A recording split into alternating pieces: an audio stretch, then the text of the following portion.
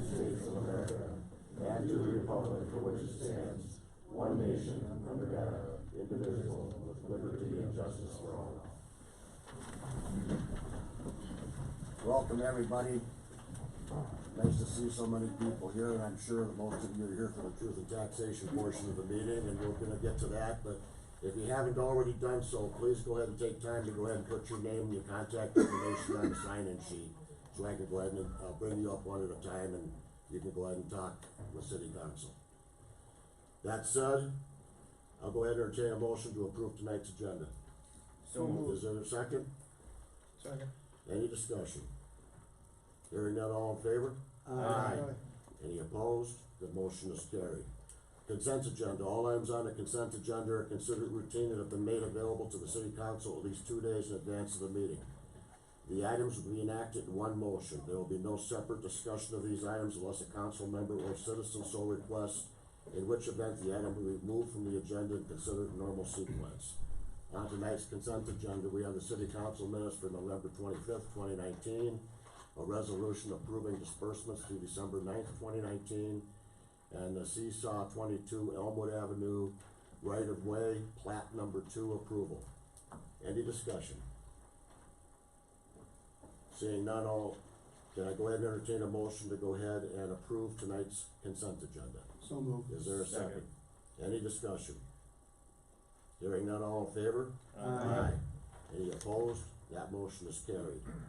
Public comment provides an opportunity for public to address the council on items that are not on the agenda. Comments will be limited to 5 minutes per person.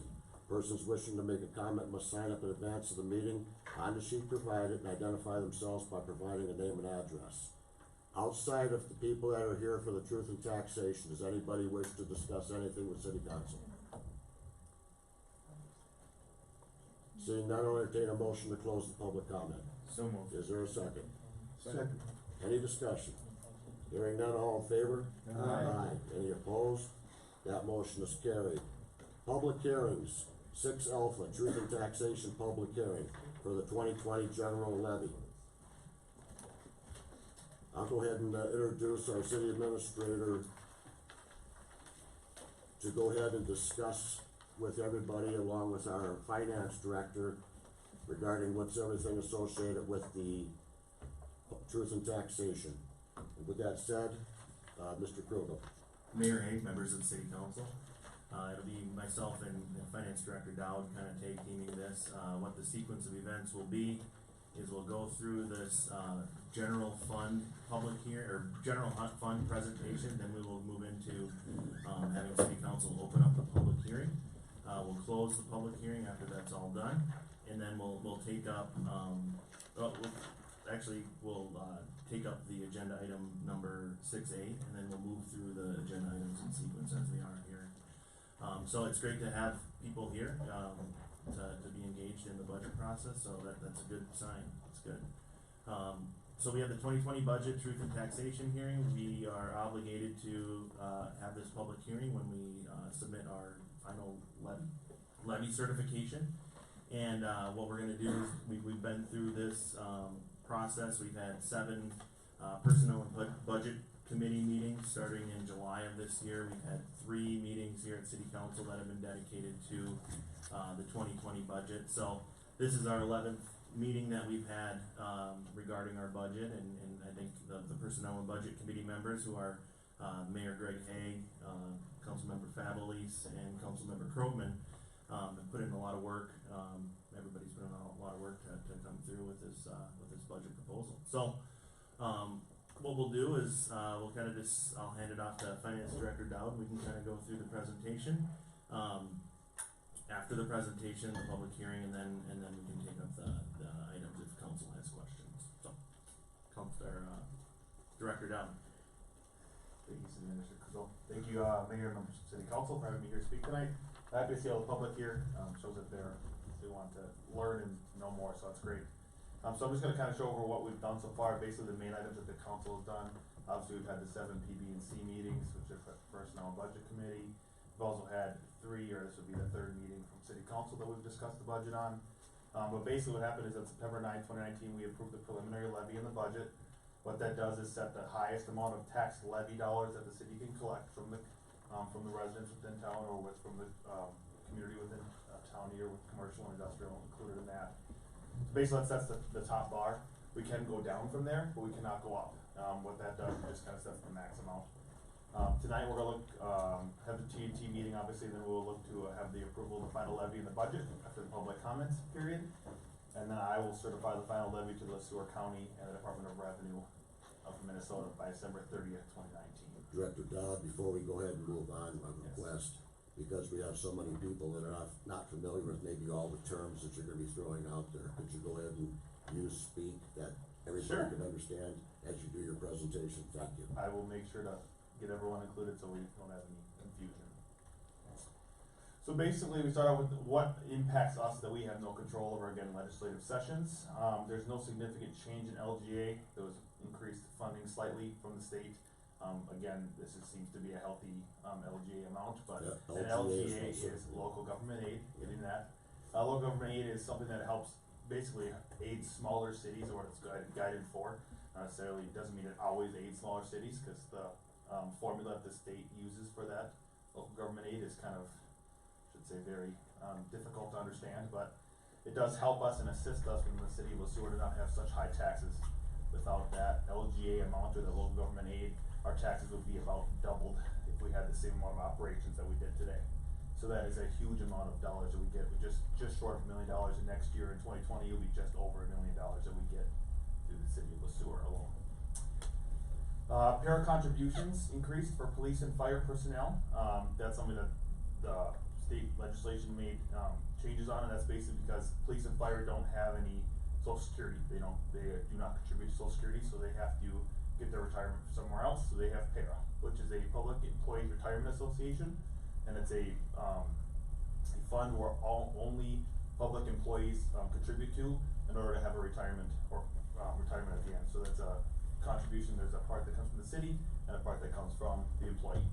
So this is 16.5% to 17.7% is the city contribution increase legislation that has passed for 2019 and effective in 2020. Any questions on the legislative session impacts? Okay, hearing none. Just for reference, so keeping these things in mind when we're going through these things, I'm going to try my best to explain what tax impact, tax levy, and tax capacity mean. There are three terms that relatively are very similar, but they all mean completely different things, so I'll do my best to make sure everyone is aware of what those three things mean. But for reference, a 1% tax impact, or a 1% basically change in the tax rate, means $14 to $15 per year for the average home, which I used a $200,000 home this year, just as an easy point of reference. So a 1% tax impact or 1% change in the tax rate equals $14 to $15 for a home of $200,000. So that would lower if your home was a little less than that. That would be higher if your home was more than that. A 1% tax levy, which is different than the tax impact. So tax levy is an amount that we can change with the set dollar amount that we collect, whether the city or the county or the school district collects through taxes. So that 1% tax levy, which again is the straight dollar amount that we can collect, so a 1% increase would equal, $100 or $10. It would be different than a 1% tax rate change, and that has to do with the tax capacity. So we'll talk about that in a couple slides here. So the tax levy is a set dollar amount. If you take the tax levy, which is 1% is $25,000 for the city. If you take the tax levy and you divide it by the tax capacity, that's where you get your tax impact, your tax rate. So whatever our tax levy is, dollar amount, and divide that by how much we can tax, or we have a percentage of tax which is set by the state.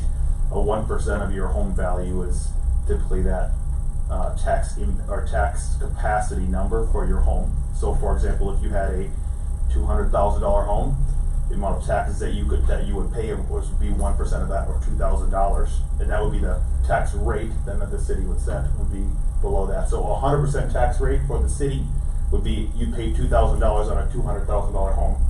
If our tax rate is less than that, then you would pay a proportionate less amount than the $2,000 for the city amount.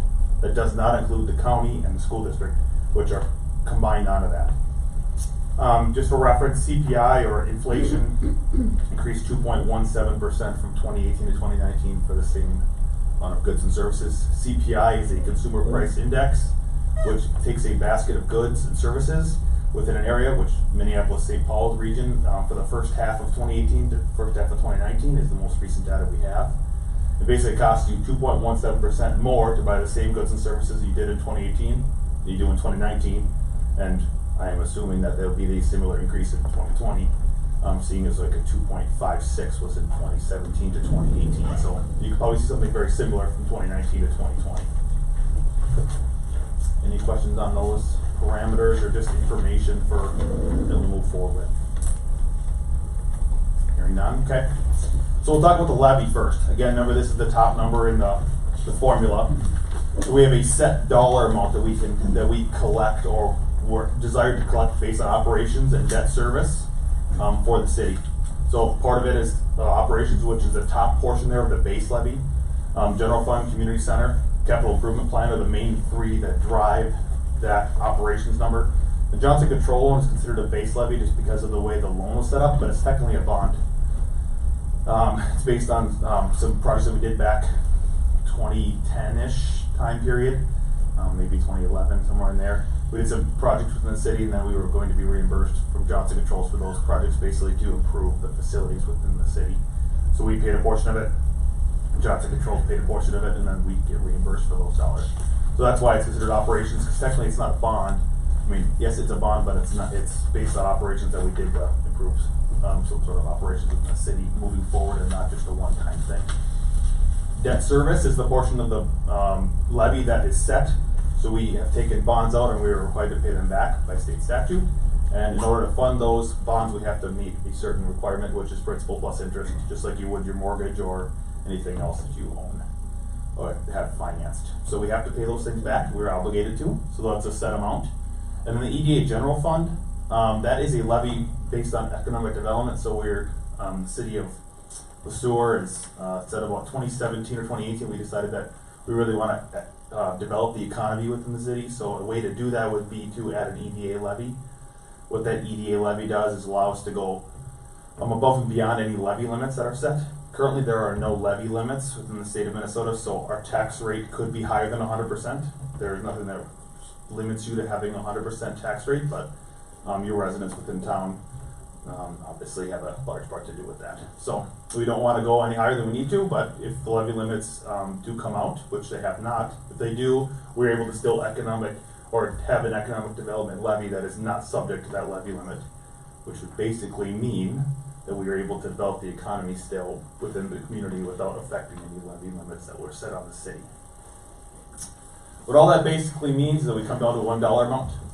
Last year was 2.564, this current year, 2019. Next year, 2020, proposed is $2.71 million. That is an increase of $146,253. Again, that is a set dollar amount. That amount will then be divided amongst the residents, and that's what comes up with your tax rate based on your tax capacity, which I believe is the next slide or 2 slides from here. So that's, go back one slide there. Sorry, I need to get ahead of myself. That's an increase of 5.7%.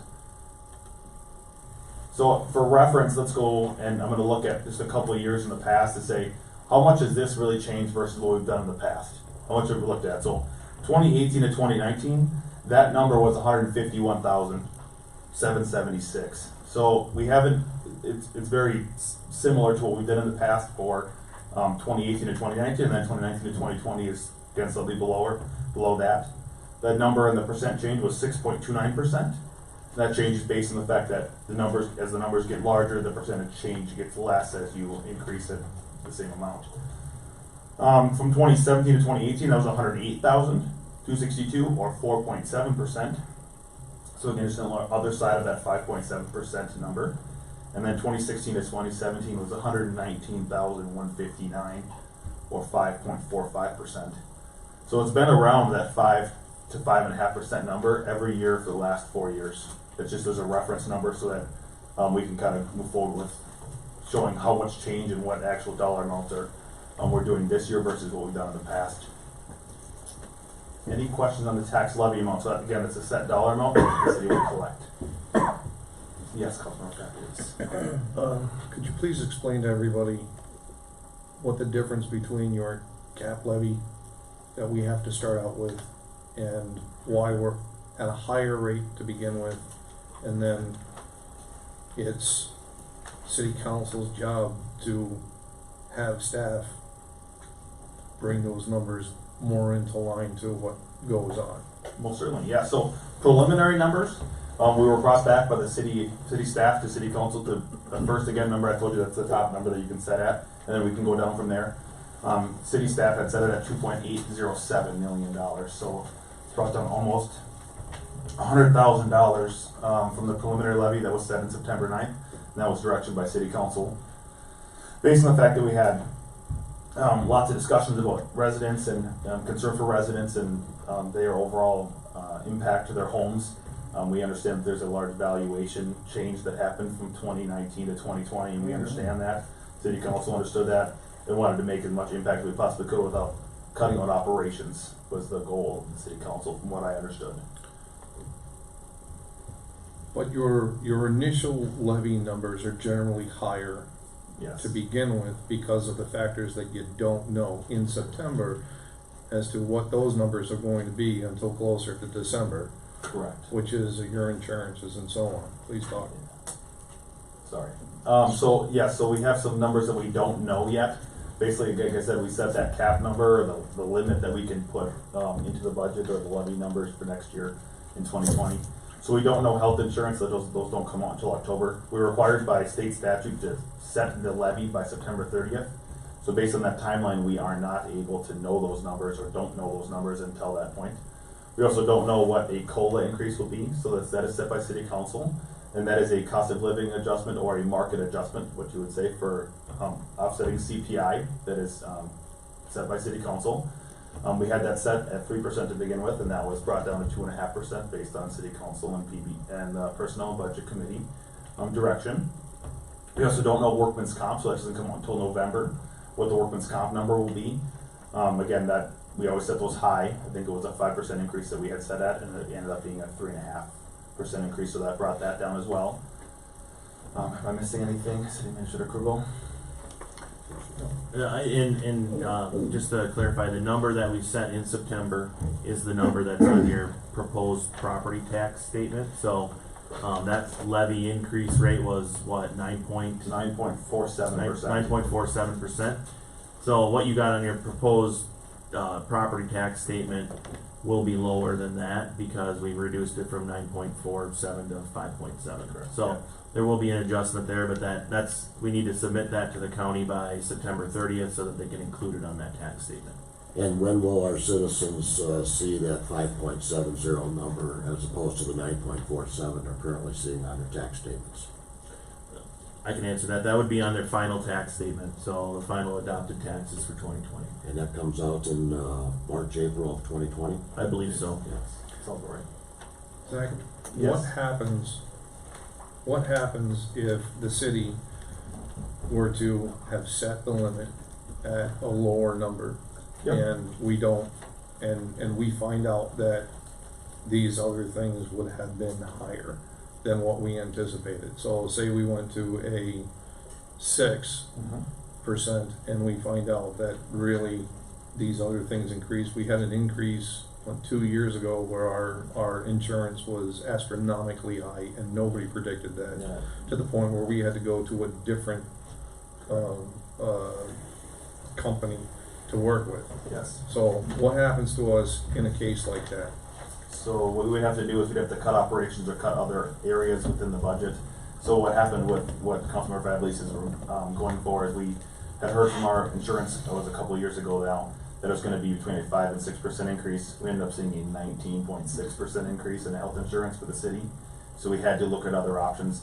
Again, it was either take that increase and put it in the budget and then cut operations other places, whether that's doing road work, whether that's doing, park maintenance, whether that's, hiring a seasonal employee so that the parks don't, get cut as fast or whatever else it may be, cut down snowplow time, whatever it may be. We have to cut operations in order to cover those increases that we have no control over because we have to provide health insurance for our employees or whatever, what you may, payroll or, retirement or whatever. So in order to see those decreases, we have to cut operations in other places. That is why the city will always strive for something higher so we can reduce the amount of tax levy that we will have to the residents within town. And most likely the residents will always see that higher number on their proposed property tax statement, and then we will bring it down based on what we actually have for final numbers. If we're doing standard increases between 4% and 5 or 6%, have we seen levies that are beyond that? Beyond 4 to 6%? Yeah. Yes, I believe our city administrator Krugel had seen, I cannot remember what the number was, but. Yeah, if I may, I believe it was 2013 to 14. There was about a 16% increase in the levy at that point in time. So a lot of that was related to health insurance and things like that. But we have seen some higher spikes. What we strive to do is be consistent if there are increases, to try to have a more linear increase pattern than a spiked pattern, which is kind of what we saw with the estimated market values this year. Any other questions on the levy? They're all good questions. Okay. Here's your tax impact. So here's what happens with a tax impact, and this is what what homeowners are seeing within their property tax statement. So 173,000 was the average 2019 home value. An average 2020 home value based on the tax capacity increase from 2019, the average home value again. We used a 19% increase within the home values to get a reasonable number that we felt residents would see for their home value increases. So a home worth 173 in 2019 on their property tax statement would see a 206,000. I understand that there's more and there's less on each side, but I had to use some number in order to give some relative factors. And then that would be $1,404 per $173,000 home, and $206,000 home would see a $1,571 estimated property tax from the city. So that change in value of home will show a $167 increase within taxes. So what that boils down to and how we get those numbers is that we take 1% of that home value. So I'll use the $200,000 home to make it for simple math. $200,000 home, I mentioned that 1% of that is considered your tax capacity, so that would be $2,000. A relative close number to 1,525 is going to be 1,500. That is 3/4 of the way to 2,000. So that would mean our tax rate is slightly higher than 75% for the 2020 estimated impact. And to be clear, the 2020 estimated now actually includes the 5.7 as opposed to the 9.47. Correct. That everybody sees on there. Correct. Yeah. So if you did the same thing last year in 2019, if you took a $200,000 home against the same formula, you times it by 1%, so you get $2,000. If you looked at 1623, it's higher than 1525, which means our tax rate was 81% in 2019, and it is dropping to somewhere just above 75% in 2020. So our tax rate for the city has gone down about 6% or 4.9 or something along those lines. I'm can't remember the exact math, but our tax rate did decrease within the community or within the city for the city side of taxes. That does not include the county, and again, it doesn't include the school district. It's something that the city does not have control over, but that is what happened within the city side of taxes. So by month, we try to break down by month because that is something that the councils want to look at by how much does it cost per month for a resident. So if I'm going to use the 206,000 because that's the average home value in 2019 or 2020 based on the increase. It would reduce $8.42 per month on the same value home if you had it last year. And 167 divided by 12 is somewhere in the $1.50 to $2 range per month for your increase. Oh, I take that back. Sorry, $12.50. Sorry, increase per month. If you change your home value from 173 to 206. So we did look at it by month. The city council understands that it's a by month thing. We may only pay them twice a year for your property taxes, but to look at a per month item in order to really dive down into what it costs per month to live within the city of Sueur. Any questions on the tax impact? One question, did all the residential properties in Sueur get reassessed? I'm gonna defer that one to city administrator approval. Yeah, if I may, Please. good question. We've been communicating with the county assessor here over the last few weeks to, figure out exactly what happened. In 2018, 50% of the properties were reassessed. That doesn't necessarily mean that they're gonna come to your house and look in your basement or look around. They might just look at what market data is that they can collect, regarding home sales in your area and try to match up your like house. And then they also did 50% of the city in 2019. What I think happened is in 2019, that was mostly residential. In 2018, it was more commercial, industrial, and some residential. But long story short, every property has been evaluated by the county in the last 2 years. Perhaps you can go ahead and just, tell everybody how the process works at the county level, the timeframes mandated by the state. Yeah, so they're mandated to evaluate your property every 5 years, so they need to look at it. They need to fall within the estimated market value range, so that means what is your property really worth? Their range is 90% to 105%. In 2017, the number that I got is that the city of Sueur fell at 76%, so that was out of compliance with those guidelines. So I think that's what triggered the county to do kind of a mass citywide evaluation over 2 years. Through that process, they moved up to the tax capacity being 96%. So they fall within that range now as far as the estimated market values. The process, if you're not familiar with that, you'll get a statement in February, March, and then there will be a date that you can go into the Board of Equalization and dispute your price value of your house, either up or down. And you can go in and the county board has the discretion to go in there and say, okay, your $200,000 house, you're arguing it's only 175. We think that it's 180, so we'll move it to 180. So they have the full authority to do that. It's called we're an open book city. I don't have the numbers as far as how many people did that this year. But generally, it's pretty low. It's between probably 0 and 5 every year. And the Board of Equalization is located where? It'd be the center at the county courthouse. It's listed in your estimated value statement that you get in April. It's just like this. It's a notice, time, place, date, things like that. Councilmember Families.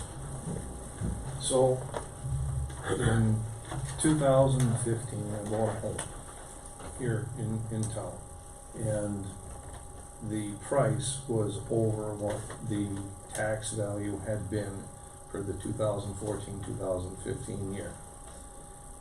When my taxes came for 2016, the county raised the price without actually looking at the property, based off of what I paid for the property. I called the county assessors. They wound up coming down and they went through the house. They made an assumption that I had added square footage or something to the house based on the price, not based on any other thing. For 2016-2017, my taxes dropped back down to what they were, or close to what they were for the 2014-2015 year. Now I'm up well past what that was for 2020 by almost $700. So I'm in the same boat with other people as they're looking at this, knowing that based on what our 5.71 or 5.7 levy would be, I'd be looking at about $120 a year as my share towards what that is. So it's around $10 a month. Alright, go to the next one. Okay, this is the tax capacity, this is the other side. So we talked about tax levy, mentioned the tax impact, so that's kind of the end equation number. And here's the tax capacity. So what this number means is this is the 1% of your home if you're under 500,000, and then after 500,000, it's 1.5% for the next however much after the $500,000. So it is a little complicated formula, but if we keep it to the lower range of residential specifically, that is the middle number in that table there. So again, that middle number is $1.986 million. So that is the residential share of the tax capacity if the tax rate were 100%. So that is if the rate was 100%. This is what the city of Sueur would collect in tax levy dollars, which is the bottom number, $3.44 million within the community. Commercial, industrial, apartment, and agriculture are all taxed at different rates, and they don't have that same 1% nice easy number. So I try to focus on the residential ones mostly because that's what people are concerned with their taxes, which is great, and then also because it's just an easy formula to understand. Again, that 200,000 times by 1% gives you the $2,000. That would be 100% tax rate within the community, which would mean that the city would collect $2,000 from that home for the city taxes. Now, that's not the case. That's just how much the 100% number has to be. And the reason why they come up with that number is just because that's how much the state had to use a formula in order to figure out what your tax capacity or what your tax rate is. Again, giving that N number or your tax impact. Tax impact and tax rate are the same thing. Tax impact is just the amount. Tax rate is the percent. And this, again, this is the tax capacity. So this is like 100%. Any questions? I know that commercial industrial it is a smaller number, but we have a lot less commercial industrial properties within town than we do residential. So Administrator approval. Yeah, and I'll just talk a little bit. So what we could take is we take our levy amount and divide it by the total tax capacity. That gives us our tax rate. Now, if you're doing the math at home, there's one item that is reduced from our actual levy. It's called the referendum market value. The county sets that. That has to do with Green Acres taxes, things like that we don't have control of. They take that off the top of our general levy. In this year, in 2020, that amount is $152,000. So to actually figure out our tax rate, and this is all pretty complicated stuff at times. You take our levy amount, you minus $152,000, then you divide it by the 2019 paid 2020 tax capacity total, and that gives us our actual rate, our tax rate. So some of those things, that's something I learned about here in the last month or so, is referendum market value. Councilmember Fablees. All right, so our tax rate number is probably the wrong number or wrong name for it. We're at for 2020, we'd be at 75 or 76%. something 76 and some change based on the referendum coming off that 2.7 million or whatever levy number. As opposed to last year, we were sitting at 81%. 81.8 or something. What is a healthy town? That is dependent upon the town. If I can answer that question, I'd be a bazillionaire. I've worked with many towns, so before this I was a consultant for many cities as a finance director, and I saw ranges anywhere from 25% tax rate up to 150,000 or 150%, sorry. So you can go beyond the 100 for a city. Yes, so that's why I would mention the levy limits earlier. The levy limits are not set by the state, so you can go above 100%. It happens within smaller communities, typically is what I see. The community that I was talking about is like 1,000 people, so their tax rate was 154% or something along that range. So it is possible to go over 100% based on operations or needs or bonded debt or whatever it may be. Without any levy limits set by the state of Minnesota, you can go above 100%. Now, I wouldn't advise that for a city of this size. I think that we can sustain without being over 100% for sure. And we are right now, and we just lowered the tax rate 4.9% from 2019 to 2020, so. My guess would be that for the town you mentioned, with a population of 1,000 with 154% tax rate, they probably lacked industry and commercial. And the residents obviously had to pick up the slack. Yeah, I think they had 2 industries within town. They're not a large industry by any means, but yeah, it's a typical small town church and a couple bars and a gas station. But yeah, they didn't have a whole lot going on within town. As soon as they get more commercial industrial, and commercial industrial is taxed at a larger rate. So they're at maybe 2%, I'm just using a round number, because I don't know off my head, but they might be 2% of their tax capacity versus the 1%.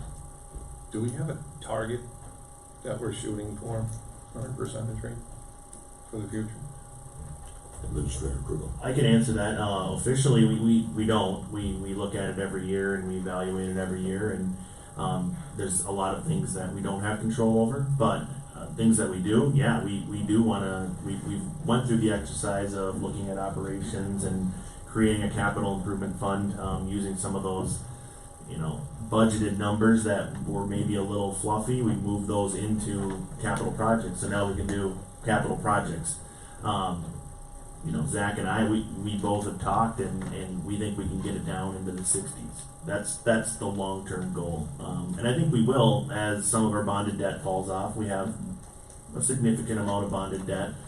And as that falls off, and, if the economy is increasing property values, I could see that tax rate getting there in 5 years. That's if everything goes as planned. But, as far as, we don't have a goal set as a city. We have an internal goal, Zach and I talk, and that's where we're at, and I think it's achievable. When you bring up bonded debt, perhaps you might wanna tell the citizens just exactly how much bonded debt the city of Sueur has. Yeah, I'll bring it back. I think it's a couple slides. So the second one, we have $429,000 in debt payments every year. I don't know the total bonded debt amount. Maybe I think it's around $9 or $10 million. Yeah, I wanna say it's 10 or 12 million, but if you do not include that, it's not including the wastewater, facility as well. Yeah. The wastewater facility has. Yeah, that's not on there. This is just general This is fund. just general fund tax levy. This has nothing to do with water, wastewater, electric. They don't have any refuse or stormwater stuff, but all those things obviously play a factor as well, but those come into the utility rates and not into the tax levy portion, so you're paying for those every month in utility rates versus twice a year in your property taxes. Right, and one of the things, citizens, that you're gonna be learning about tonight, if you haven't heard these before, we have not only general, but we also have enterprise funds within the city. And enterprise funds are the bonds that we pay to electric, water, and sewer. And that's an entirely different animal than what we're talking about here with the general obligation funds that we are discussing right now. Does that make sense to everybody? So, good question. Any other questions on tax capacity? So far, okay. So, just to compare, again, this is the most up-to-date numbers I can get from the county within time.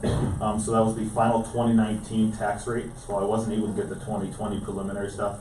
I tried, but they wouldn't give up the numbers, so I used what I could for comparing apples to apples for the 2019 city tax rate. So as you can see, the city of Sueur, we're dead center on that graph at 81.18. That is the 2019 tax rate. That is not the 2020 tax rate, 2019 one.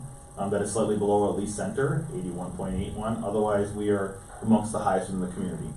I do have a reason for that of why, is all the other communities have already gone through this, basically, reevaluation of their homes. They've already seen these 20% increases in their homes.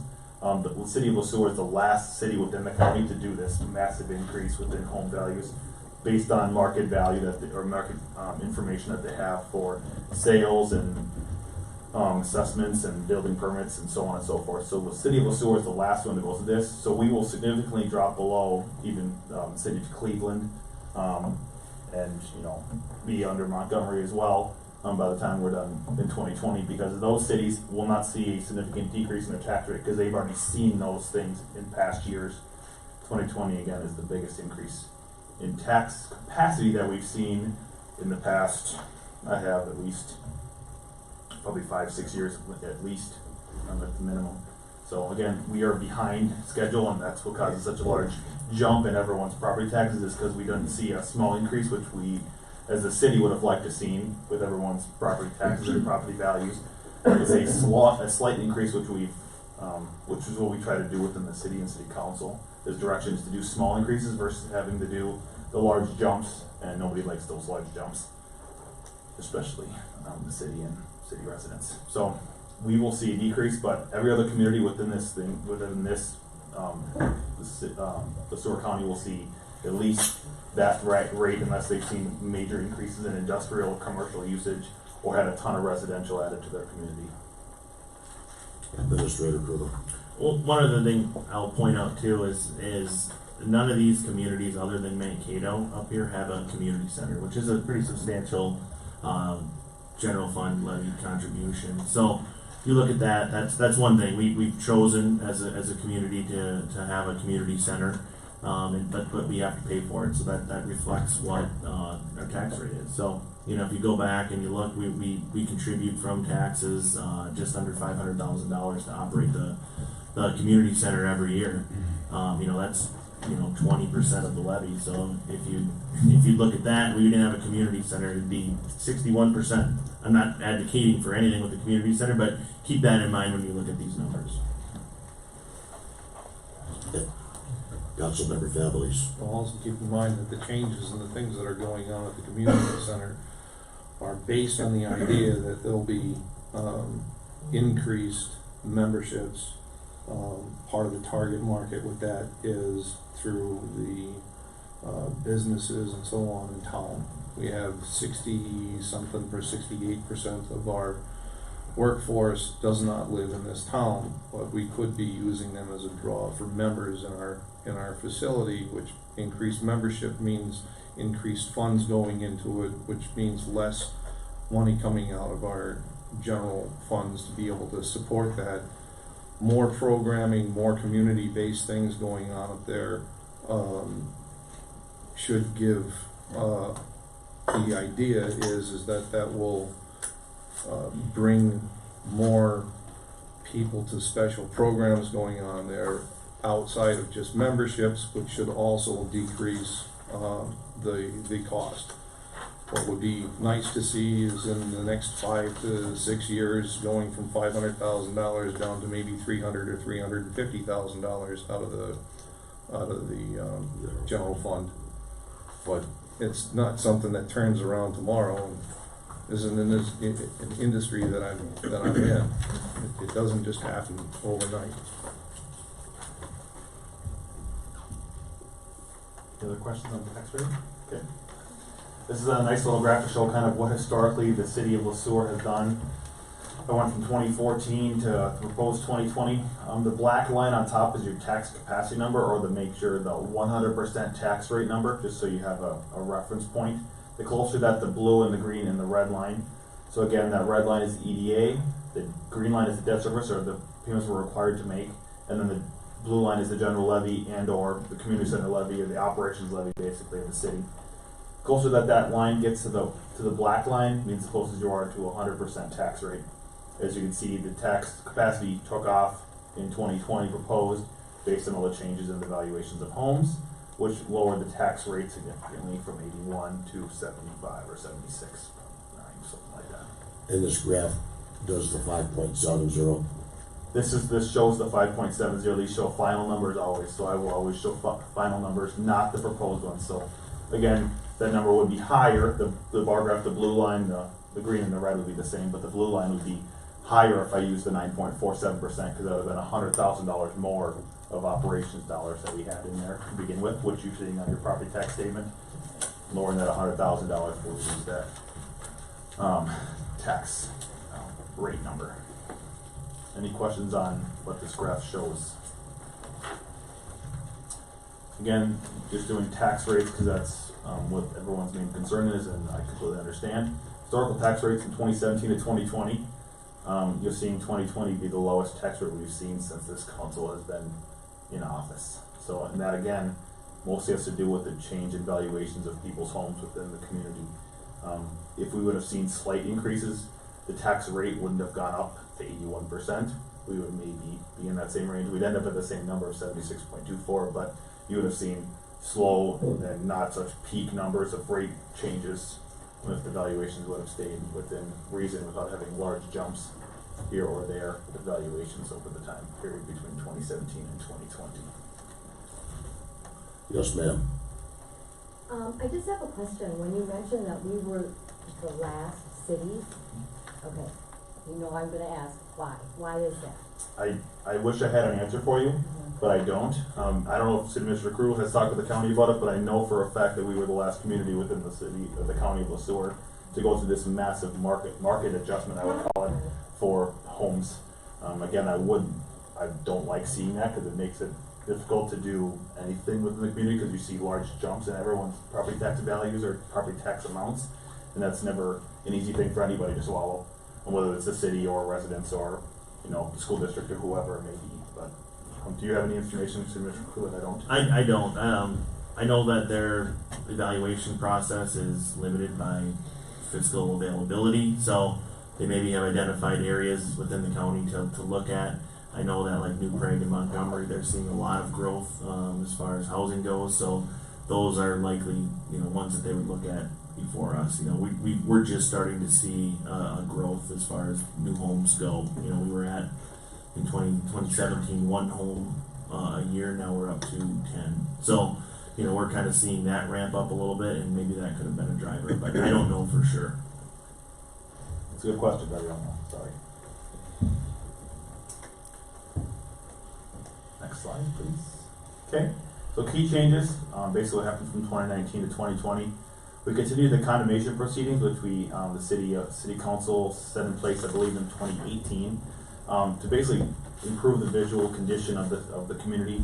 If we improve the visual condition of the community, then we normally have more residents that are looking at this town and saying, what a nice town it is to live in, we wanna live here, we wanna build a home here.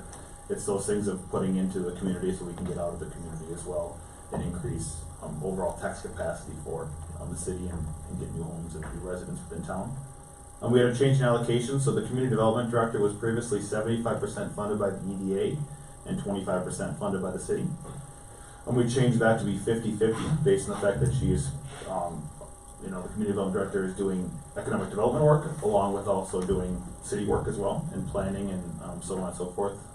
But we felt like the economic development or EDA could use additional funds to develop the community, and the city could take some of that salary off of the EDA so that they could do more of those economic development things, whether that's facade programs or grants or, you know, new home establishments or whatever it may be to improve the community overall.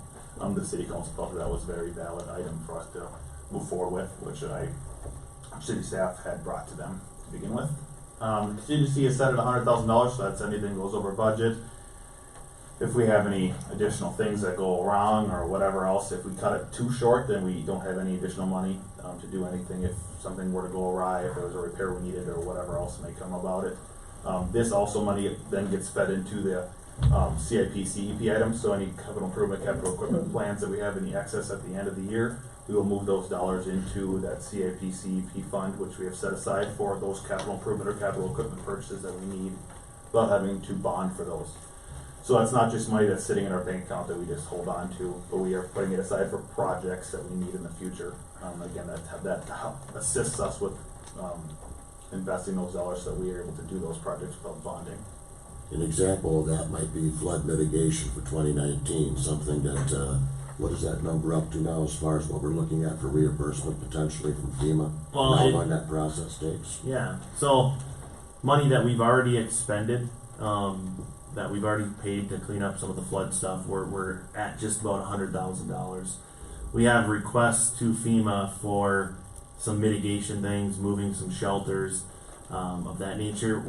I think it's around $500,000 to $600,000 we're trying to get from the emergency declaration. But this process could take up to 18 months, so that means the city has to front that money to do the things that are immediately necessary to do, with the hopes that we get reimbursed, you know, depending on funding and things like that. From FEMA, we may or may not get reimbursed, but the things that we paid for are things that needed to happen in order to, you know, restore a road or keep a road open, things like that. So, but yeah, the reimbursement process could take up to a year and a half. Thank you. This contingency number did not change from 2019 to 2020, just as an FYI, for one that is set for $100,000, which basically we used with the flood, which is, I'm happy that we set that there, but we'll not be able to invest those dollars into CIP, CEP until we get some reimbursement from FEMA. Overall increase of expenditures is $93,580.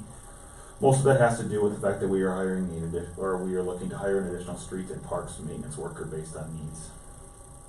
Otherwise, there's just increases from CPI, again, inflation, increases in costs of services, and so on and so forth that may be needed within the community.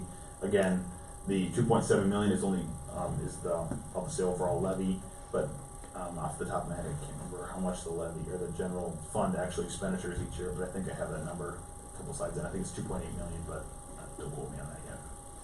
General fund revenue, so this is the other half of it. So basically the levy number, or the tax number that we get for the general fund, we, as the city council and the city staff, we will set the general fund to be a balanced budget. So basically, if all revenues and all expenditures come in perfectly on budget, that's the number that we use for the tax levy. So we back it at the tax levy number, and we say how many revenues are we gonna get. So we had a aggressive goal in the general fund in 2019 to have building permits of $100,000. We didn't quite get there, so we reduced that to 25,000. If we set it high, we do not collect the tax dollars that we need, and if we don't hit budget, then we don't collect the tax dollars that we need, and that cuts into that contingency number that we use at the end there. So that's $25,000 that we're gonna have to cut into the contingency as well in 2019 for us to fund that. So if we set revenues at a conservative number and we go above those, then we can reduce those items or increase those items next year based on a steady LGA dollar increase, which I mentioned earlier. That's the second slide. That increased about $40,000, putting us just over $1 million from LGA or local government aid. The cable TV franchise fee, that was reduced by the city council in 2018. And then we saw those decreased franchise fees, which everyone pays on their cable TV bills of $17,500. So that reduced our revenue number as well. So operating tax dollars increased by $108,000. That's a combination of both decreased revenues and slight increased expenditures. That's why the tax number comes into play. It's just a backed-in number that we use to get a balanced budget. And to be clear regarding the cable TV franchise fee, that is only those that have the MediaCom. If you have Dish, Direct, or another service provider, it's not included within the franchise fee. Correct. And again, to be fair with that, the entire purpose of that was that it was felt that that was too much money. Correct. And 17,500 in a decrease off of people that have been paying off cable bills. Correct. And so the city council directive, and that's what was approved in 2018. We saw that in 2019, and then I actually adjusted the budget in 2020 to show that. So that 17,500 again is a number that we had in the 2019 budget. So we won't receive those dollars in 2019. So that again cuts into that contingency fund of $100,000. Okay. Next one. Key changes for the community center. We talked about the general fund and the community center together because those two are the ones that are the main proponents in the tax levy for operations wise. The biggest change for the community center is that again we saw inflationary increases, which is pretty much seen for everybody. Inflationary increases with services and goods and services and whatever we may need. But also we saw an increase, or we need an increase in number of pool hours for our residents to enjoy, which means an increase in salaries for those to have proper staffing levels. Again, we may be lowered on staff, so we may have to increase those staff levels based on the hours that we're gonna have the pool open next year in 2020. Councilmember Campbell. Okay, going back to this. Okay, for every section of that community center, think of it as a piece of real estate. That piece of real estate that sits there that is not being used, and only being used for a small portion of the time during, 1 or 2 days of the week, that's real estate that could be being used to generate more funds coming into the community center. So if we don't offer more things for the pool and we don't have more people coming in and using it, and therefore we have less money coming in for it. So the idea is to try to increase the usage in those areas, those key pieces of real estate. And if you're not able to make the money in those, then maybe you've got to rethink what that is and then retool it to something else. And that's the basis of where that's going as far as the pool stuff goes. And I think you brought up a good point earlier that, where we're currently at with about $500,000 a year to augment the community center.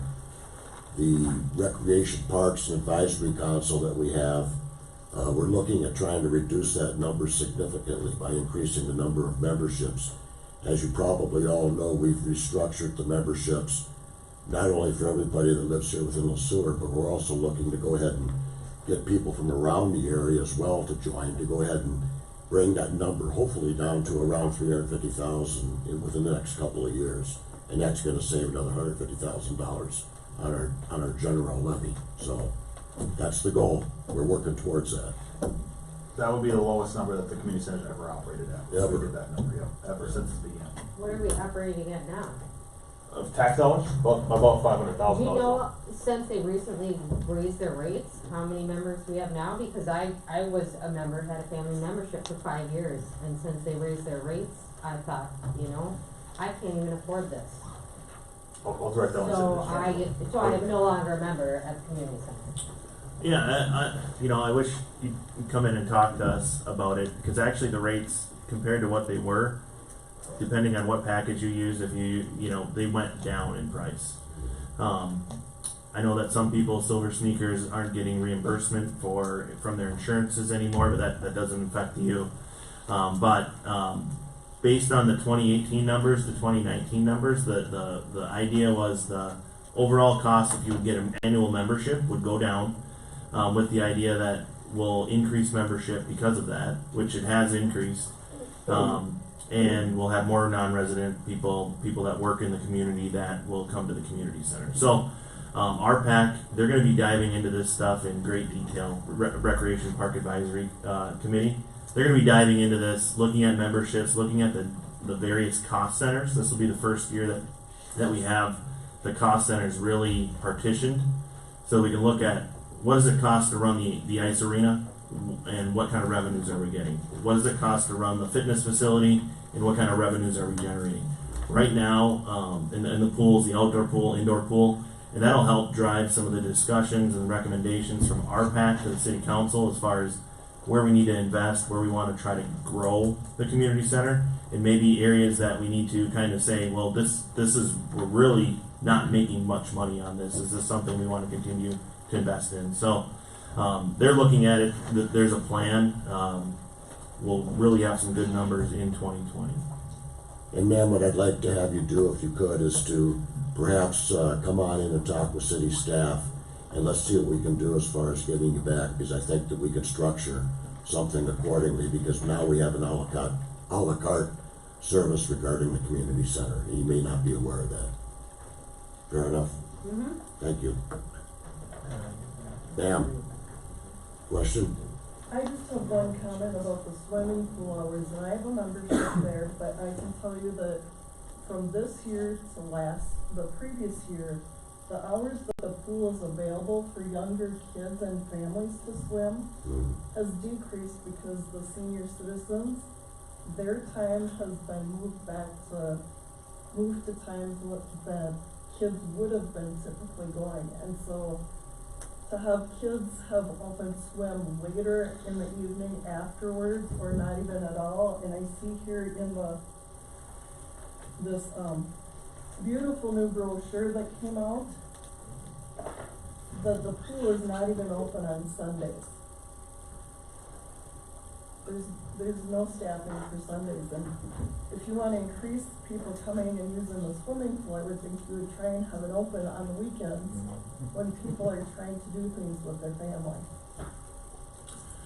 If I may, it's always a balance. We get it from the senior population, which uses the community center quite a bit.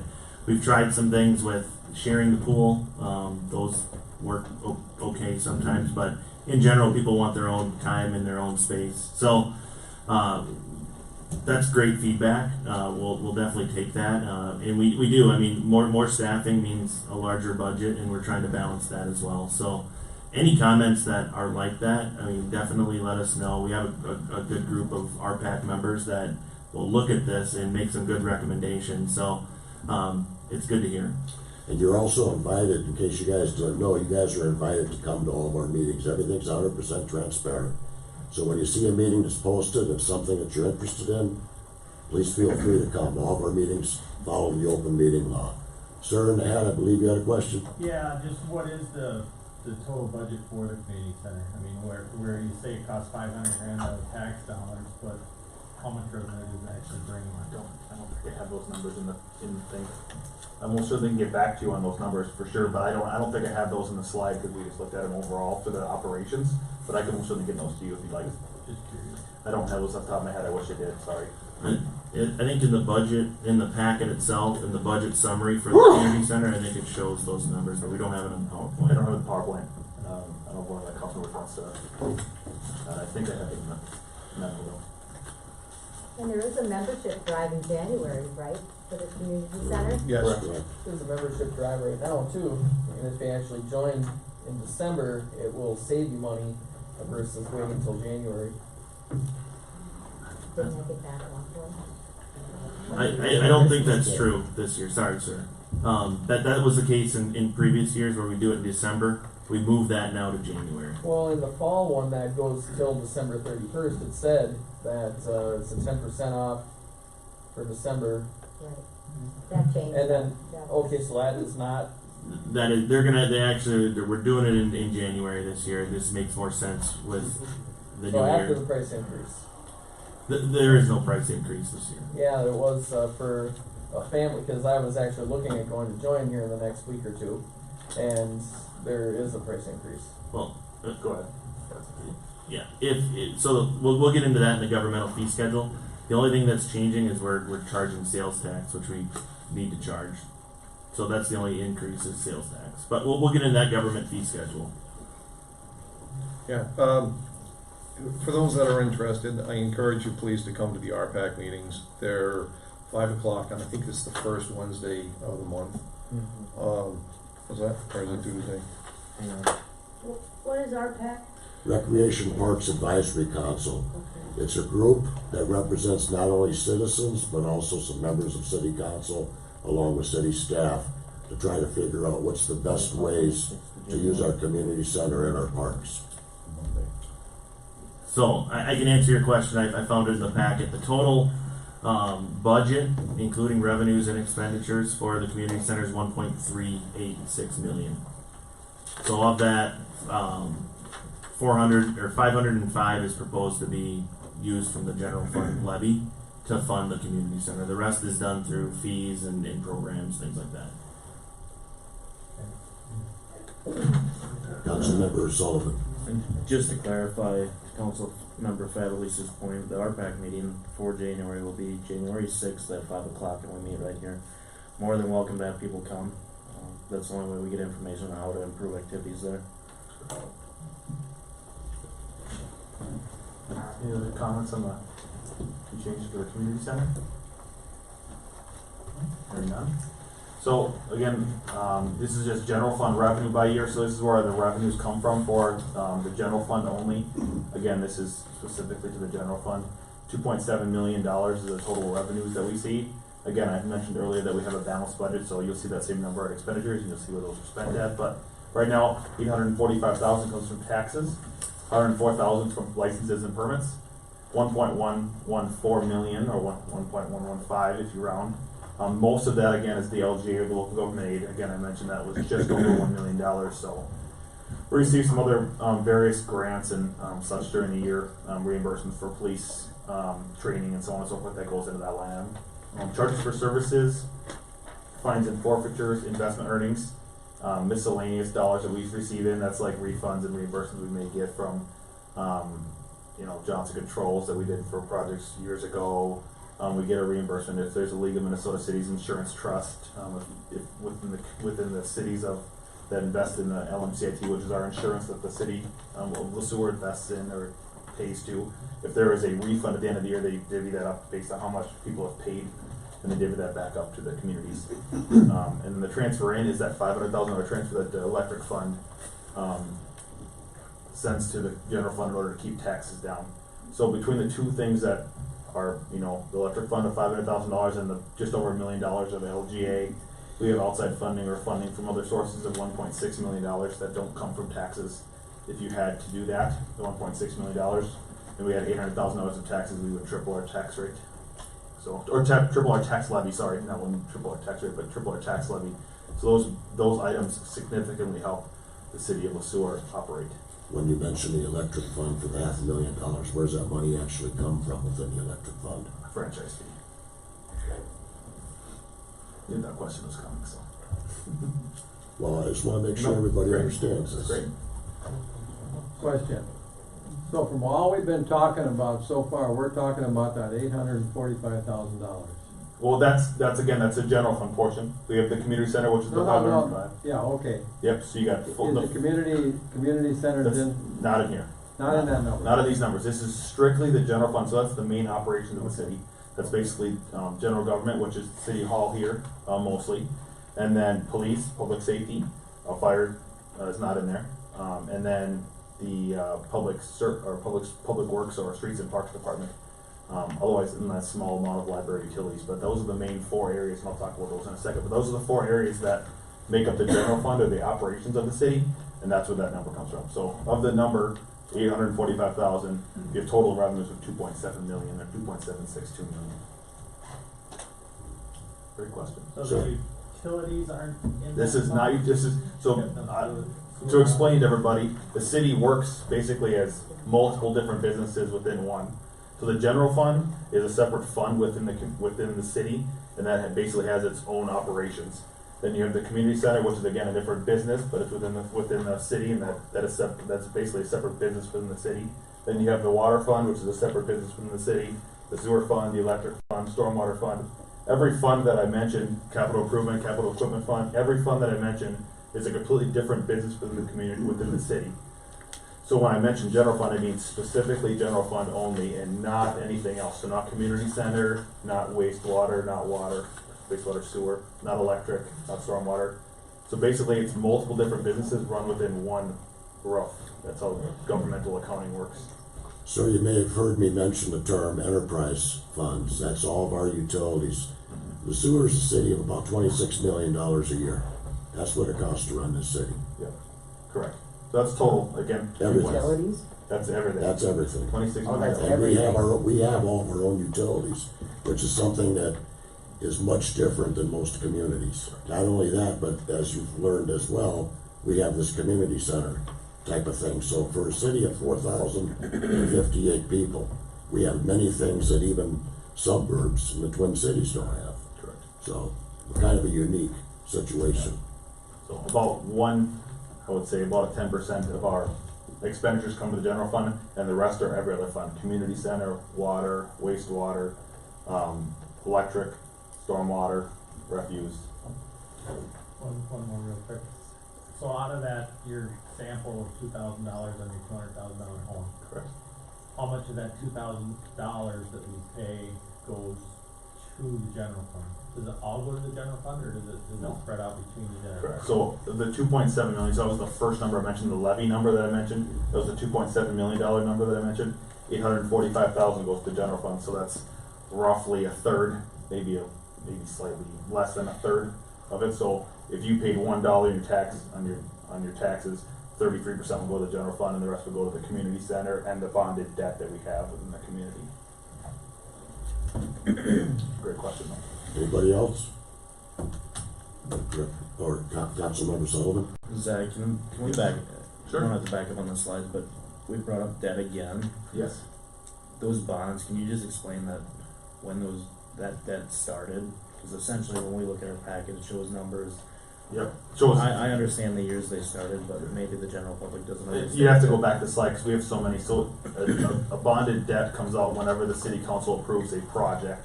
So it's basically a one-time sum of money that comes to the city to complete a project. So the most recent one we did was South Second Street here, or we did 4th Street a couple of years ago, year before that. But we did 2nd Street. We did re-improvement on that. So that project cost about $2.1 million for us to do that entire project of that amount of road. So when we pay for that, we come out, that's called the 2017A, it's the second to the bottom debt service line item here. 2017 A Street Improvement Project. So what we did is that's how much we have to pay per year to pay for that project. Well, what happened is Jasper and myself both looked at the debt and said, we can't afford a regular payment on that bond because we have so much other debt that we pay for. So this, what the year is in front is when the year that the bond was taken out in. So 2010D was a capital improvement project that was done. I'm not exactly sure what it was exactly, but at that time that was a capital improvement project.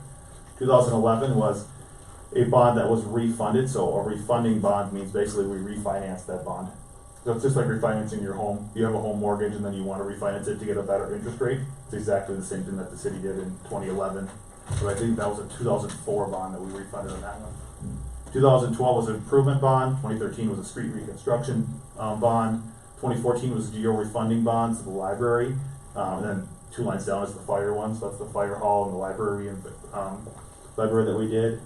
And then 2017A is the street improvement project. So what we did for the 2017A one is we backloaded that so that we wouldn't have to change our, debt service. So as those debt services fall off, we then add more money to the 2017A project. So we don't lose any dollars in the debt service. Again, we wanna make it, Jasper's and I, total goal is to not have large spikes in anybody's tax levy or the city's tax levy. So we backloaded that debt so that when a bond fell off, we don't have to pay that bond anymore, we would then increase this bond to make the same amount.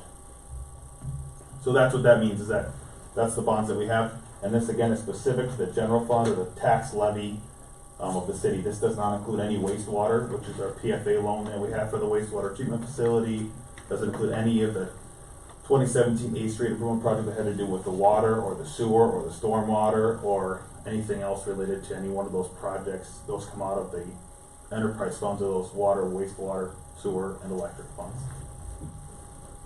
Thank you. Yes. Essentially, what I was trying to get at is Correct. some of these debts go back 10 years. Or more, How yeah. long do they go? I mean, how long before you pay something off before you can, You can do 20 to 25 years if you really wanted to.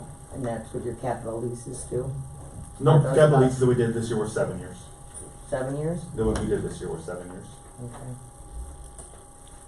Yeah, the worst thing, the worst bond that's out there is the one for the wastewater treatment. Correct. And that one's not nice. I mean, it was out there, and essentially was deferred payments by the city up until 2014, and because of those deferred payments, it made it to the point where it's $1 million payment almost every year, and you look at your wastewater utility bill, and that's why it's so high. It's not because of the actual treatment cost from the facility, it's paying off that bond that was deferred from 2008 all the way up to 2014 without making the payments against the principal. And that hurts, and it hurts on everybody, and it makes our utility bills look horrible. And there's not much we can do with it until the bond is paid off. And when do you expect that to be? Yeah, good Looking question. forward. It's 20, Go ahead, I'll let you 30 answer that one. something, isn't it? Nope. 2027. 20-year bond, yeah. So those bonds are set at the time when they were adopted. So again, they can be anywhere from 10 years, that's the lowest amount of number of years you can finance something for, all the way up to 20 to 25 years you can approve those for. Again, the 20 to 25 years, if you wanna do those, again, you're gonna pay more over time with interest, just like you would your mortgage, versus 15 versus a 30-year mortgage. It's the same thing for the city. To keep the payment down? Correct, yep. You keep the payment down over time? You got it. Yes, you Exactly. may pay more in the long run, but it's. Correct, it's the same thing, think of any bonded debt, just like a mortgage on a house, so it's the same thing, if you pay less, more money towards your mortgage, you pay it off earlier. But unfortunately, the city and municipalities can't pay any more than you, like, so once the schedule's set, unless you refund that bond, you cannot pay more than it, because there's a penalty, an early payment penalty on those things for the city. A penalty if you pay it early. Yep, an early payment penalty, yep. Right, But but if you they're, drag it out. You could keep refinance, paying it down. you could refund it again, refinance it, Right. yeah. right, but the interest rate on it is considerably lower than what you'd get for anything else, which is the attractiveness to being able to make it happen. We didn't have a choice, essentially, MPCA said, you can't have what you had before, and you must build a facility. And so the city had to build a facility. Now, unfortunately, they built the facility, and then we went into a recession. And the city at that time, we weren't involved with this aspect, but they made decisions to take it easy on the taxpayers, but unfortunately, by the time 2014 hit, it bit us all really hard. And we don't wanna see that happen. It's never the design of doing any of this. Now, BCA is the Minnesota Pollution Control Agency. For those of you that remember the ponds across 169, we had to change from that type of system to where we had the system that we currently have. Sir, you had a question? Oh, you just answered it. Okay, and I think there was another, okay, great, Great. okay. I don't remember what slide we were on, so. Yeah, But one more slide, maybe? There we go. there we go. So this is just a pretty graph that I put together to show where we were basically in 2018 actual. So the dark blue line on the far left of each one of those bars is the actual numbers that we had in 2018. 2019 is the budget number that we had set. And these are, again, our revenue sources, not anything with expenditures. I'll get to those in a second.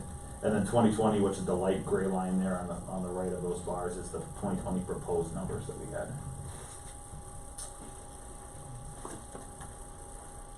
This is the pie chart to show where those dollars come from. So basically, we took 100% of that $2.7 million of revenue. Where would that come from? 40% comes from intergovernmental, which is that LGA or the local government aid. 31% comes from taxes, and 18% comes from transfers in. Other ones are 5% or less, which contribute but aren't as large contributors to the general fund revenue sources as the other three. Again, explain the transfer in. That's that electric revenue that is sent to the general fund to keep the taxes down, which is the franchise fee that you pay on your electric fund.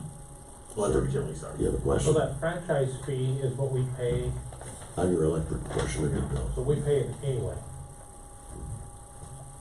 Correct. Every month versus having it on your property taxes. So if we didn't have that $500,000, you'd have to put it on your property tax statement. So increasing $500,000 on 2.7 million, that's a 20% increase in your property taxes. They used to use that for hospitals, is that not a correct statement? I unfortunately don't know that information, sorry. Is that what that was the way it was. If I may, that isn't the case. We don't have any payments to the hospital anymore. So maybe at some point in time that transferred over to just being a general fund allocation. A lot of the stuff has changed around over the years, and it seems like nothing's going down. And I think most of us here are concerned with the property values going up, the revenue's going up, but we're really not getting anything more for our buck. That's our main concern. That's my main concern, I guess. I don't know about anybody else. But at what point do we rule the horse and say, where's that point? You went up you went up 4% in the last 5 years. That's 20% right there. 4% where, sorry? The tax rate you said? There was a 4% increase every year for 5 years, so that's 20%. So now our taxes, what I see, you can do percentages all day long, but That's fine. what I see on my taxes is it's 30% because the house went up 30%. That doesn't mean I'm making more 30% more. Oh, I agree. It's a shuffle. But at the end of the day,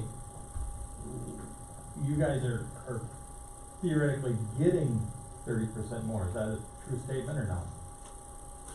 Well, you're collecting 30% more. If I may, Yeah. they're very good comments. I think if we wait until the public comment part and come up and talk, then we can record them, and then that gets put in the public record so that we can go back and look at it. But those are great questions. It doesn't transfer linearly like that, where it's 30% increase, but I understand, but that's what we see. So I'll quit interrupting. It's good to get it recorded. So that's all. Thanks. These are great questions. I really like them, so it's great. We'll go to the expenditures next. So we saw the same number in the revenues. Here's where expenditures go. 2.762 million. They're the same as the general fund revenues. 700,000 for general government, public safety 1.1, 859,000 for streets and parks, and 30,500 for library utilities. Those are the 4 areas of the general fund that are paid for. Next slide. And next shows the graph again. Shows the 2018 actual numbers for general government, public safety, streets and parks, and library utilities. The middle bar, the 2019 budget numbers, and 2020 proposed. The far gray lines. Increases in public safety and streets and parks are the biggest increases to the budget overall. General fund expenditures pie chart. Again, if you paid $1 towards general fund, where would it go? 27% or 27 cents would go to the general government. 41% goes to your public safety or it's mostly police. I should say it's all police. All police. And then I guess building inspection would be considered public safety as well. And then streets and parks, 31%, so 41 cents and 31 cents. So if you paid $1 to the city, this is where they would go, essentially in pennies. Next slide. Okay. I'll step away for questions. Yeah, I think that's a great idea. Before we go ahead and open up the public here, let's take a 5-minute recess. This meeting's already just about at the hour-and-a-half point, so if anybody has to use the restrooms or whatever, let's go ahead and entertain a motion to go ahead and go into recess. So moved.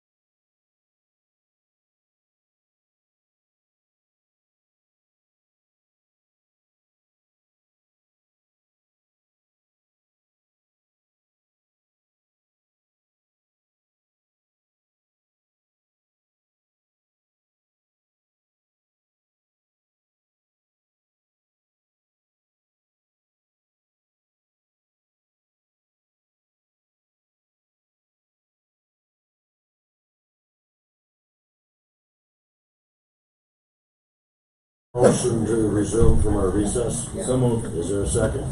Second. All in order? All in favor? Aye. Okay, so, does anybody from, city council have anything to say before we open up public hearing? Okay, I entertain a motion to go ahead and open up the public hearing, for our truth and taxation portion of the meeting. So moved. Is there a second? Any discussion? Hearing none, all in favor? Aye. Any opposed? The motion is carried. First person up to the dais would be Mr. Ed Fahey. Sir, if you'd please come up and,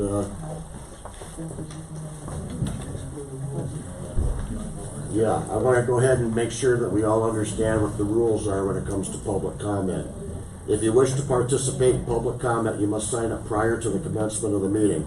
Negative remarks about city staff or employees are not allowed. You will have a time limit of 5 minutes to comment.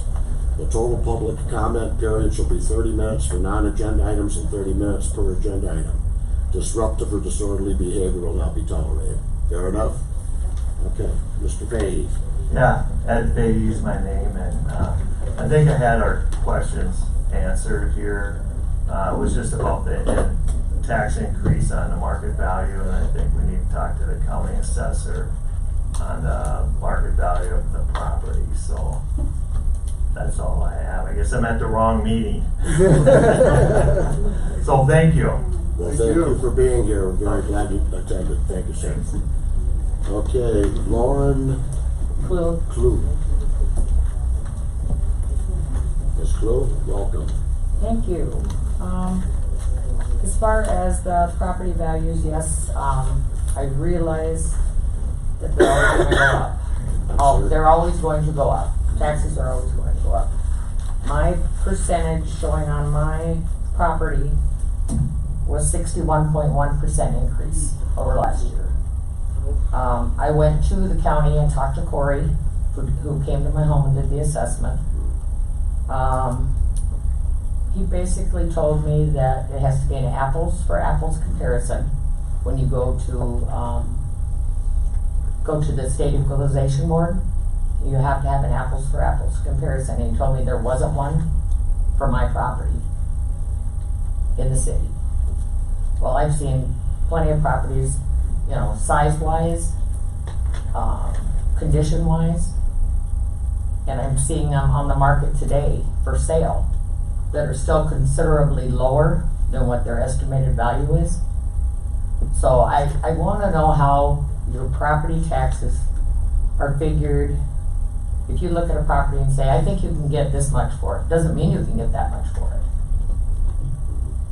So how do you assess a property? Like I broke the taxes down. Now you said you're lowering the 9.475 point, Down to 5. so that'll lower the city portion Sure. of it. City council only takes care of the city Correct. portion. Correct. Okay.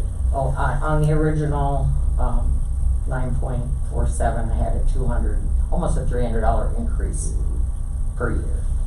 The county's portion was another $240. The city's, or the school's portion was another $128, which comes up to almost, it's almost $700 Right. for my, increase. That doesn't include, the school referendum's coming up next year. If these amounts go through as written,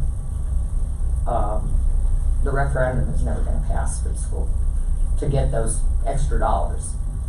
And you know the referendum is based off the market value of your property. Right, but it won't get passed if that's only for this next year, That's correct. 2020, they're looking at another referendum for the school. That is correct. And it's not gonna pass if I'm looking at a 13.6% increase for the school for 2020 already. So if they're going for another referendum in 2020 for another increase, what's to stop this from continually going on, increasing? And then we have to look at whether our utility rates are gonna go up. There's just so many things to running a city, I understand that, but the bottom line is you gotta quit spending money that you don't have. You have to keep a balanced budget. Everybody here has to live within a budget. If you don't have the money, you don't buy it. You don't spend it. I had questions about your capital lease program items, and I'm still not aware if these items that you had listed online, you've already purchased these? Or are these for this 2020 year? Jason? Jasper. Or Jasper? Most everything has been purchased so far. There are a few things out there that haven't been purchased this year that might carry over to next year, but Okay. But And most of them have been these purchased. programs are 7-year it's a 7-year lease, yes. on all of the equipment? Yes. Okay, and that's like almost $1.6 million? And that's, so the lease in that sense is we own it at the end of the lease. We don't give it back. We own that Okay. equipment. Okay, so the ones you're replacing, you own those too? The ones like here, you're replacing, a Vactron replacement for $62,000, it replaces the old unit? Correct, and then that unit's been declared surplus and it was auctioned off. The old And that one. money goes back into the fund? Correct. Okay, that applies to all of your, Yes, everything the that. trucks and all that? Yep, everything that's auctioned off, those proceeds go back to whatever fund they came from. Okay. And do you make accounting of that every year in your, end of the year budget report? This is the first year we've done this auctioning, so, Oh, it is? Yes, yeah, Okay. so we've done 2 so far. I think we have proceeds of just under 30,000 total. Okay. 30,000 for all of your equipment? So far, yes. Okay. Okay, well, and I will go back to the, to do my refiguring based on your new rates, so the taxes could go down, but then you have unquestioned or unanswered questions about how much things are going to cost into the new year, correct? No, everything is, we know what they will be. You're within a certain budget, and you're gonna stay within that budget. Yeah, and we have stayed within the budget every year. Every year? Every year that I've been here. Okay. And how many residents are living in Sueur now? We done the census? 4,058. Pardon me? 4,058. Okay, so the census hasn't changed since, No, That must be next every year will 10 be- years, right? Next year will be the census. So Okay. this is a plug for Census Day. It's April okay, 1st. it's coming up, I'm Yeah. thinking. April 1st, 2020. Okay. Make sure you fill out your form and mail it in, and that. Right.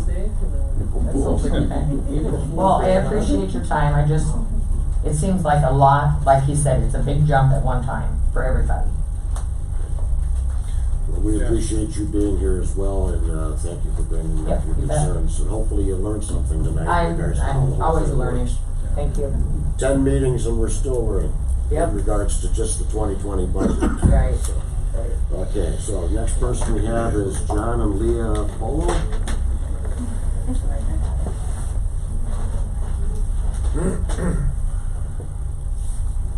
Hello, good evening. Welcome. So the purpose that I'm here is probably why everyone is here, is trying to figure out what made the big jump on our taxes. And based on what was said earlier, what jumps out at me is that it was because our properties weren't evaluated, and we were the last county that ever got it evaluated. Last city within the county, yes. Okay, so did I understand it right? It's probably because of that spiked up our taxes? That's a big part of it right there. Okay, given that we know that happened, do we foresee this happening in the next couple of years or next few years? Or is there something that will be done so it won't happen again in the future? I'm gonna go ahead and defer that to our city administrator, because he has spent an awful lot of time these last couple of weeks talking specifically to the county, because we realize that everybody, all of our taxes have gone up too, so we've been in his ear considerably, so city administrator approval, if you Yeah. would, sir. So I've been talking to the county about this. I mentioned this 96% estimated market value ratio. They need to be within 90 and 105%. So what that means is there likely won't be another large spike. We've let them know, we as an I, that we'd appreciate it if it'd be more of a linear increase than a 20% increase every 5 years. Whatever it is, they're obligated to make sure that it's correct and fair. But the 20% or 30% or 60%, that's just that creates a lot of questions and issues with this, and it doesn't make sense, right? So, we hope that it's more of a linear increase. We've expressed that to them. We hope not, but because they're in this 96% ratio, they're right in the middle. They're saying, and they've told me this verbally or email, that they don't foresee this being there will not being a large spike next year. So, we hope that that's the case. But again, check your property tax statement when you get that in March or April. If you see a large estimated market value increase, that should red flag. I gotta go talk to the county and dispute this and say, hey, this isn't right. I don't think my property's worth this, and do a little research and show them why. Show some comparable homes, and if that's the case, they're reasonable people, just like you and I. Thank you. Ma'am, thank you for your time and for being here. Hopefully you've learned a few things tonight. I did, thank you. And thank you. Jasper? Oh, Councilmember Sullivan. When you're speaking about having these conversations with the county and when they assess properties, do we as a city have any control over when they assess properties? We don't. So it's at their discretion. A lot of it's tied to funding. If the county has funding to go out and do these assessments and appraisals of the houses, you'll see people visit your home at some time, or leave a little hanger on your doorknob and say, call this number and set up an appointment.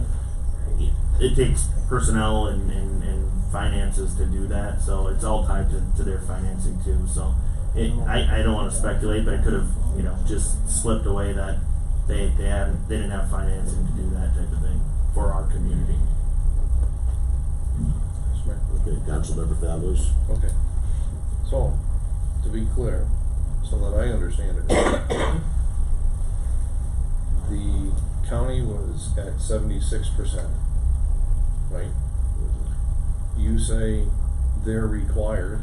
I'm assuming when you say they're required, the state of Minnesota requires that the counties are between 90 and 105%. So they were sitting at 76% and then went, uh-oh, we have to be in compliance, and came up to 96%. Maybe. They maybe didn't know that they were at 76% until they started doing the assessment. So, you don't really know. They can make some assumptions, but once they actually get out and they actually survey the properties and look at it, that's when I think they knew that they were really far behind. Councilmember Kirby. Real quick question, they had to, the county had to kind of forecast this type of concern from everybody. Did they offer any type of resources or any type of literature with these statements, or maybe some representative to come here tonight? No, we get the tax capacity numbers, the table that you've seen in here. There are some resources, property tax refunds. Sounds like there's another program that's on the back side of your property tax refund page that you can look at and apply for if you receive a certain amount of percentage increase. So there's some resources. That's something that we could do some digging and provide some information to the citizens, but we haven't received any resources today. Yeah, it's gonna probably be a year where the special property tax refund will come into play, where for many of us, we haven't had that, and many communities, especially within the Twin Cities, have citizens that are eligible for the special property tax refund. So, anyway, anybody else? Any questions? I just want one. Yeah. On my end. So, it's 5 years, supposed to be at least 5 years in between, right? Now, I don't have a problem with my property increasing in value. That's a good thing if I should decide to sell. That's all fine. But within 5 years, if the community continues to grow and things get to be better, the roads are fixed, the sidewalks are taken care of, it's more attractive, there's still a good possibility that we increase in value by a reasonable jump within the next 5 years.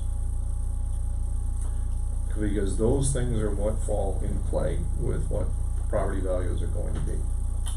Correct, yeah. So, I think somebody mentioned you'll never rarely see our property values go down, in this type of situation, but, you know, I think it's fair to assume that if we continue to make improvements and, you know, property values continue and we have a good economy, you'll still see some increases in your property values, but we hope that it's not wait 5 years and then all of a sudden it's another 20 to 60% jump. That's just not sustainable.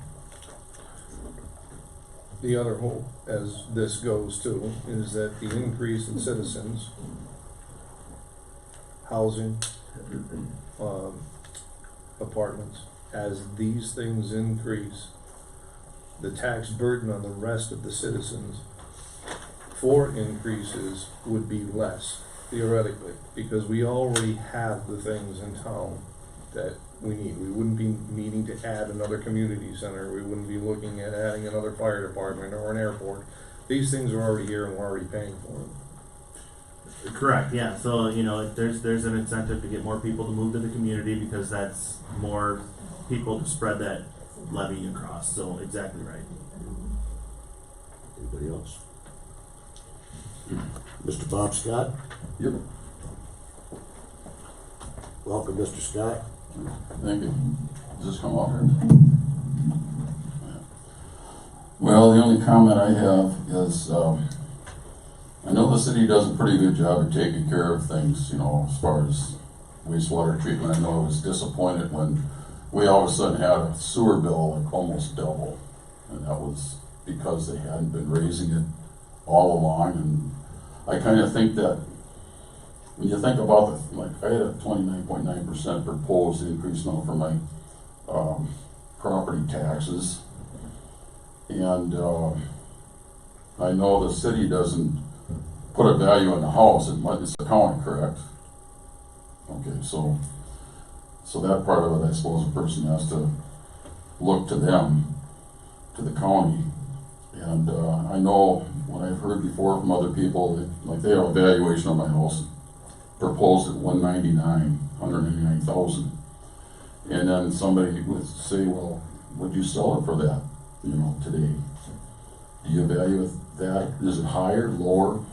And I say, well, I don't know, it must be pretty close to 100% of what I could probably get for it. So there isn't much you can do there, but I just hope that I'm kind of disappointed that I hear that the silver sneakers thing isn't included in the community center. You know, like I'm a member of Anytime Fitness, and I go to St. Peter. I don't go here, and I realized before they did have this program in town here at the community center, but it would be nice, you know, as a senior citizen, if you have an opportunity to get the insurance to help pay for that, it would inspire more people to want to use the community center, you know. So if you look at that, I would appreciate it. And also, like driving through town here, going up Bridge Street and on to 4th, and I know they worked on 4th, and then Ferry, and then Elmwood.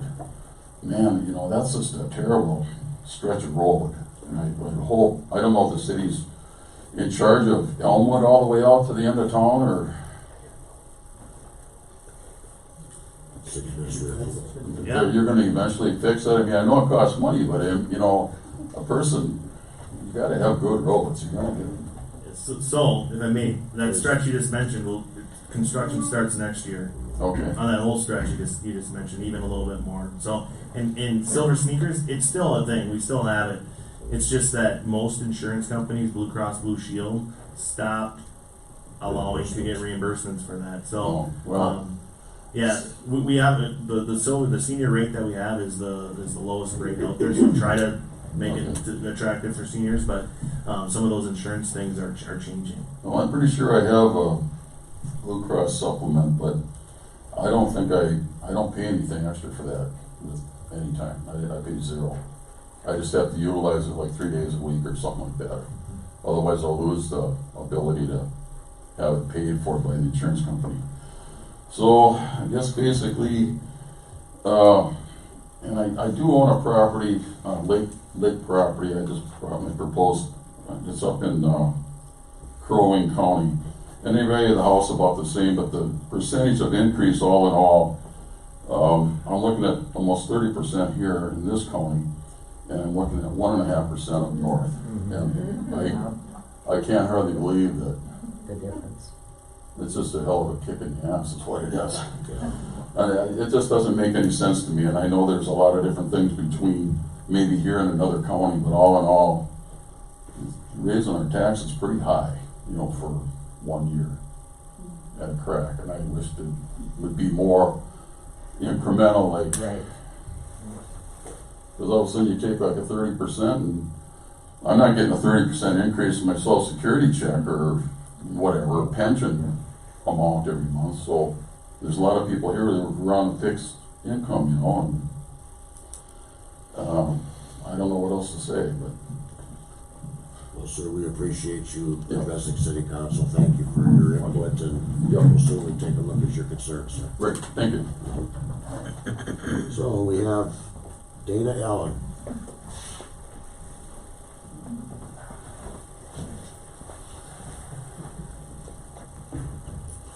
Welcome, Mr. Allen. Thank you. To start with, I saw the increased valuation when that notification came out. And like probably 99% of the people didn't do a thing about it. Then when we get the tax statement or proposed tax statement, that kind of woke me up a little bit. Here's a bunch of numbers. My market value, I'm probably maybe on the low side in this town, went up 18.7%. Taxable market value went up 23. Well, there's an arcane system for homestead credit. The more your house goes up, the less homestead credit you get. The homestead exclusion you're referring to? Homestead exclusion. Right. Then county went up 27%, city went up 18%, school went up 14%, average was 22%.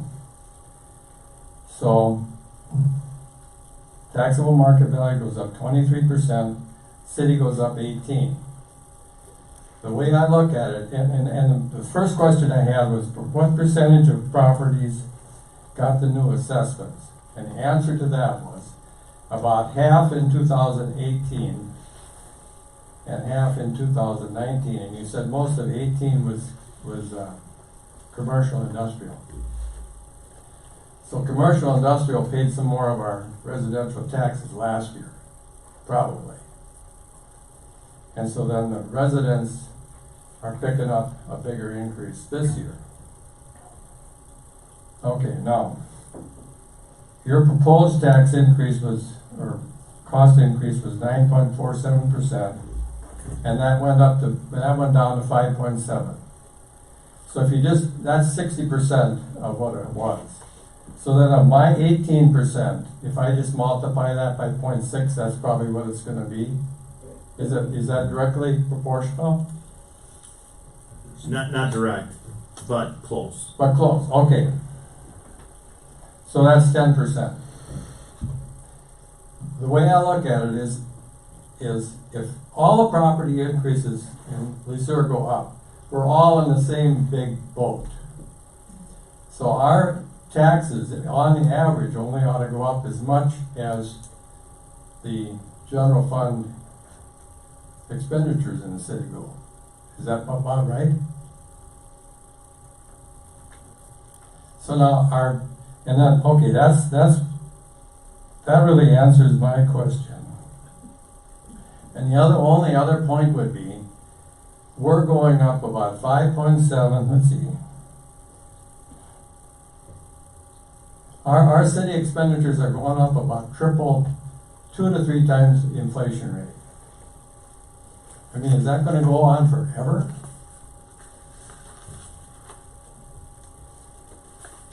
I mean, if you were running a business and your fixed costs went up 2 to 3%, 2 to 3 times what your revenue was going up, you'd be in trouble eventually.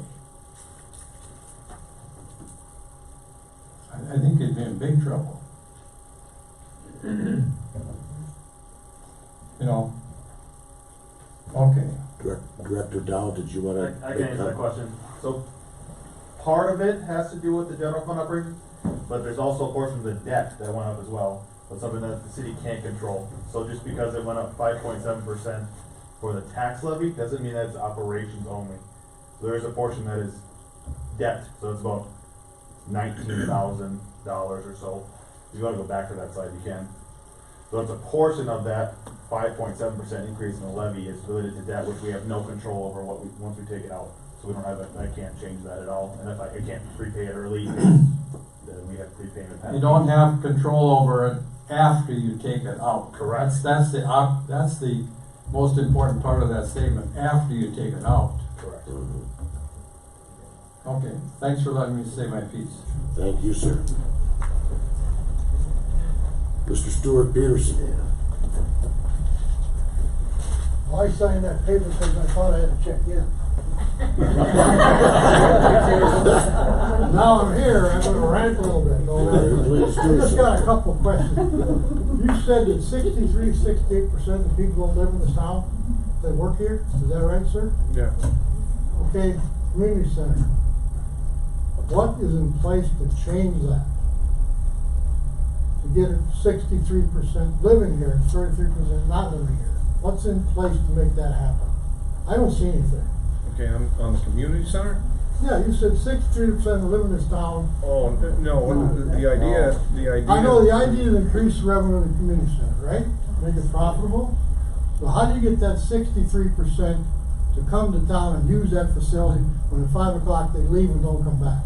No, actually, the idea is to work with the businesses, because you've got large businesses in town and a number of small businesses that can go into a pool that make it so that their employees can belong to the community center on memberships for, say, weight room only, off-peak hours, during their lunch breaks or during breaks. They get breaks and they're here in town. If we can draw them to the community center, even on smaller memberships, it's more memberships than what we had. So the idea is to try to bring in draw from their employees. And there's a lot of businesses out there that have programs that are like that. Still don't see how you're getting that. Not many people live here. It's simple as. Well, that doesn't, the draw isn't to get them to live here based on The that. ultimate goal is to get them to live here. Well, sure, but that's what the housing aspect is Yeah. about, and there's a lot going on as far as the housing aspect goes right now. I'm just not down in town. The other thing, where do we get the, are we considered part of Minneapolis, St. Paul in these statistics that you're putting up here? Yes, that will be this area, yes. We're in the metropolitan area? Based on the CIP or CPI, yes. So we're now in 9 county metropolitan area, is that what it is? Well, it doesn't just take Minneapolis, St. Paul, so it takes Duluth, Fargo area, Minneapolis, St. Paul, it might have a little bit of Des Moines, Iowa as well, but it takes the entire Midwest kind of around Minneapolis, St. Paul, it's in a mile range, and uses that as CPI for the year. So we're in the, I didn't know we were in Minneapolis, St. Paul. Well, technically, Within 60 miles no, for the and- CPI, they have to use an area. direction. Okay. That's all I had. Thank you. Well, sir, we appreciate your time, thank you. Thanks for signing up. We appreciate it. Mr. Derek Dorset, is that correct? Yeah, close enough. What's the last name, sir? That's it. Okay, that's it, okay. And honestly, I'm not gonna be redundant. I had the same concerns as many people who stood up here and spoke already, and I didn't know if everybody was here for the same reason that I was. And obviously, I guess I need to go speak with the county versus the city council regarding the tax situation. So, I guess that's all I have. Thank you, sir. Hope this wasn't a waste of your time and you learned a few things in regards to how the process works.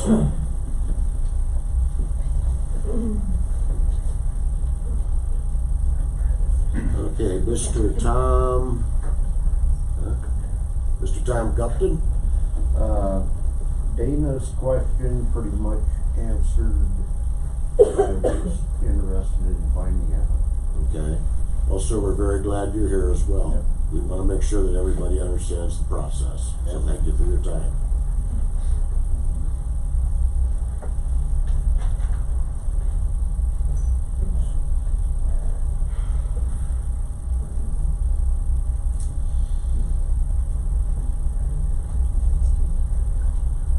Okay, Stephanie Buchan. Buchanan. Buchanan. Ms. Buchanan, welcome. Thank you. So I bought my first house here when I was 20. My dad lives in town also. They have a home in Florida, which they're at over the winters. I have family all over surrounding areas, so I've moved a few different towns. About 6 years ago was when I decided to move back. Had this been happening then, I would not have moved back here. I'm working overtime to make ends meet, single mom, trying to pay my bills. I bought the cheapest house on the market, I kid you not. It was supposed to be torn down. And now all of a sudden it's worth millions. It's amazing. Yeah. But so we talked about people building homes here, people, more memberships at the community center. We're all hoping that that's going to help make everything better, but what if it doesn't? Because I don't know how many other people are in the same predicament I am. What's to keep me from not packing up and moving to Kasota? What's to keep people from not having their houses foreclosed on? Because, like I told Marvin, I don't even have MediaCom anymore because, you know, you gotta put food on the table. So have we thought of this? I mean, what happens if my property taxes went up well over 40%, is what they're proposing, so. You know, to be in that predicament where I can move to a town because it's cheap to live, but yet my utility bill has always been more than my car payment. You know, I don't know. I mean, I'm struggling with quite a few different things here and wondering what if these things won't make it better? What if it just gets worse? Because it has before. I mean, we had that whole market crash and there were houses everywhere vacant. Ma'am, what I'd like to recommend regarding, you mentioned the utilities, what I'd like to recommend to you would be, please come on in and talk with our city administrator so we can go through your utilities and I've been in there time. now that we have the smart meters that are being installed, there's gonna be some ways that you can control what your usage would be for water, electric and sewer. I read that. So please. And also I wasn't aware, these two just made me aware that there are different programs at the community center. Mm-hmm. So when I talked about having a family membership and then canceling it because the price did go up, I think it's about $20 a month, but you don't have to take the whole family membership. Exactly. Do other things. That's one of the reasons why this particular the pool, city council wanted to go ahead and make it like a cafeteria type of program, Yeah. if you will, where you can go ahead and pick and choose what things your family likes to do. No use paying for a full membership if you're Right. not using the pool, for example. Right. But please know, and this goes to everybody in here, if anybody has any questions regarding anything, their taxes, their utilities, whatever it may be, our city administrator and his staff are available to make sure they can sit down with you one-on-one and go through that with you, and at the same time show you some things that you can do to now save, now that we have the smart meters being installed. It's gonna be a good thing for all of us. Before, we didn't have that ability. Is it February 16th, I believe it is, when we kick off where they can look at it online? February 10th. February 10th. So what if I had something hanging on my door saying that it needs to be redone? I would just give us a call, we'll get that scheduled. Now, is that something everybody needs to have redone? Okay. Different company needs to come redo it, I think is what the notice said. It could be. No, not, everyone got a new meter, that's the thing, so. We had a company and then we switched companies in the middle of the process. But I had the old company do mine, so. Correct. So I know because the wires are hanging out. Yeah, correct. Okay, so you can. Give us a call. Alright, thank you. Thank you, ma'am, for being here. Hopefully you've learned a few things tonight as well. Oh, yeah. Okay. L. Bolton? Yeah, Walter. Bolter, sir, please. I kind of spoke my mind earlier, but. Do it again. Well, we'd like to hear you again, sir. Do it again. My name's Al Molter, and first of all, I'd like to thank all of you people, you included, for doing the math. Holy crap. 10 meetings, sir, 10 yeah. meetings, a lot of stuff to go through. But no, that 30% increase on taxes.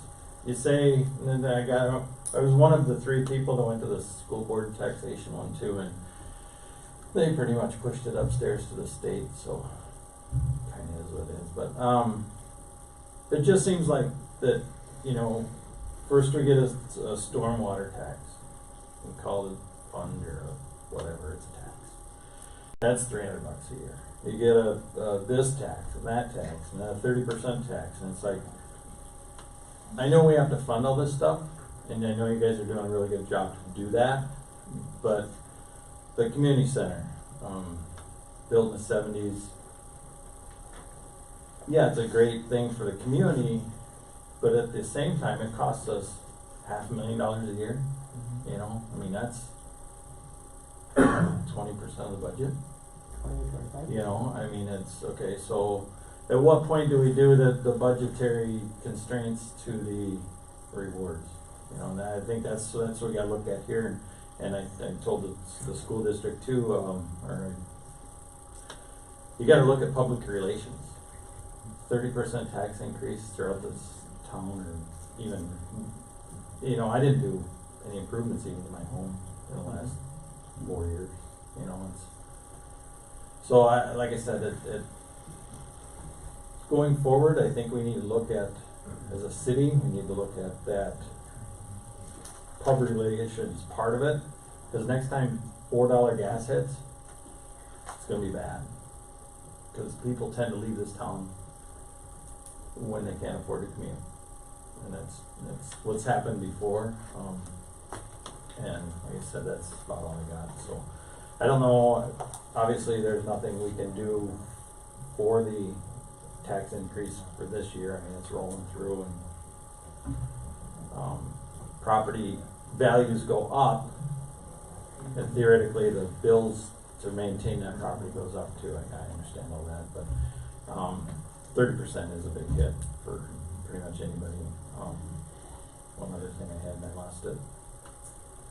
Anyway, that's about all I got. I don't know if anybody else has got anything different, or if there's any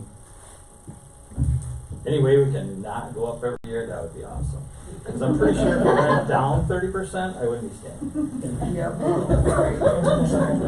love that. Sir, we thank you for your time. Thanks for being here.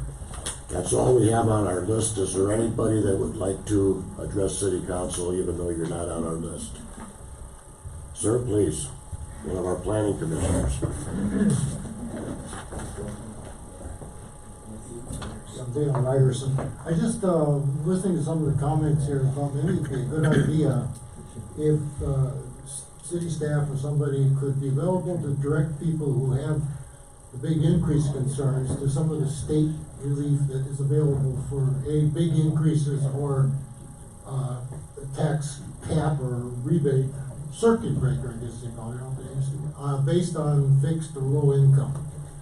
And maybe there could be just a handout or something that would direct people to that kind of relief. That is an excellent suggestion, sir, and we'll make sure to go ahead and put that on staff's list of things to do. I think that's a wonderful idea. There's many of us that are on Social Security, and you know, we're realizing our 1.6% increase is not going to be covering anywhere close to what we're looking at, but we certainly have taken into consideration those of us that are on fixed and limited incomes. We know that not everybody is making, you know, CPI, they're not all guaranteed pay raises from year to year. So this is all things that went into our calculations as we were preparing for the 2020 taxes. We would like to thank all of you for being here. Hopefully you've had your questions answered. I had one more question. I'm On sorry, the ma'am. proposed, amount. So you will be voting Can you go on to the, the mic? oh, I'm Please sorry. use the mic. I'm sorry. You will be voting on the 5.7% proposed increase. That is correct. That's the final numbers? That's all we have control of is the 5.7 proposed for the city. Okay, and that's what you're, Yeah, you take the input, yeah. you're not gonna go any lower?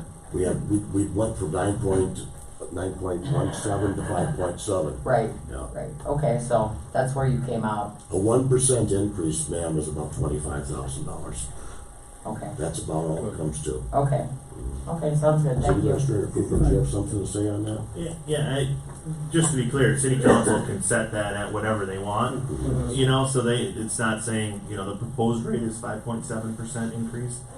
You know, after we close the public hearing, then we can, look at those numbers. There's a resolution that's included in the packet. City council can modify that resolution how they feel fit. So there's gonna be a discussion after the public hearing. So it could go back up. But very likely not. You know, I'm We just, did a lot of adjusting to get it down this low. right, no, So- that's, I remembered what I was gonna say is, take advantage of the refund possibility Special on the refund. back of your tax forms. Cause there is a possibility you can get quite a bit of money. You're talking about for the special property tax Yeah. refund? Exactly, So yeah. just make sure that the Mhm. people are aware of that. Okay. yeah, you don't get that for. Does another- anybody else have anything? Okay, I will go ahead and entertain a motion to close the public hearing. So moved. Is there a second? Second. All in favor? Aye. Any opposed? That motion is carried. Thank you all for being here, thank you.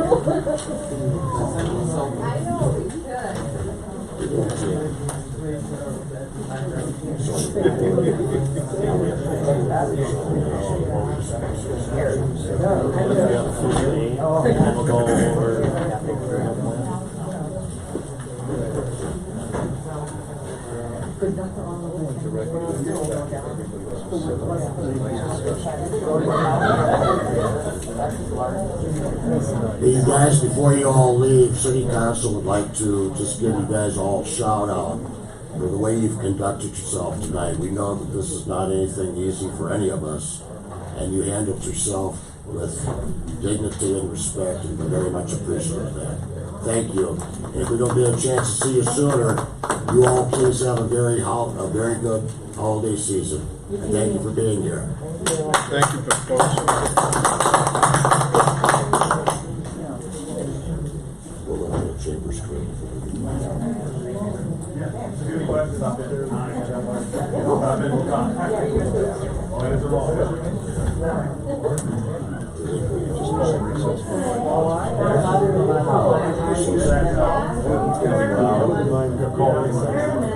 I'll go ahead and entertain a motion to go into a 5-minute recess. Second. All in favor? Aye.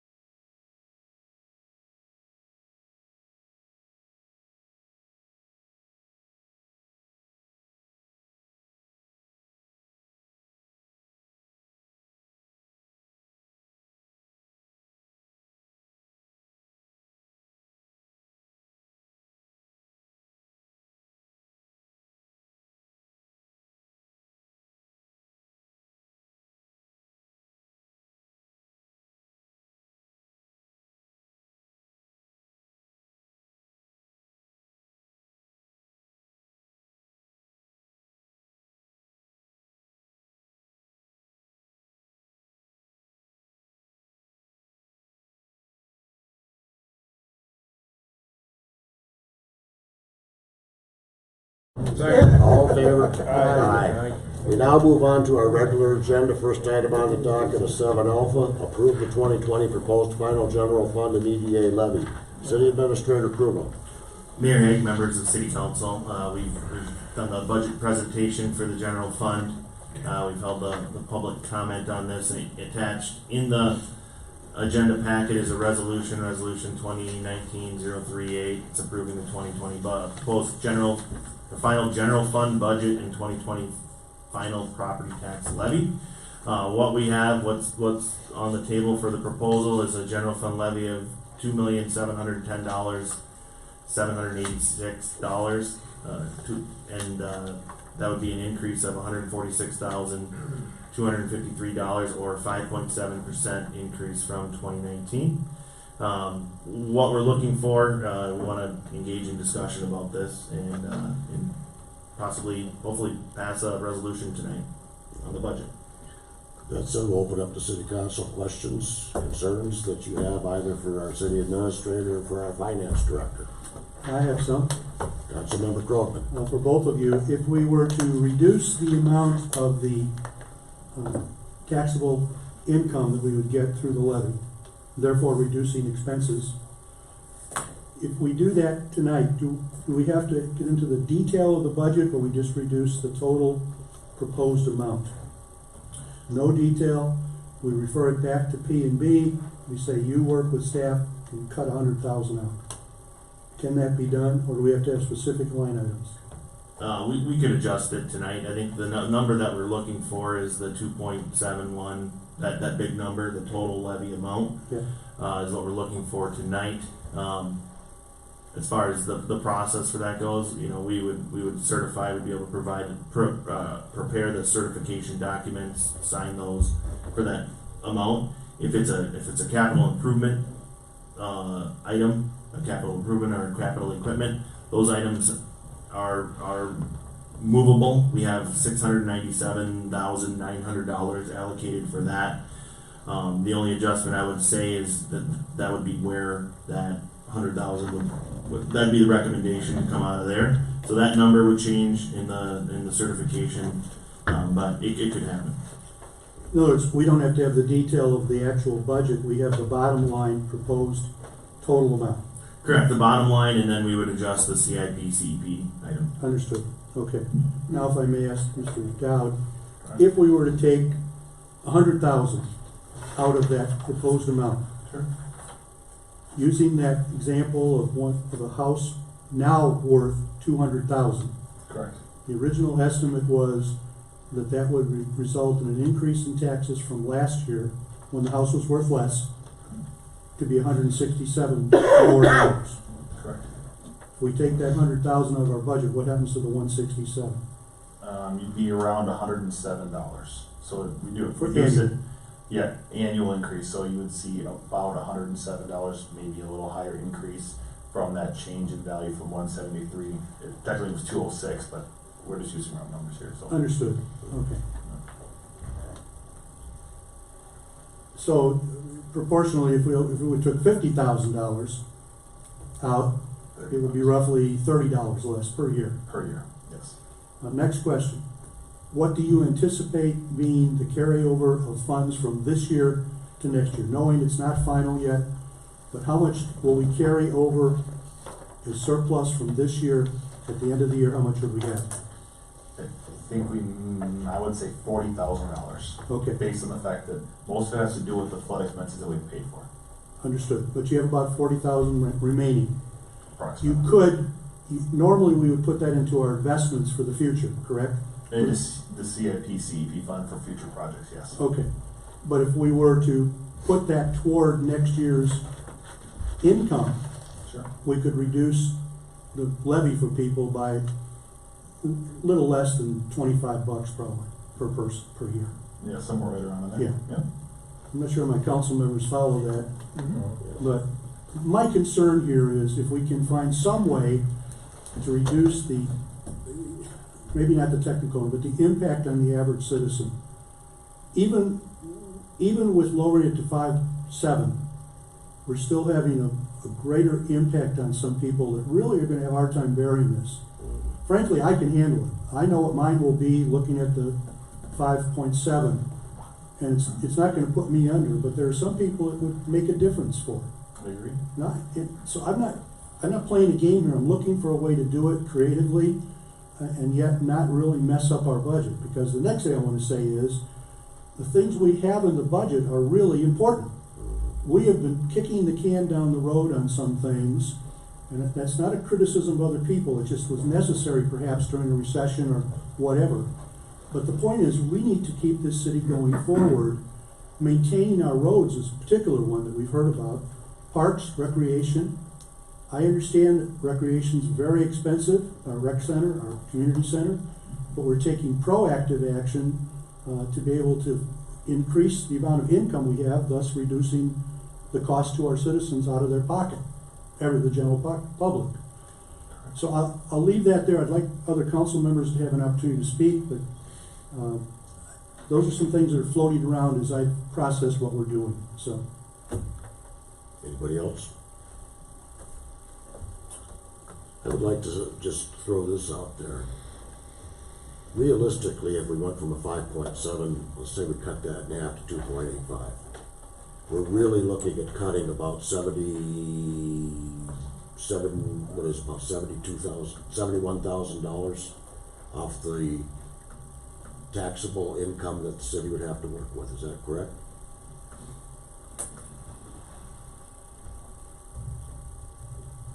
Let me put it in and see.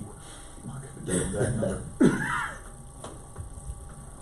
If the 5.7 represents 142.5 thereabouts. Yep, so you're about $73,000. So if you took $73,000 out of the budget, which would come out of the CIP-CED, future projects, you'd be at a 2.86% total citywide levy increase, which would result in a tax capacity or tax rate decrease of 6.98%, putting you at 74.19% tax rate for 2020.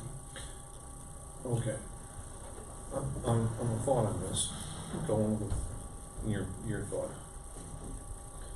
We're talking about having a carryover from 2020, possibly to 2021 or so. 2019 to 2020.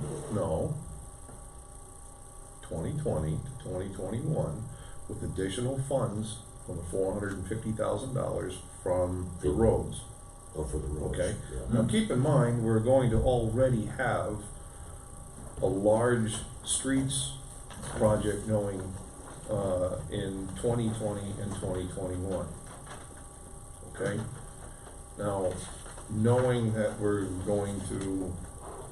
we still need the funds for fixing the roads that we have, all right? But we are already going to be doing a very large project.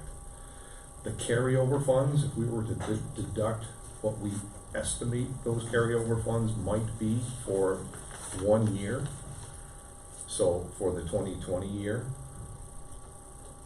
you follow what I'm thinking with this or no? I do. I know what you're talking about. So, I know what you're talking about. So we have $450,000 allocated for street maintenance. The idea is we really need to invest in our streets. Yes. We likely won't spend that $450 next year. The idea is that'll carry over to 2021 for additional projects. Maybe we're gonna sell a bond and do a project in 2021. So we're not gonna spend all of the $400,000 this year. 450. 450, yeah.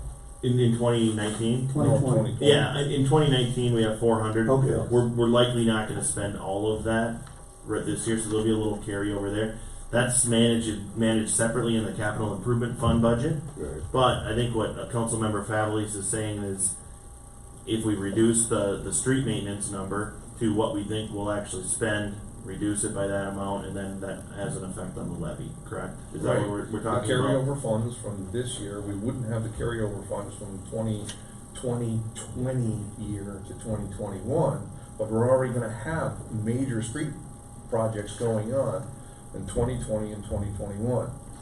If we were going to have an increase, like a normal levy would have been of 5%, it would be, I would think, less of an impact on people for it to be in 2021 than in 2020. Yeah, essentially we're kind of borrowing ahead for future projects. We're kind of weathering the storm with this increase, and likely, you know, what the direction is from city council, personnel, and budgets. We're gonna invest in streets as much as we can, Yes. right? I think that's very clear that I hear that, everybody hears that, our streets are in rough shape, and we're gonna have a good, we're hopefully gonna develop a plan in the next year to address a maintenance project on every street in town.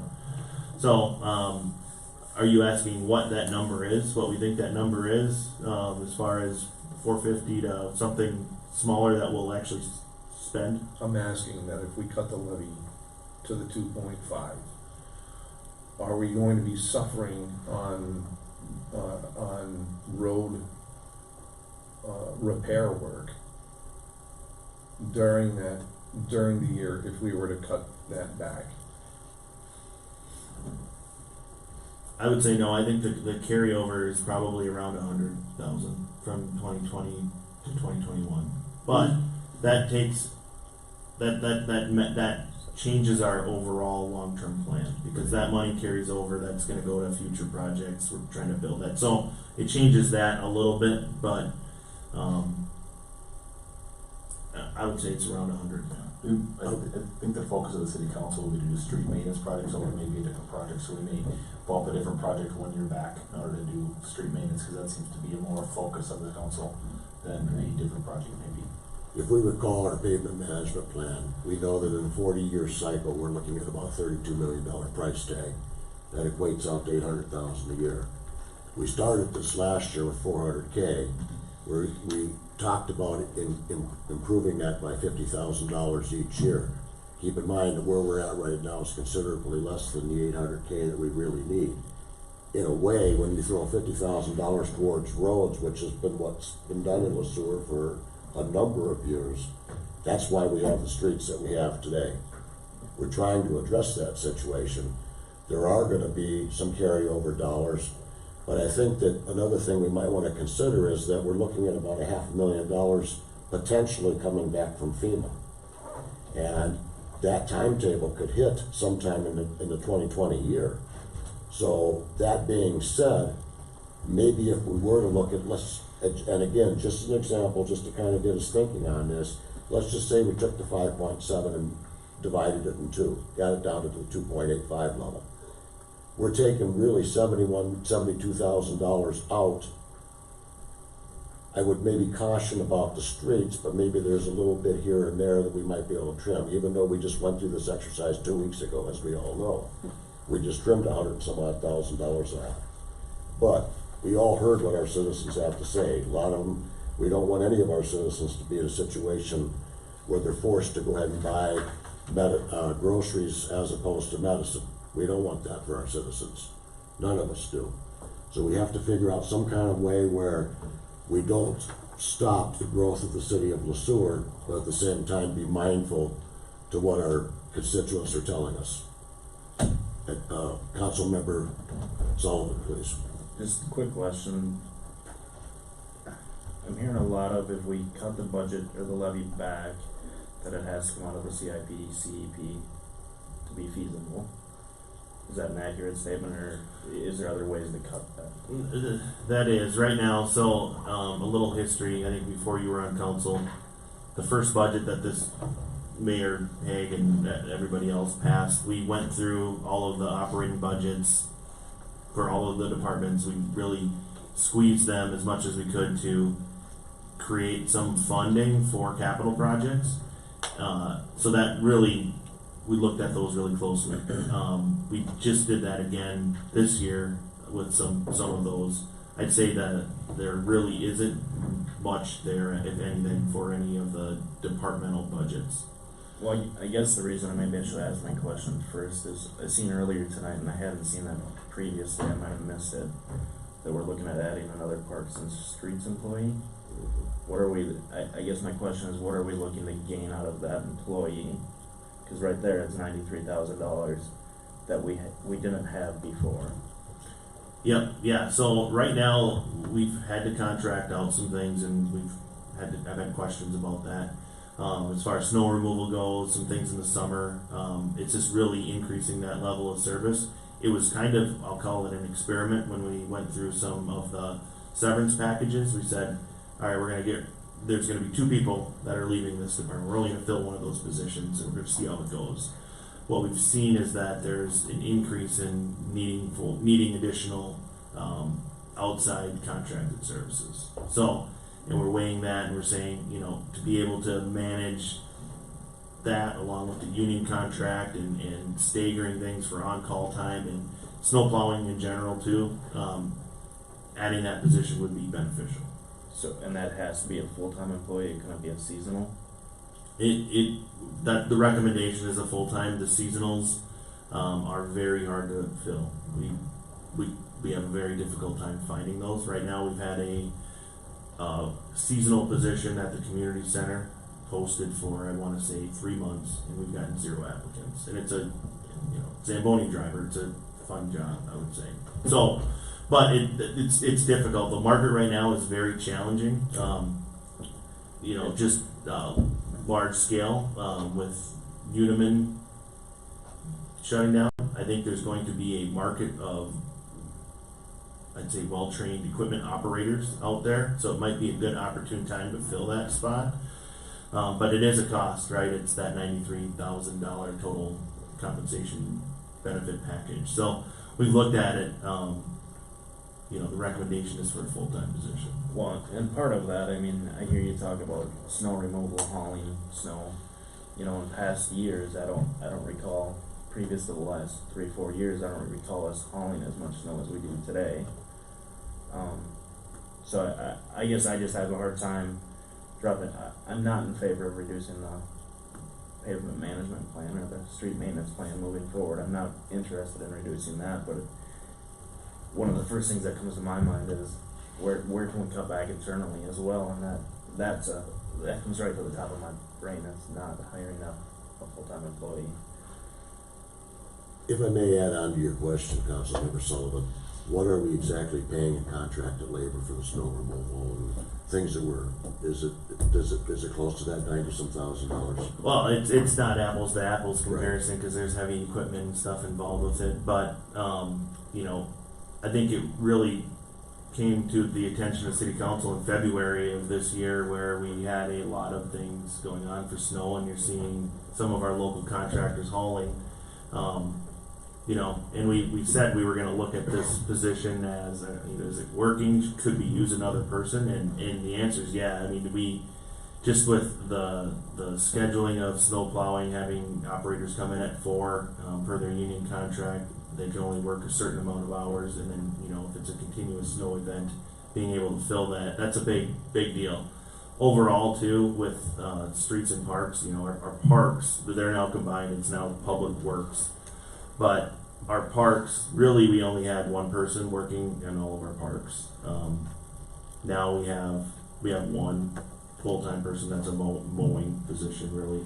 But, I think we're doing a lot more with our parks too, and I think that's the expectation. So we looked at it.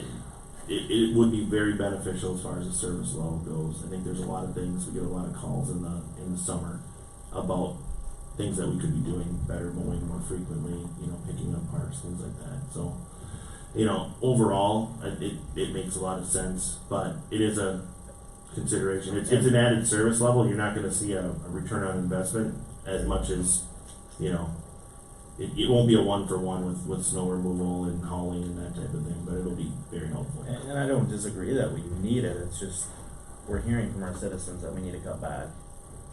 And that's just, in my mind, that's an easy spot, because it's something we haven't filled yet. It's something that's not gonna affect the future plan, because it's something we can look at next year. Yeah, so it's just one of those things that I question if now is the right time to be hiring another employee. Well, perhaps it could also be looked at where maybe instead of an immediate hire, where we're paying an individual for the entire year, maybe we pay 75% of the year and look at an April hire, for example. That would save 25% of that 93,000. So I think there may be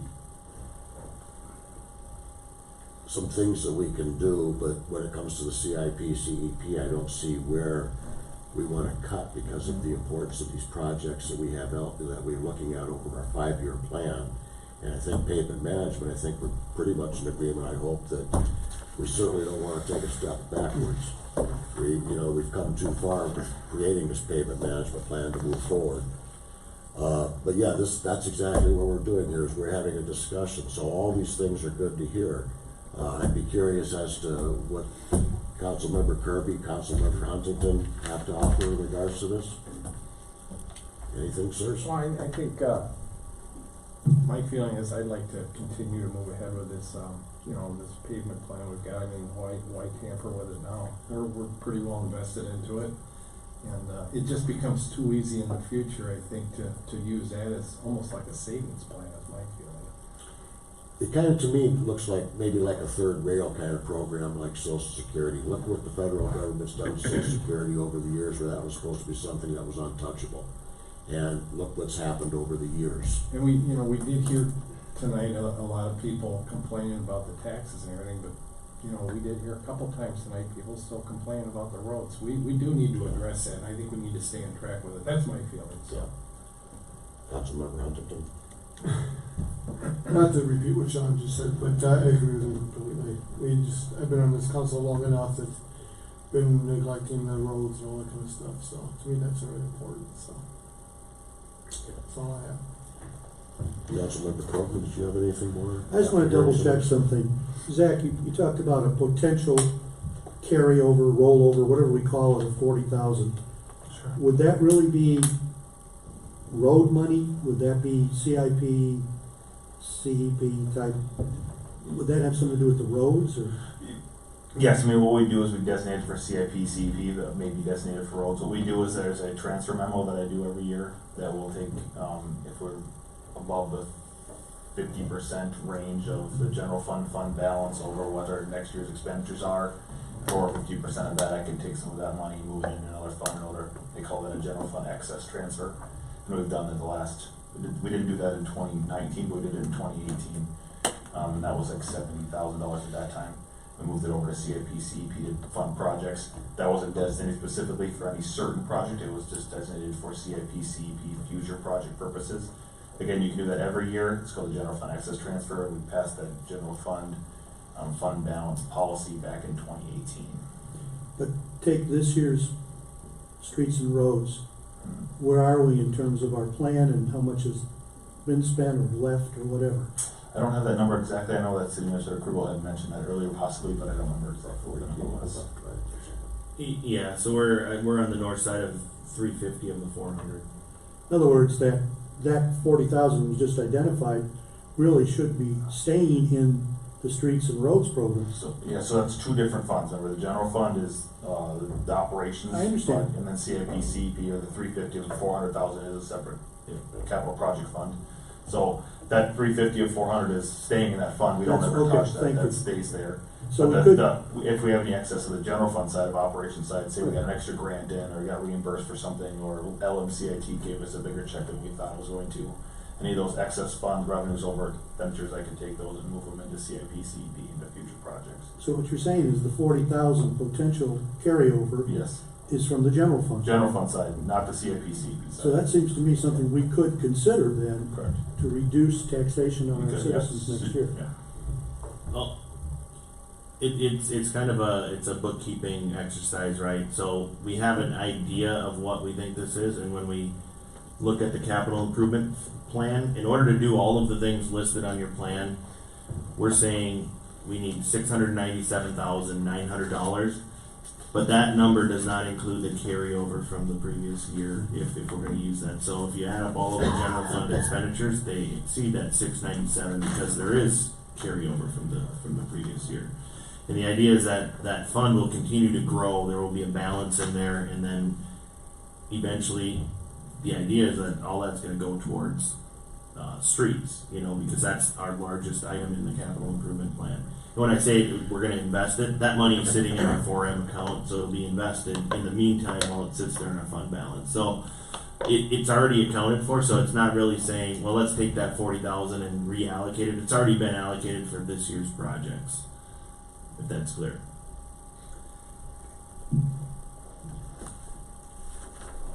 Anybody?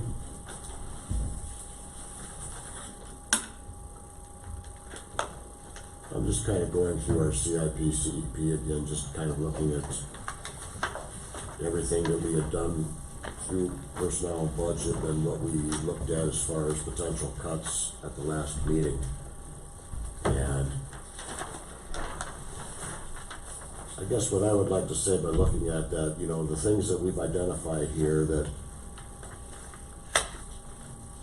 we've trimmed this just about as far as we can go. We have a couple of items on here that we're waiting on outside funding, like for Bruce Frank Field and for the hockey acoustic panels and things of that nature. I still would like to think that maybe some of this FEMA money that we're talking about is gonna come to fruition sometime in 2020. And with that said, maybe it might be a better time to look at bringing on that full-time employee once we have that money in hand, where we could actually do a reduction right now for the benefit of our citizens. And maybe once that FEMA money comes available, bring that new person on. Until then, continue to work with contracted labor. Just a thought. Let me speak to that real quickly. One of the issues with that is that you're solving the problem next year, but keeping it for the future. Yeah, exactly. Okay, because you gotta build that money back in the next year unless you fire that person or eliminate the position. You better said probably eliminate the position.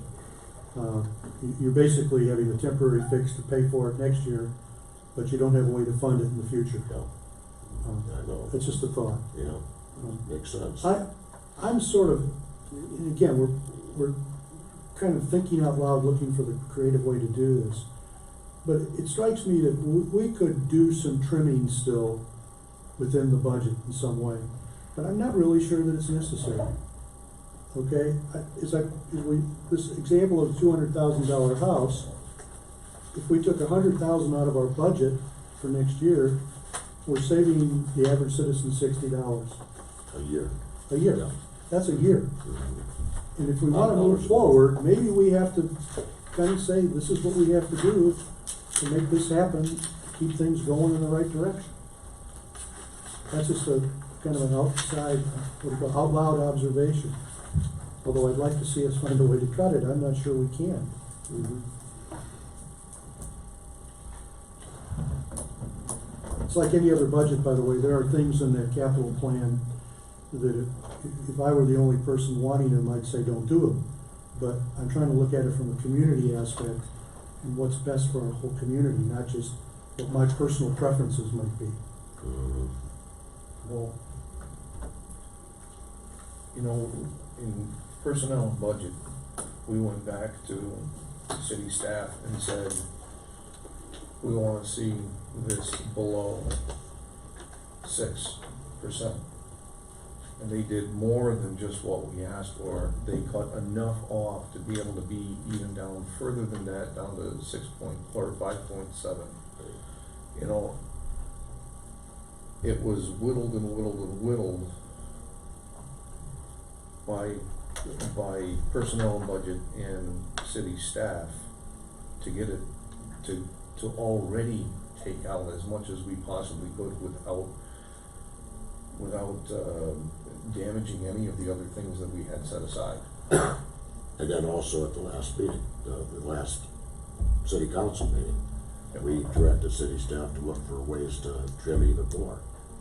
So we've looked at all these things, you know, 22 hours or so tied into looking at the 2020 budget, just for personnel and budget, you know. You know, I have to ask about streets. It's not that I don't want that to be, but when you have people that have come up and talked to me about it, $450,000, what have we gotten out of our streets? Well, we've got much better patchwork and fixes than what we've ever had. It's not just a matter of filling potholes. Shovel full of blacktop. Shovel full of blacktop, and you know, the streets are going to get worse. But yeah, I don't know what else. I don't know what else we can do with it.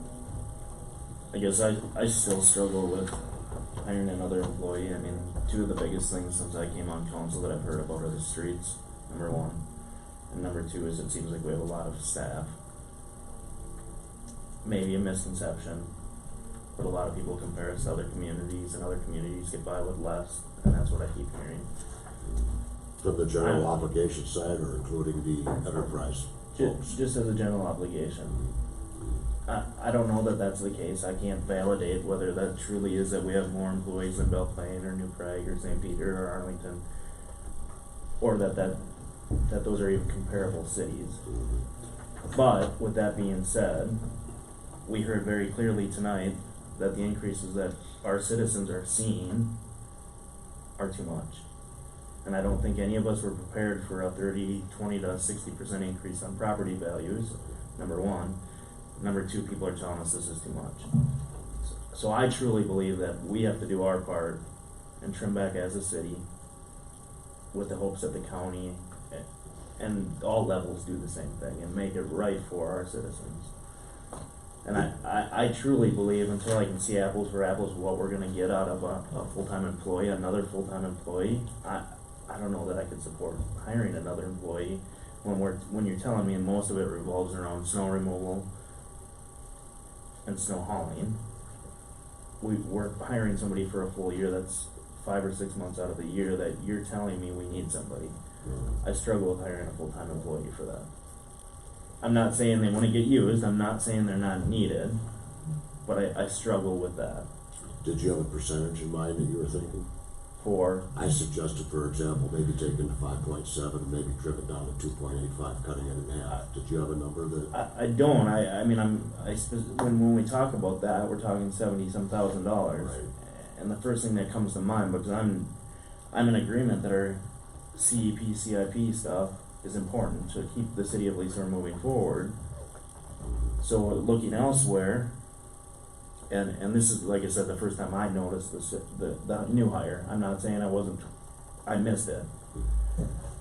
That's the first thing that comes to mind, because I struggle that we're spending $90,000 on snow removal in the wintertime by hiring a contracted out. And that's one of the concerns I hear from citizens, is that we have a lot of employees.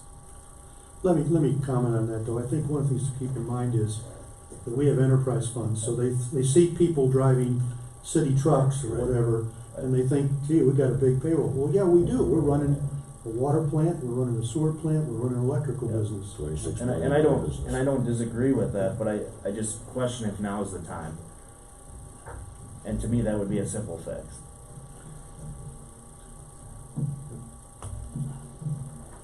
No, city administrator. Yeah, if I may, I'll talk a little bit more about it. Maybe I wasn't clear. So when we went through that retirement deal, we went down. So that department actually lost one overall employee. What we're focusing on streets, right? Some of that, the street people, the street maintenance people, they're working on that. They're doing a lot of that work. So it jives with what the general, I guess, theme that we're focusing on streets goes with. So that's one of the reasons why. We can talk to TJ or Rich too. We can have them come up and describe it. It's a challenge with only 3 street operators. That's a challenge to run everything we need to do with just 3. And I don't disagree with that, and I'm not saying it's not needed, but I guarantee if you go and talk to a citizen in the community, and they'll tell you that 5 years ago we didn't have a public works director, that they were part of that operating team, so they were in snow, plowing snow. I'm not disagreeing that it's a need, but a lot has changed, and the general public perceives that one way or another, and here we are being asked by our citizens to reduce what we're charging on our levy, and to me that would be an easy fix without pushing a project down the road, which is what a year ago when I came on board, a year and a half ago, that was the first thing I heard is we don't want to kick things down the road. And I feel like by holding off on hiring an employee, we're not kicking the can down the road, because we're still, in the last year, we get complaints about things. You hire another employee, we're still gonna get complaints about things, because everything's not gonna get done. So that's just where I'm at. To me, that would be an easy fix. Anybody else have anything to offer? Well, we're basically at a point right now where we either go ahead and make the motion to go ahead and approve the 2020 proposed final general funded EDA levy as written with the 5.7, or we look for a number that's gonna be somewhat accommodating to our citizenry. I have thrown out 2.85. I don't know how you guys feel about that. What I will do though is, following the rules that govern how we do business, I will go ahead and make a motion that we go ahead and decrease to 2.85 as opposed to the 5.70. And we'll let city staff figure out what they need to do to make that happen. Whether it's not hiring the employee or cutting this or cutting that. We're not really in a position where we can make those demands because we're not running the day-to-day operations of the city. We just legislate. Is there a second to my motion? I will second it just to get the discussion. Okay, discussion. Where are we at now? Go ahead, if you want to. I'm in disagreement with leaving it up to city staff just because I feel like we're gonna default to CIP. So I'm in disagreement with the motion. So you would like to see the 2.85, but you want to keep it specifically directed towards manpower? No, that's not what I'm saying, but I just don't wanna leave it in city staff's hands. I think that needs to come back to the council to make that decision. And I would rather not see it go to PPNC. I would rather it be the full council making that decision. Okay. But wouldn't you want personnel and budget to look at it before it came back to the council? That's the way the process works. Okay. I mean, I'm not in favor of that. I feel like it should come back to the council, but that's my opinion. I have a question for Zach then. Let's take that good old $200,000 house again. Okay, it was at 167, increase in taxes this year for next year. If we have this percentage, is that half that amount, or how does that work? I know there's, having a percentage isn't always the way to do things. It'd be about $37. About 37 less? Okay, so, if I may. Please. Yeah. I agree. I'd like some direction. Hiring an employee is a big decision, and it's not something that, we should go, we should make that decision as a group. Say, we're gonna hire a streets and parks employee, Shouldn't be, well, if we can scrape, because that's a long-term investment. That's somebody that's gonna be here for a while. So it's not just a one-year deal. So that's something that's important to talk about. I don't feel comfortable with just leaving that up to staff to figure that out. So I guess that'd be the first question I ask. Is that something that you want to do? Do you want to hire an employee? If that's the case, then, we would then look at something other than that employee. We would look at either operationally decreasing something by $73,000 and some change. But what happens, there's a bunch of unknowns that we don't know, and we conservatively estimate these things. So FEMA, we don't have anything in there in the budget for FEMA. That could be an additional $100,000, not 500. We might get 500 total, but we've already expended $100,000. We might get that back. So that could be additional revenue that we're not accounting for. Building permits, we have now what I would consider conservative estimates. So some of these things are conservative. But that doesn't help, I think, what the goal is to reduce that levy amount from 5.7 to something, and coming up with a plan for that tonight. Generally, I think you should ask yourselves as a council, do we want to hire a streets and parks employee? If that's the case, yes or no.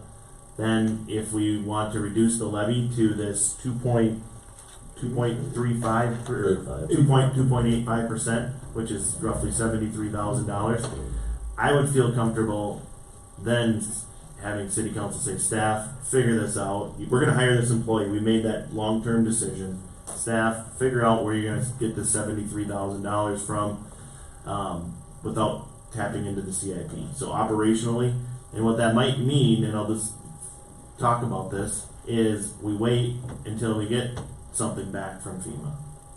But the recourse of this is that homeowners aren't going to see a reduction in their tax bill. And if that's the ultimate goal, then we have to cut something tonight before we certify. So, there's a bunch of different options. I don't know if you got questions, let me know. But so if you want to reduce the actual impact to the property owner in town, you have to reduce that bottom line by something tonight.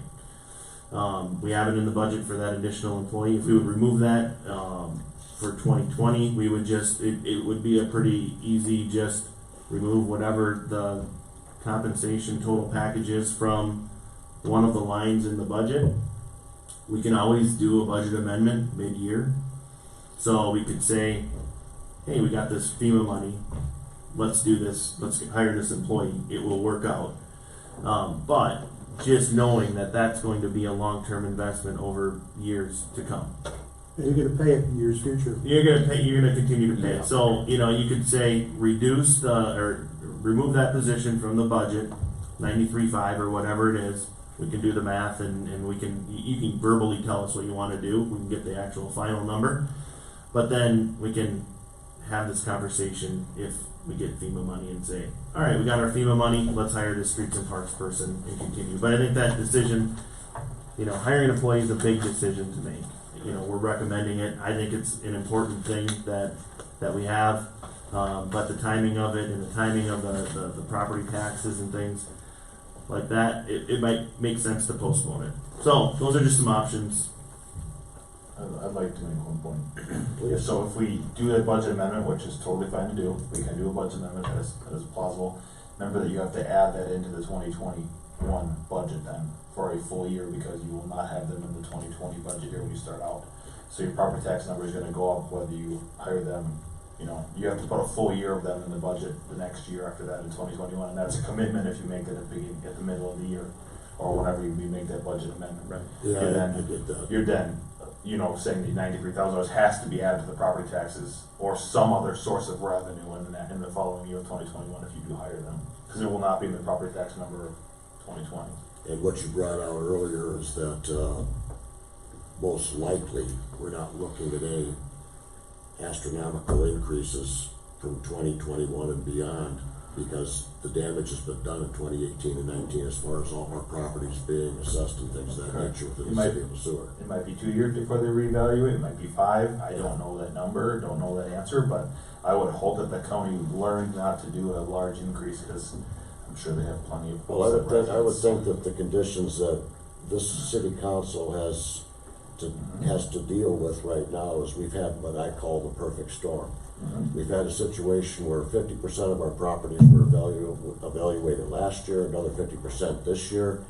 And because of that exercise and the fact that the county was at 76% instead of the state statute recommended 90 to 105%, it's put us into this situation. Now, couple that with the fact that the school referendum, which is already in place, we haven't even talked about what's going to happen in 2020. On November 2020, should they decide to go ahead and increase or look for an additional levy for improvements, we're basically at a situation where, because the referendum is based off market value, and we've seen our market values increase, we as a council can't do anything about that. And then we go ahead and look at what's happened within the county. The county has increased the taxes considerably too at their level. We only have control of just that city portion. If the county chooses not to do anything, or the school district chooses not to do anything in the future, or whatever they choose, that's beyond our control. But what we can control is what happens right here in the city of Sueur. So, the $93,500 that have been allocated potentially for wage benefits for a full-time employee, I believe that's something that we probably have to take a look at in regards to what happens once that FEMA money does come in. Until then, I say that we just go ahead and take it off the table. You've got a motion on the floor already? Yeah, but we're having discussion, and so I'm trying to figure out a way where we can do this, where we're gonna try to give some kind of relief to our taxpayers. It make sense? If you do this though, if you go down to 2.85 from 5.7, you're talking on this $200,000 average taxpayer. 37 a year. 37 a year. Yeah. It's like $3. It's not. On the flip side of that though, we heard people talk tonight that they want a more linear approach where they wish it had gradually increased, and that's, I stick to that, we have to do something. Whether it's $60, whether it's $5, we need to do something. Can I make a point? If we give her the streets and parks person, it's $74,000. The 93, I think, came from the overall expenditures increase. I don't know what was on the thing up here What was tonight, it? that's where I seen it the first time. No, I just looked at the budget. That 74K would actually represent roughly, you know, where we're at, going to the, or what we're Correct, yeah. talking So about. that streets and parks employee, Yeah, it's 74,000 almost with equivalent. Yeah, exactly. wages It's and almost benefits. Yeah. Councilmember Hutchinson. I have a question, Senate Chair, but we're following all this stuff here. Jasper, you mentioned that, and I agree, that hiring somebody is important for all of us to make, but that's not on the agenda today, correct? Is hiring this person? Not technically, but so you'd have to still approve that position, but to put it in the budget, to budget for it Oh, okay. is included in this budget. It's a So- placeholder. Okay. And then, you know, I agree with Marvin a lot, and I think that that's really important for us to do, and it means $30 a year, or It's a tough decision no it matter is what you do. it's extremely hard. Let me suggest something. The motion right now is just to go to 2.85. Mm-hmm. If we got that motion cleaned up to talk about specifically whatever the take out of the budget, it would make it a lot cleaner. How do you do that? As our word Smith, why don't you go ahead and. Yeah, well, you could do one or two, we can either amend it, we can go through some formal procedure, or we could start over again, which I think is always the easier I way. do too.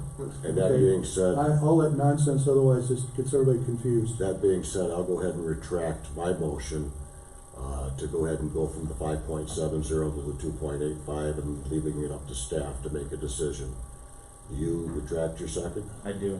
And now that being said, I'd be comfortable making a motion to remove the streets and parks employee new hire from the budget for 2020 And thus reduce, to whatever percentage. well, that just brings it reduce to. the percentage to 2.85, you gotta have a figure. Well, it'd be whatever, cause no, it's it's a gonna just remove the Yeah, you 74K. can just remove that person and then Remove whatever. that, okay. Yeah, we wouldn't have to. I'm just change asking. anything else. Yeah, correct.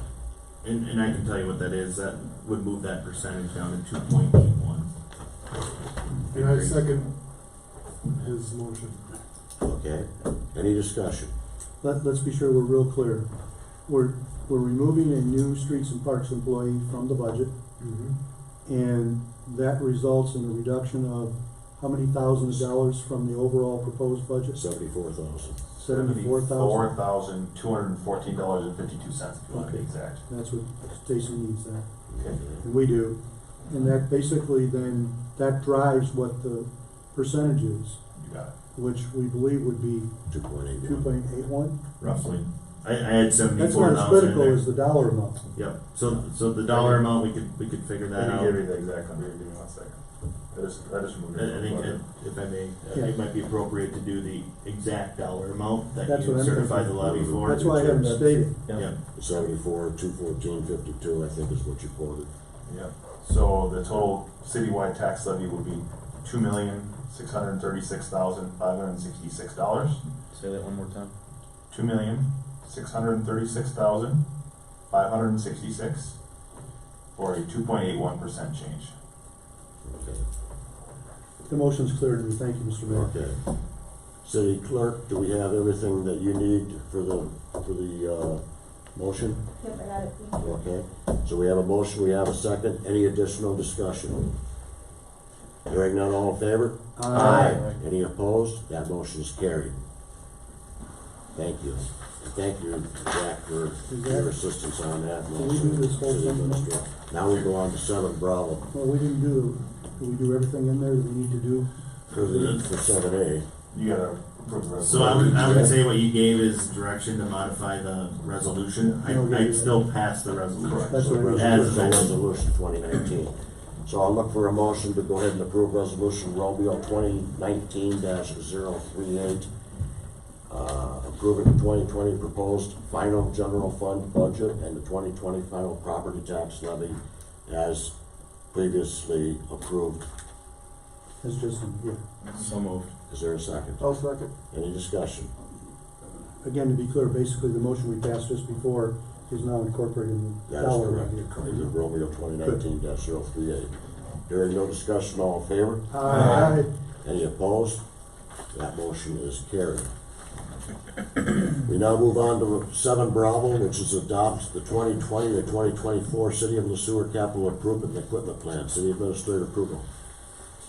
Mayor Hague, members of City Council, I have had handed out the draft CIP CEP. This is what I would consider the final draft. It's been included in the packet as well.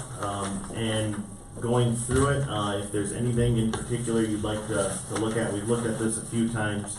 Nothing has changed from the last iteration. Just some key points that we have in here are the $450,000 allocation for street maintenance projects, which we've discussed previously even tonight. We have an indoor pool resurfacing project that's at $125,000. We have a couple outdoor pool diving board. That's another larger expenditure. The gym fitness wall project. We have that in there for 2020. If that happens in 2019, the money that we have allocated for 2020 is the carryover money from 2019. So that may happen this year. It depends on some scheduling. Couple things, this was alluded to before, but we have some items in the CIP CDP that are contingent on some outside funding. One of those being the ice arena acoustic panels. That we're looking at about $10,000 worth of funding from an outside source like the hockey associations. We have the taxiway extension with utilities. That's a dynamic project that I think as recently as last week, Airport Commission took some action on some direction they're going to recommend to City Council, so that might change a little bit as well, but that was heavily funded through the EDA, or requiring that in order for that to happen. Bruce Frank Field rehabilitation, that is a $100,000 item with $50,000 from outside funding sources, so that's another large item. And then we do have $50,000 allocated for our Parks Open Space Trail System Master Plan that's in progress and should be adopted sometime in January, I believe, for City Council evaluation. We also have some of our utility fund CIP CPs in here too, and those are just basic necessities that are needed to maintain some of our facilities. So, any questions about the capital equipment plan? Again, these aren't passing. This doesn't mean that we can go out and approve this. The larger projects will go through using purchasing policy, getting quotes, things like that. Everything is ultimately approved by City Council through disbursements. So this is just kind of a guide, and we'll use it as a guide to get some projects done. That item that you had mentioned that may actually get purchased this year as opposed to next year, that's on the CEP, that would be something that would ultimately use the general leasing practice that we're doing now? No, this is the fitness center wall, so it's building a wall between the fitness center and the gym. Okay. We had it in the 2019 budget. It's just we had a difficulty securing quotes. We've secured quotes. RPAC has looked at them. They made a recommendation to move forward with a vendor. It's just if we can get that work done this year or not. It doesn't really matter, but we'd like to get it done as soon as we can. So that still have to come to council? I thought when we made the recommendation at RPAC, we were told it had to come back to the council. Yes, yeah. Anything more? No. Anybody have any questions regarding CIP, CEP, the 5-year plan? So all we're looking for, or what we're looking for, is a motion just approving this. There isn't a resolution attached. It's just a motion approving this. This will be our final CIP. CEP will publish it on our website along with all the other budget documents. So it's a supplement to our actual budget. Okay. Mr. Mayor, I'm ready to so move. Second. We have a motion, we have a second. Any discussion? Hearing none, all in favor for the motion to approve 2020 to 2024 capital improvement plan, signify by saying aye. Aye. Any opposed? That motion is carried. I missed that. Councilmember Families, did you have something? No, I was just being too quick on the draw. Yeah, you guys can't get your motions in seconds. We do. Okay, we now move on to line item 7. Charlie, consider the adoption of the 2020 utility fund budget. City Administrator approval. Mayor Hague, members of the City Council, before you, I think, Director Dowd can go through this. Nothing's changed. We do have a couple amendments to something that our Public Services Director, just some changes in, I think, what, the septage fee and the bulk water rate. We want to update that, and that would be part of this. But I'll turn it over to Zach to kind of go through this quickly to talk about the different funds. Director Dowd, again, sir. Thank you very much, Mayor and members of City Council. We'll go through this quickly because nothing has changed since the last meeting. That was a talk to us, or talk to you guys at the November 26th or 25th meeting that we talked about. Nothing has changed since then. We didn't do anything. We only have to make one small or two small adjustments on the rates, and I'll explain those at the end. So here's utility rate or utility revenue by source. As you can see, the top 5 are basically our individual funds: water, sewer, electric, stormwater, and refuse. As you can see, the electric one is obviously the largest and our largest by far fund by what $10.7 million of revenue per year. I don't have anything major on revenues otherwise. They're all based on what we've already talked about in the 25th meeting of November. So the next one is a pretty graph, shows you where if you had total revenues of $17 million, where would they come from if you had the enterprise funds alone? So 62% of it comes from electric, as you can see, that's the largest part. Sewer and water are still quite far behind, but 21 and 13, and then 1 and 2% for refuse and stormwater. The other income equals 0%, but I had to put it on there because that's basically everything else combined. Any questions on utility revenues? Utility expenditures. We also do utility rates or try to do utility budgets as a balance as we possibly can every year in order to show that we are going to raise enough revenue in order to meet our expenditures, just like we do in the general fund. So they're very, very close, $17.236 million of expenditures.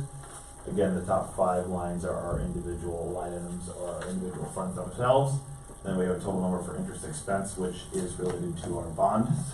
So we pay $126,000 in bond interest. And the transfers out, that's $102,500. Most of that is related to the electric fund. $500,000 transfer to the general fund.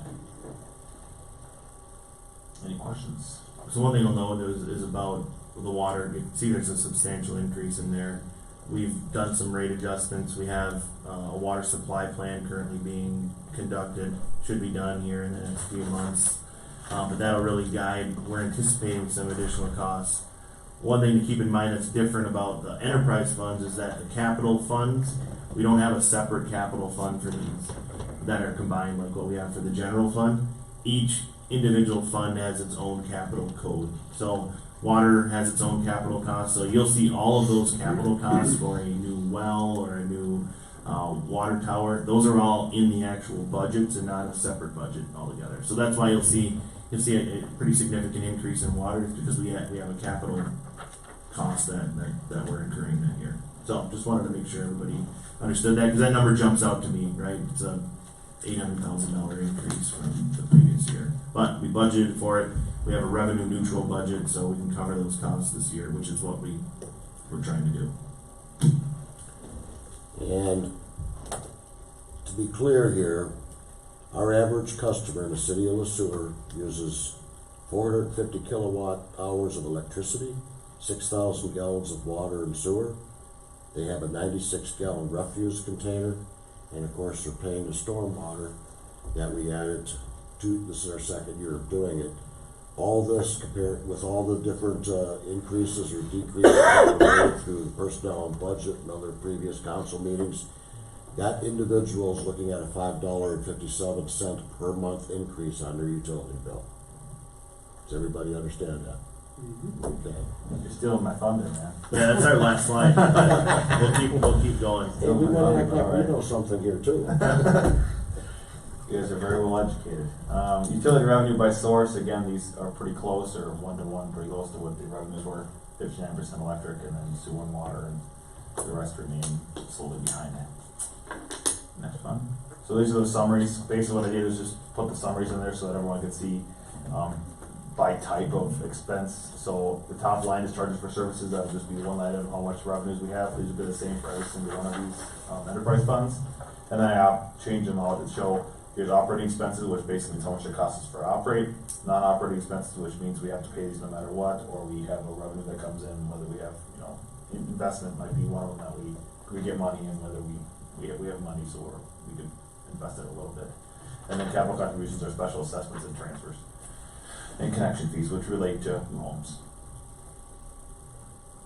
Great, this one is a resolution, so you know. Yes. So water fund notes and rate changes. So on the right hand side, you can see the rate changes there. I tried to put a little picture and show what the rate changes are. The biggest change that I need to make is that the bulk water rate shouldn't be $16.50 or $3.50 per 1,000 gallons. Public Service Director Rich Kuchera said it should be $20 per month, $20 plus $5 per 1,000 gallons. So that'll be changed from $16.50 to $20 for the bulk water, and then $5 per 1,000 gallons following the non-essential water rate that we set, or that we're looking at setting here. The biggest change in water is that it will become a tiered system. That's direction from the Minnesota DNR and us looking and trying to get a new well, which is needed within the city. In order for us to get approved for the well, we have to set up tiered rates or show that we're ready to go to tiered rates. Right now, we pay $4 per 1,000 gallons. Next year, we pay $3.25 for the first 10,000 on your essential water in your home. Next 10 would be $3.75, and then it'd be $4.25 after that. So again, 0 to 10, 10 to 20, and then 20 and above. For your non-essential water meters, the biggest change is that we're reducing that monthly cost. So just to have it sit basically in your house, there's a fixed cost for that, for us to maintain that water meter so that we can replace it when it needs to be replaced. That's basically equates to $5 for most customers. That's a 5/8 or 3/4 inch meter. It's $5 versus $15 you're paying today. But when you do use your irrigation meter, it's going to cost you $5 per 1,000 gallons for the first 20,000, which is the majority of our customers, versus the $4 per 1,000 earlier. If you use above and beyond that, 20 to 40, you're at $6, and then 40 to above is $7. You know, that's direction from Minnesota DNR for us to see it well. Administrative approval. One thing I'll point out is the manual meter read monthly fee that we have in there. If you remember back to 2018, we proposed 25. It was moved down to 10. We're proposing 25. That's what we think our actual costs are to do that now. There are very few out there. So just know that's a change that we have in there that we're proposing just to cover our staff costs to do that. It's perfectly fine. You know, the fact that we're offering this covers us liability wise, but you know, we just want to make sure that our costs are covered to do an annual meter read. Let's go back quick. The other main point to talk about with water and sewer is we're looking at hiring a water wastewater supervisor for 2020, 2021, and moving forward. That additional employee is what's considered based on the fact that MRF is now dissolved, so an additional employee needed to help with costs and related items that are now going to be taken over completely by the city. The other component is that we got a lot of stuff going on for water in the next 5 to 10 years. I mean, our system is, I think what we'll see, our system is undersized. We're going to have to invest in the infrastructure to make sure we can supply water to our businesses and our citizens. And there's going to be a significant amount of work. We know there is, but this position is 50% water, 50% wastewater, so it'll be both. And as many know on this council, we have a wastewater facility that's 11 years old, and it's hitting its stride to having a lot of things break on it. So that's another component. We have to invest to make sure that we can make that thing last as long as we can. So it'll be a great addition. And we're looking to fill that position immediately. So hire something at the beginning, Q1 of 2021 or 2020. So again, that'll be split 50-50 for water and wastewater, so not all the burden is on one fund. Same summary as the water fund. Again, the top line is just charges for services. Next lines are operating expenses, non-operating revenues and expenses, and then capital contributions. Same explanations as before. Operating are basically what it costs us to operate, non-operating revenues and expenses are things that we have to pay no matter what. And then special contributions are, things that come in when we are paying for new developments or such. City Administrator approval. And one thing I'll note, we just went through the process of dissolving MRPUC.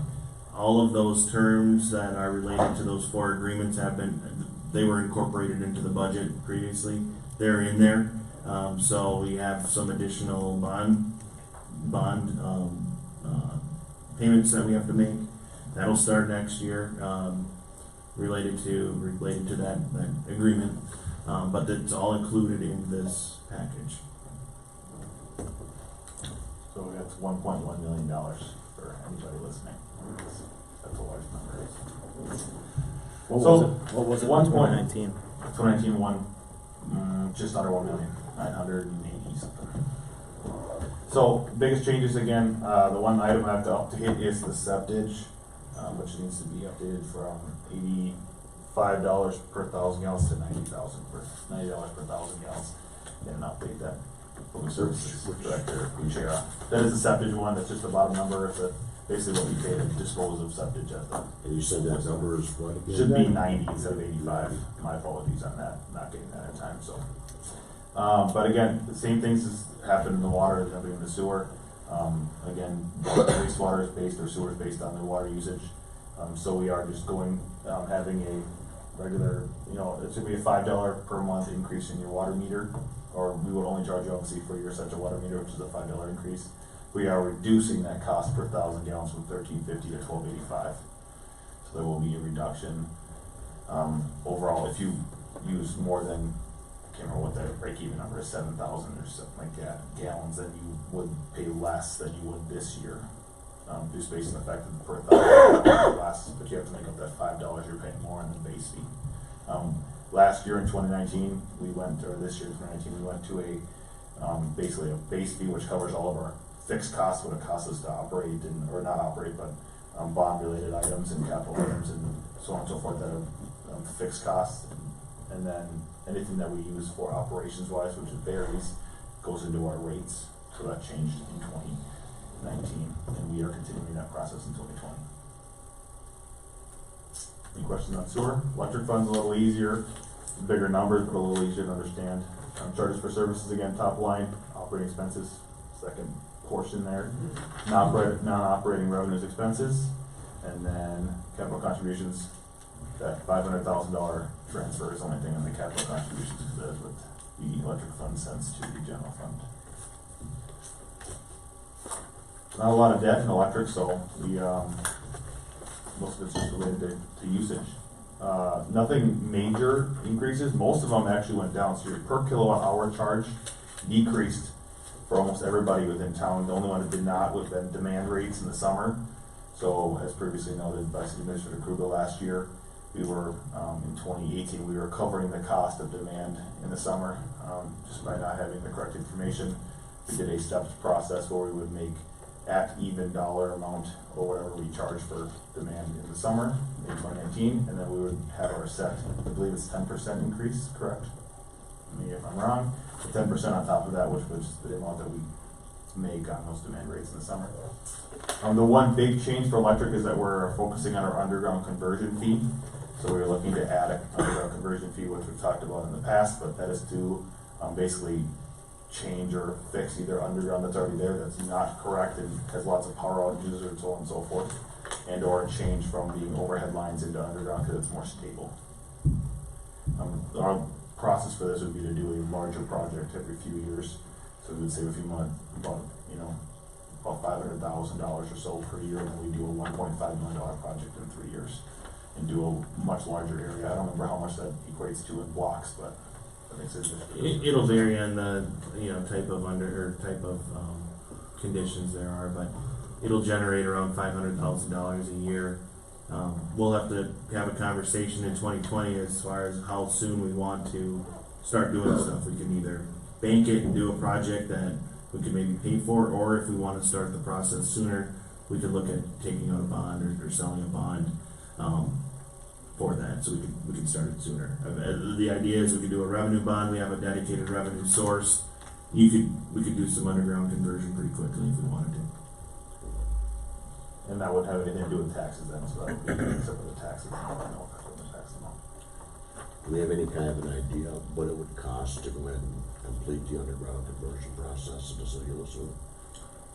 We don't. I would just be speculation on my part, but we're talking tens of maybe $25 million, something like that, maybe more. Pretty substantial. We're a long, we're a long and narrow city, right? We're like 5 miles long and a mile wide. So it's a challenge, and we have a lot of hills, so, and a lot of rock and things like that in our substrate. So it'll take some time. Don't get me wrong, but this will be a great catalyst to get this rolling sooner than later.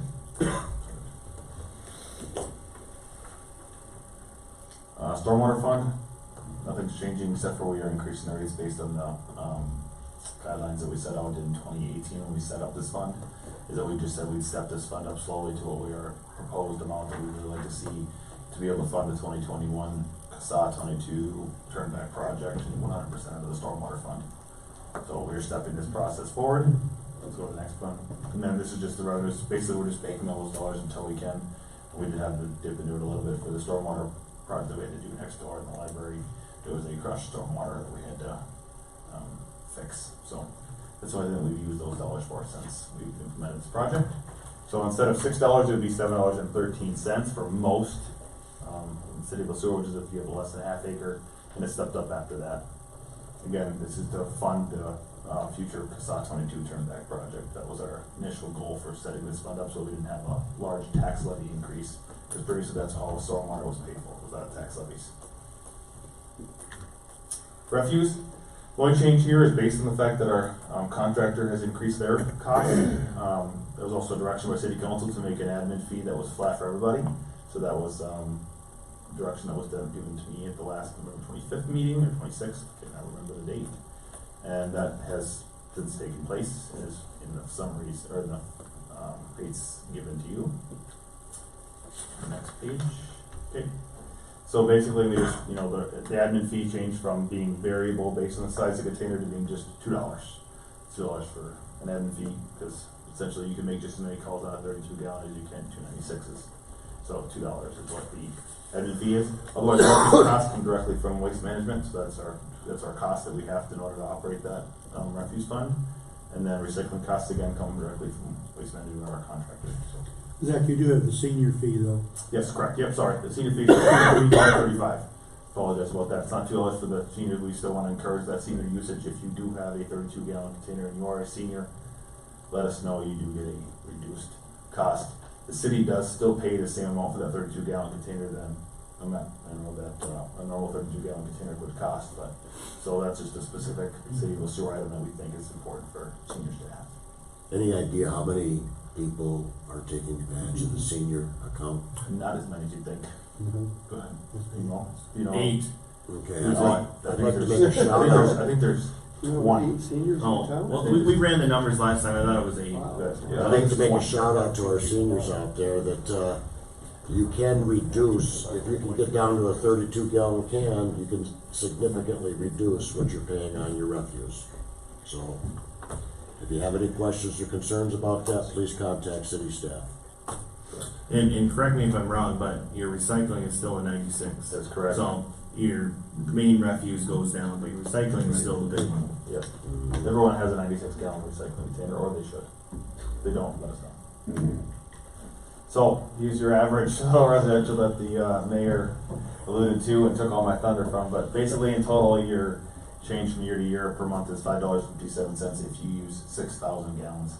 If you use less than that, then the change may be less than the fact to use less water. But again, I didn't include anything with non-essential or irrigation meter that you may have within your home. And those are all variable because not everyone has one of those, so I just basically did what most people have within town. Breakdown of all changes. So I did want to add this in here, which is talked about at the city council a couple times, but also these include the 5.7% numbers because we just changed that tonight. So apologize, I can't get those new numbers in there for you. But basically, what I wanted to look at was how much is the taxes and the city utilities going to be in total for you to look at. I'm not even gonna talk about the first one, cause I don't think anybody had no value of their home increase, so we'll talk about the bottom one, the yellow one there. Basically, I took a 12% increase, which is what the original number I got from the county was for a increase in a home value. The total change per month is $28.87, and that's based on the county, school taxes, and city taxes, and that's based on the 5.7% for city taxes. I don't know what the county and the school district are gonna be at, but those are numbers based on what I had to begin with, and preliminary numbers from 2020. So, $28.87, and then that's $346.40 per year increase. Again, that's a 12% tax capacity increase in your home. If your home went up more than 12%, you will see more than $346.40, but I had to give a relative number so you could see something. Again, city taxes will go down based on the change that happened tonight, so, which is great. From the 5.7 to the 2.81. 2.81, yep, correct. So I don't know what the exact dollar amount is for your city tax portion, but I would guess somewhere in $100, $115, $116 range for your city taxes per month instead of $120. So it might be a couple bucks. I think the city council would like to ask city staff, now that we've made this change, to go ahead and have this information available on its website so that the person can, in essence, like you did last year, plug in what their numbers are and see what it looks like for the utilities as well as the taxes. So that, I do want to mention one thing. I did talk to NISC about getting this put in for utilities, which is NISC is our new Smart Hub, our new utility billing software that the city's going to have, and Smart Hub will be able to be used. You will have a feature on Smart Hub that you'll be able to put in your usage, and you can see what it's going to cost you to estimated amount. So I did ask them to add that, and they were able to do that for us, which is, I think, is a great feature. So. Okay. A lot of information. If I may, I'll just a reminder, if we do want to pass this, just add in there that we're going to change the bulk water rate and the septage rate to what we said. The septage was 85. It's at 85. We want to move it to 90. The bulk is the base fee is going to $20, and the rate is $5 per $5 $1,000 per $1,000. There's a bulk hydrant one. I don't know if you want to push that one as well. $5 per 1,000. Yep. So those a bulk hydrant one that I was just notified that needs to be put in there as well. That's $35 plus $5 per 1,000 gallons, plus a manual meter read. What, $35 plus So $5? $35 for a bulk hydrant. So if you wanted to put a meter on a hydrant and use it, a $35 charge plus $5 per 1,000 gallons, plus that manual meter read of $25. I don't think that happens very often, but I can defer to Public Service Director Chair if you want to answer that question. We get occasionally when groups come in the summer and they need water, bulk water, and they can't get it anywhere else. So it's at staff time. We want to make sure we cover our costs again. Okay. Anybody else have anything? I'll entertain a motion to approve Resolution Romeo 2019-039, a resolution approving the 2020 water, sewer, electric, stormwater, and refuge fund rates, and approving the 2020 budgets for said funds, to include the bulk rate for $20 with $5 per 1,000, the septage increasing from $85 to $90, and the bulk hydrant at $35 with $5 per 1,000 plus a $25 manual read. So moved. Is there a second? Second. Any discussion? Hearing none, all in favor? Aye. Any opposed? That motion is carried. Again, because of the length of this meeting, I'm gonna go ahead and request a 5-minute recess. Can I get a motion? So moved. Is there a second? Second. All in favor? Aye. 5 minutes.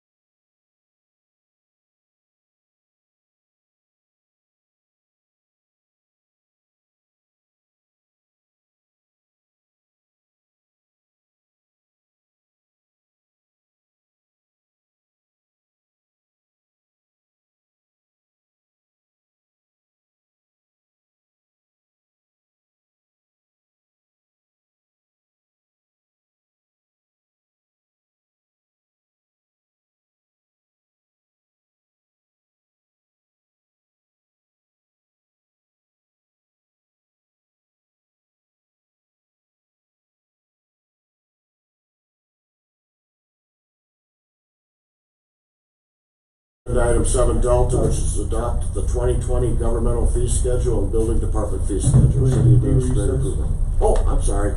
Can I get a motion to reconvene from our recess? So moved. Is there a second? Second. All in favor? Aye.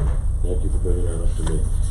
7 Delta, adopt 2020 governmental fee schedule and building department fee schedule. City administrator approval. Mayor Hague, members of City Council, before you are two fee schedules, one being the building department. These numbers all come from the 1997 state building code, so this is the exact same as it was last year, no changes in here. You know, one thing we'll continuously look at, and our building official will look at, is if we wanna adopt a different building code, and use different fees, but generally, this is what cities use, they still use the 97, so, no changes in here, at all.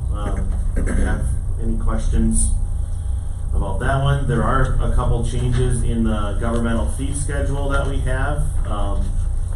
Very minimal. As you can see, we added a bunch of equipment, basically all of our equipment, and what we would charge out per hour. This is a product of FEMA reimbursement. So when we use our equipment, we can then bill up back at this hour. It gives us some guidelines.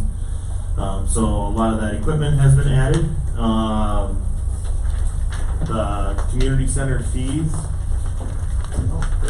The community center fees, as we talked briefly about, are not increasing at all. The only thing that we have going on is adding sales tax, which we're supposed to be having. We pay it on it right now. Now we're just passing that along to the consumer. So when you get your membership, you'll see sales tax on there moving forward in 2020.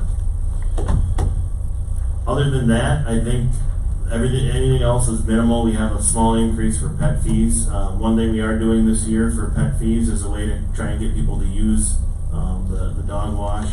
Is you buy a license, you'll get a token, $4 value, and then you need 2 tokens, so you need to buy another one to use the dog wash. But you know, to get people more active and using the dog wash and the in the dog park. So that's one thing that we're going to try to incentivize people to get dog tags. And we've seen a very substantial increase in dog license sales. Probably, I think it was 25% increase. It went from about 105 to 140 that we sold, which is still low, I think. But I think that number will increase as people come from other communities even to use our beautiful dog park.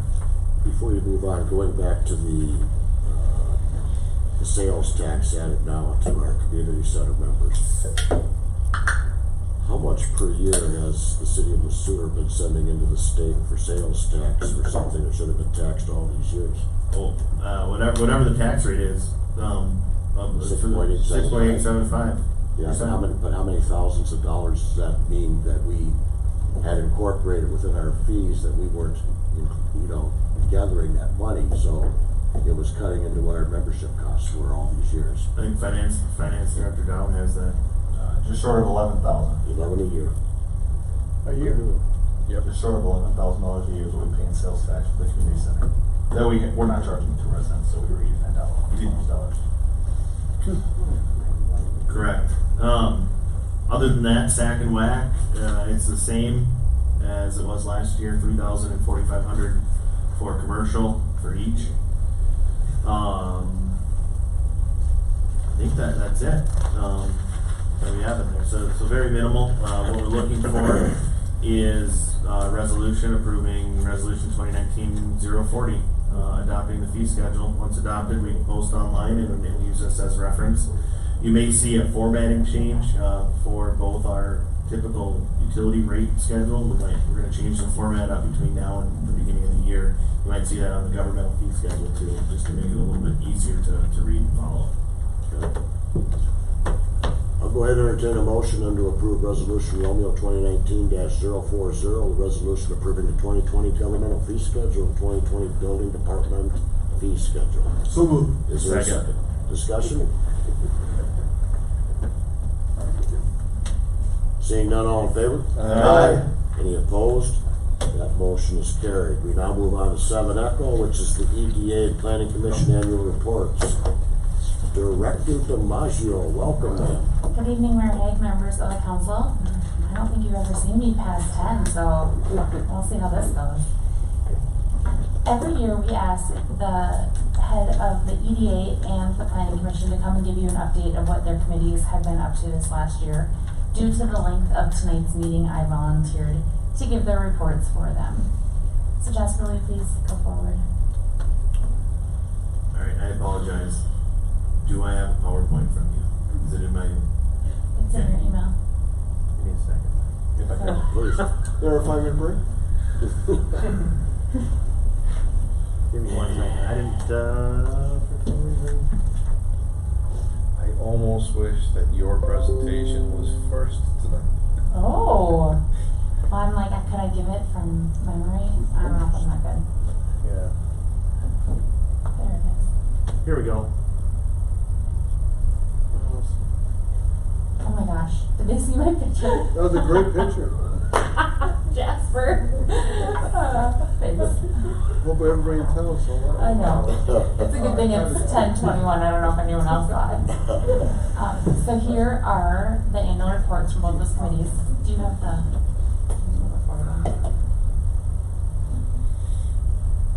So to begin with, I just wanted to go through and recognize the members of the EDA. I truly appreciate all the volunteers. We have Dan Mahoney, Ruth Borthams, who's our president, Melissa Meager, Brian Farr, Jesse Wenish, and Councilmember Sullivan and Councilmember Kirby. So I truly do appreciate all of you volunteering. At the end of this year, President Borthams is going to be retiring, or leaving our commission, and I just truly appreciate her years of service. I think we talked tonight that she's been on the EDA, I think since 2010 is what she said, if not before, so we truly appreciate that. So there is one spot open on the EDA. If anyone is interested in applying, you can go to the City of Sueur website. Correction, that was 1995 when she came on the council. She was a part of EDA. She was on there in 1995. That's I didn't what think she she said was tonight. on the EDA back at that time. That's Maybe what she said tonight. She said it was just shy of 25 years. Oh my gosh, 25 years. We should name our next street Borthams Avenue, maybe. So hopefully you remember at the beginning of the year we had done goal setting, and as a group you had all decided some of the goals that the EDA should be working on. It was to engage with area land developers and builders to try to attract more development in the city of Sueur. Another goal that we had was to use our various housing studies and our housing plans to try to develop a recruitment strategy. Since that time, we have updated the city's website with resources for our businesses and entrepreneurs. Don Mackey, who is the co-founder of the Center for Rural Entrepreneurship, actually joined the EDA via Skype and had a talk with us about some, every year he puts together a profile of our community, and so he joined us this year to go through our profile and try to help us get ready for the future. And I thought we had a great talk with him, and he made some points about how Sueur is really kind of that next city to hit, and he wants us to be ready for that economic boom when it does come. And so he gave us some great tips on how to do that. We've also been partnering with INH Properties on the acquisition of the King Sunderman property, and we've been looking for a single-family housing developer for that. We entered into a purchase agreement with Cambria for the land adjacent to 169. We also applied for some redevelopment funds for Valley Green Square Mall. Unfortunately, we were not awarded those grants, but should a developer come forward in this next year, we'll definitely reapply. We also relocated our funds to a 4M account. I think we've been making almost double what we were previously, so that's great as we're looking at being conservative with our funds. We've partnered with the Chamber on events in hopes of gaining capacity in our community for our entrepreneurship events and other events. We partner with them for our Halloween activities and our Christmas on Main, so they've been a great partner of ours. We've also went through our surveys from our businesses we visited in 2018, and based on some of the survey results we had, we went through and we updated our revolving loan fund program policy and procedures. This year I sent out 21 business surveys. We received 8 of those back, and I completed 2 on-site business visits. That's down quite a bit from last year. I've had a little bit more difficulty getting into businesses, but I'm hoping it's because they're busy. We've also expanded the Stack and Rack program. The EDA and the City Council partners together for 10 new homes. We're almost at capacity this year, so it was expanded to 15 new homes. The next event that we're going to work on for Rev is actually going to be on February 6th. It's going to be hosted at AgQuest. And it's gonna be a 6-session planning workshop, so I'm hoping that you guys can all help me get the word out about that. Next, the Planning Commission's report. We have Melissa Huntington, Dan Ryerson, who's still in the audience, thank you, Dan, Scott Schluter, Nick Williams, Andrea Fachez, Jack Roberts, and Ryan Shearer is our chair. This is something that I'm bringing to your attention, the 4 in yellow, because we have 4 terms set to expire this year. This is definitely an issue. I will not have quorum until after you appoint new people to join the Planning Commission. So I'm hoping that at the end of this year that you stagger these appointments going forward so that we don't have 4 expiring at one time. Again, I truly appreciate everyone who volunteers. I know that Scott has said that he will not be reapplying. I'm hoping to sweet talk everyone else into reapplying, and if there's anyone from the community looking to join a committee, the Planning Commission would appreciate their help. The goals that were set for the Planning Commission were actually joint goals with you as a city council.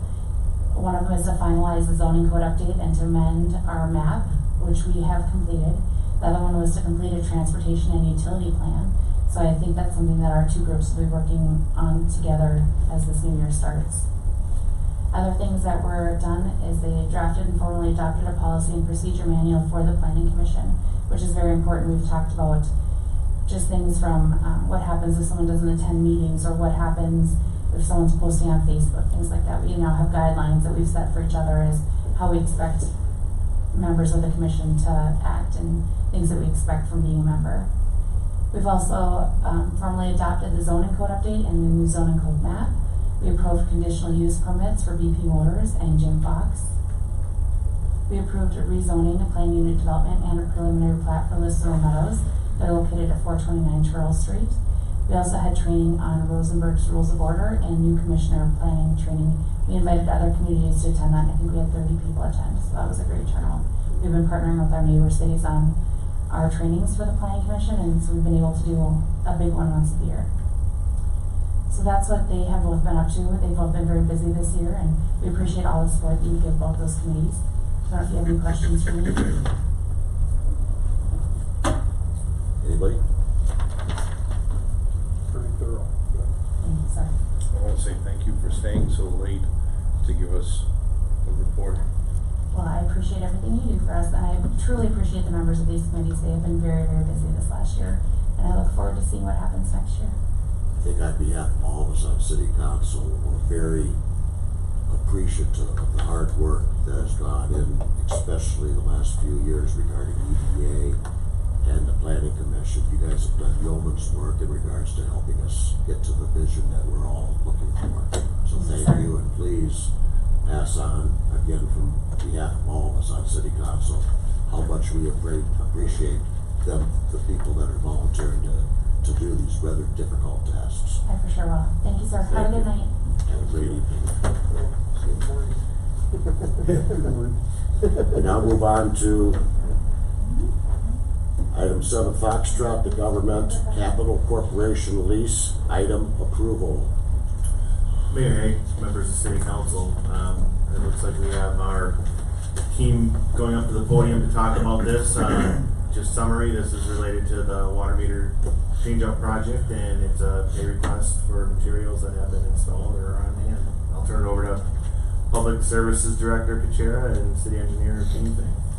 Welcome, gentlemen. Thank you, Mayor and Council.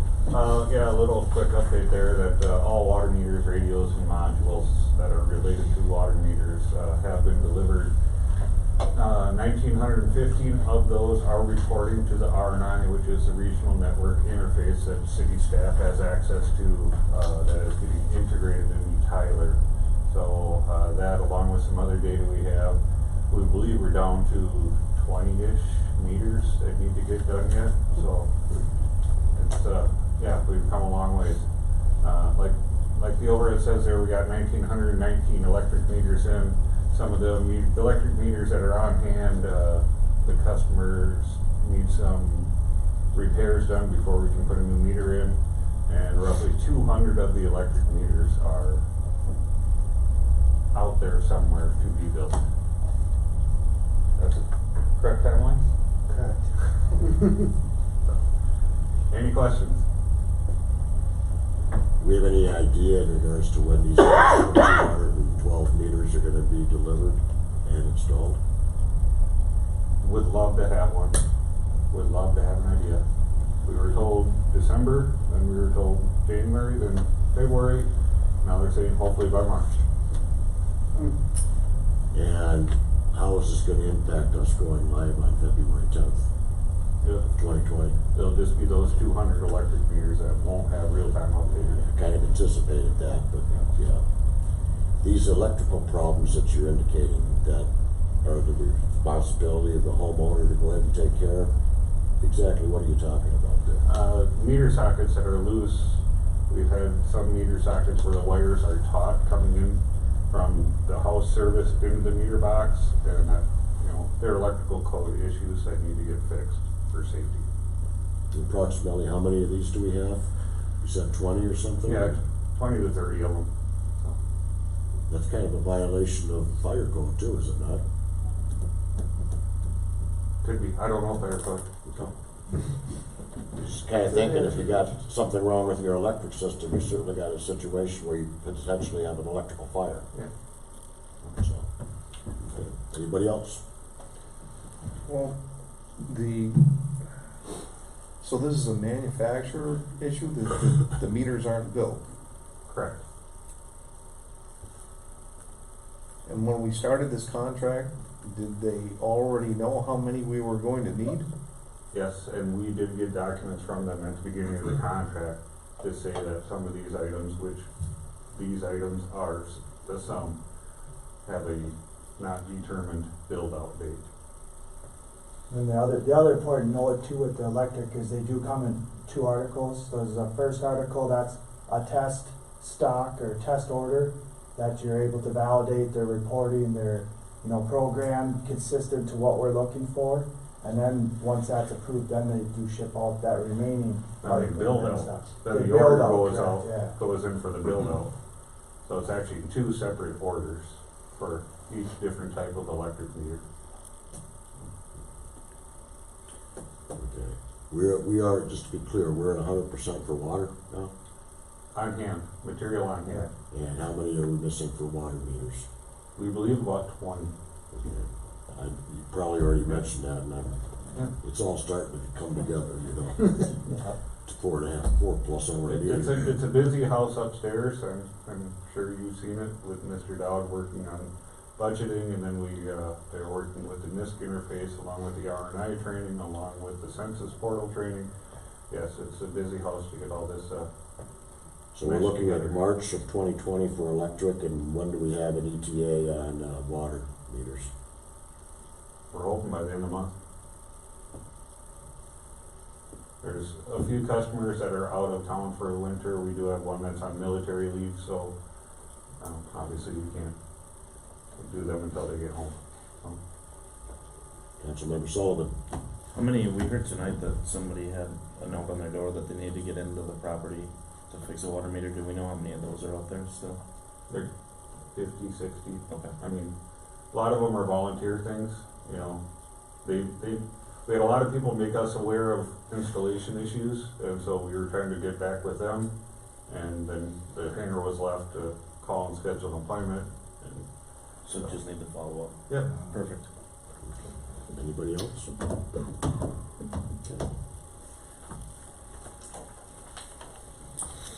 So, action requested is just to approve the submission of the payment request form to Government Capital Corporation for payment of 3 for the AMI meter project totaling $327,450.28. And this would, just to be clear, this would represent materials that have been received and installed to date. Correct. Yeah, and there's still, I think, 500,000 or so left on the contract. So, I'll entertain a motion and to approve the submission of payment request form to Government Capital Corporation for payment number 3 for the AMI meter project. So moved. Is there a second? Second. Any discussion? Hearing none, all in favor? Aye. Any opposed? That motion is carried. Thank you very much, gentlemen. I'm sorry for the late evening for you. Oh, did you have something for? I just wanna say thank you to both of you.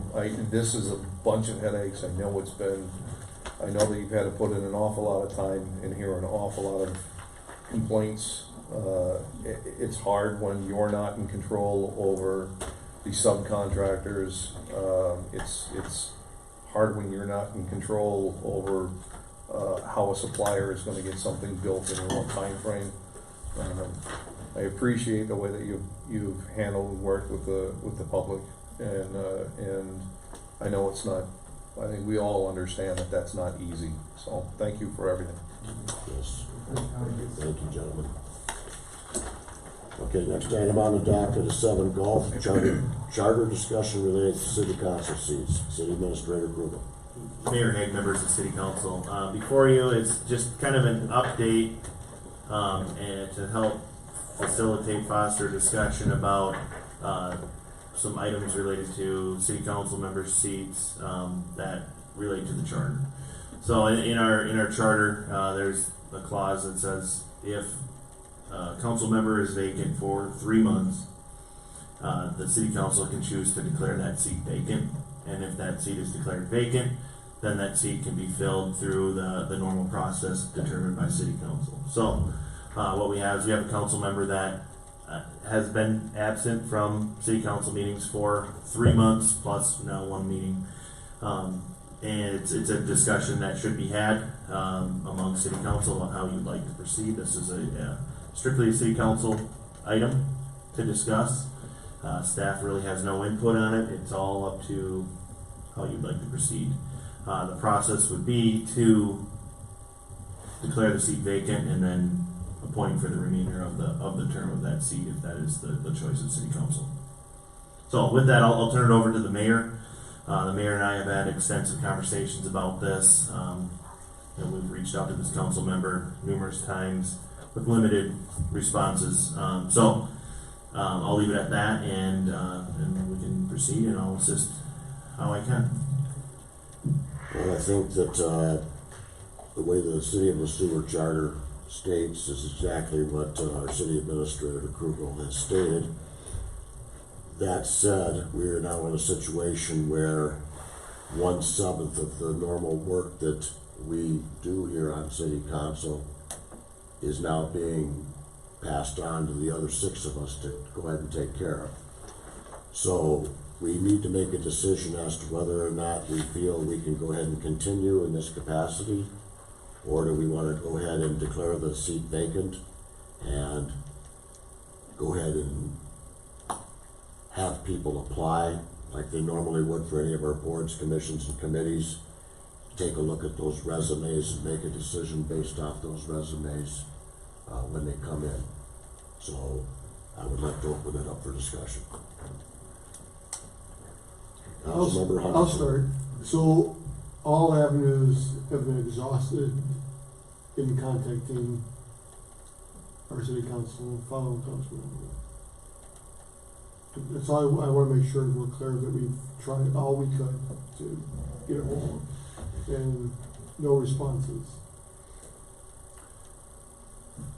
I can describe my attempts, if you may. So text messages, phone calls, go unanswered. Occasional text messages I'll get back, returned, but with no real direction.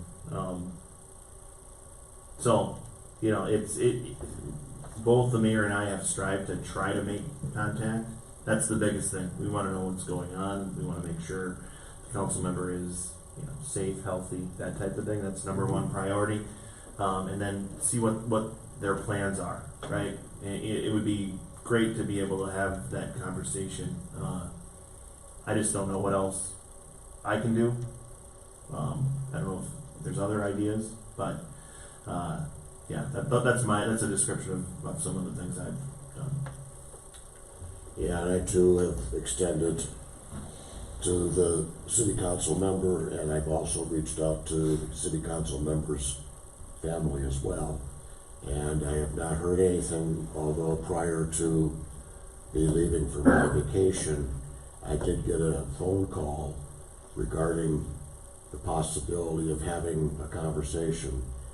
I instructed our city administrator to reach out in my absence to try to get something scheduled for today prior to our city council meeting, so that we could see what we could do to remedy the situation if there was anything to remedy. That did not happen. So where we're basically at is what we both stated. So, Councilmember Sullivan. When you said that did not happen, was there communication directed towards him and no response, or was there no communication at that point? After he reached out, there was direction given? Yeah. And so I requested a meeting at 3 o'clock today, with no response. Okay, I just wanted to be clear. Yeah. So it really comes down to, what do we do? Do we continue to operate 6/7 of a team, or do we go ahead and look for somebody that's willing to go ahead and step and fill the remainder of the term, which would be ending a year from now? I have another question. So you need, according to charter, you need consensus of the city council, or do you need a unanimous vote on that, or? It's a majority. It just based on majority. And then we had to agree majority on how to proceed next. Correct. So the first step, if you choose to go down this path, is to declare the seat vacant. Then, if it's vacant, then you can define what the process is to fill that seat. That's totally up to city council. We don't have a set process. Most recently, when Councilmember Sullivan was appointed, what we did is we had a period of time where people could apply. City council then evaluated those applications, brought people in, interviewed them, and then made a recommendation or a motion and a second and a vote on that position. So the process itself is undefined. We've done it before, so I think we could probably, it might mirror that. But the first thing would be to declare the seat vacant if that's what you choose. And do you need a motion to do that? Correct. It would be a motion, second, and then a vote. But before we get to that point, what I would like to suggest is this. We have our next meeting on the 23rd of December. What I would like to go ahead and publicly put out there is that we would like to go ahead and know beyond a shadow of a doubt. We'll give one more opportunity. We'd like the individual to go ahead and get in contact with us no later than this coming Friday. If that does not happen, I would like to go ahead and proceed and take the appropriate steps. Is that fair enough? That works for me. Can I ask a clarifying? Sure. If we're dancing around who it is, yeah, it's pretty obvious. If he showed up on the 23rd, we could still do this motion. Yes, we could. To be clear. Yes. One. I've got two other questions. Go ahead. One, has the individual ever contacted us to give us a reason for not being here? Negative. Over time, yes, there's been there's been communication about why they're not here. So, but not in this last 3 month. That's what I mean. Period. Yeah, not in this last 3 month period. But prior to that, if there was an absence, there was an occasional heads up. Yes. My final one, it's really not that sensitive. It's a reality. Council members receive a stipend for the efforts, the work that we do. Has this individual been receiving those and cashing those checks, or receiving a deposit of those amounts? Yeah. Yes. Thank you.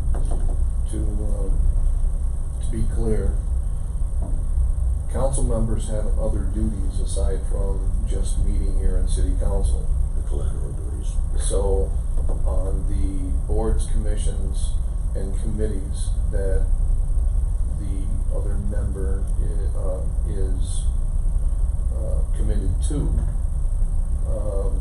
are those meetings being met?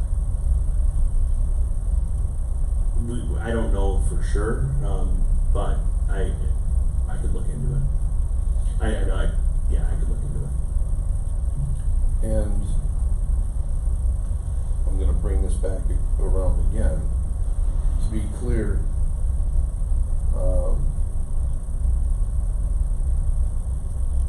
meetings have been missed prior to this in many successions. So, we're talking about in cases close to 2 months where the member didn't show up as well. Correct, I think the annual tally is about missing 61% of the meetings, I think is where we're at right now. So in 3 years, it's more than 1 year's worth of meetings. Again, we don't know for sure how many of the collateral response bills are being missed, but the assumption would be most likely.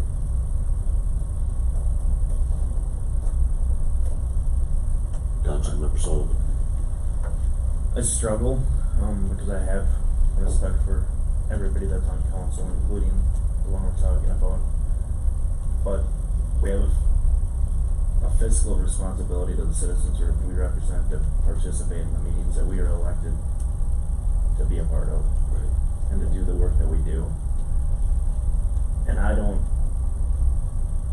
know what's going on in his life at this time, and it doesn't matter. But I feel like he's not meeting that expectation, and the fact that he won't communicate with us, and now it comes up, last week that he wants to reach out. I struggle that we even move forward at this point without making a decision, for the simple fact that we're looking at 61%, not just the 3 months that he's missed now. So are you willing to make a motion then to go ahead and begin the vacating process tonight? I struggle moving forward. Here too is a tough decision, but it's not about just the extra work that the other 6 of us are doing.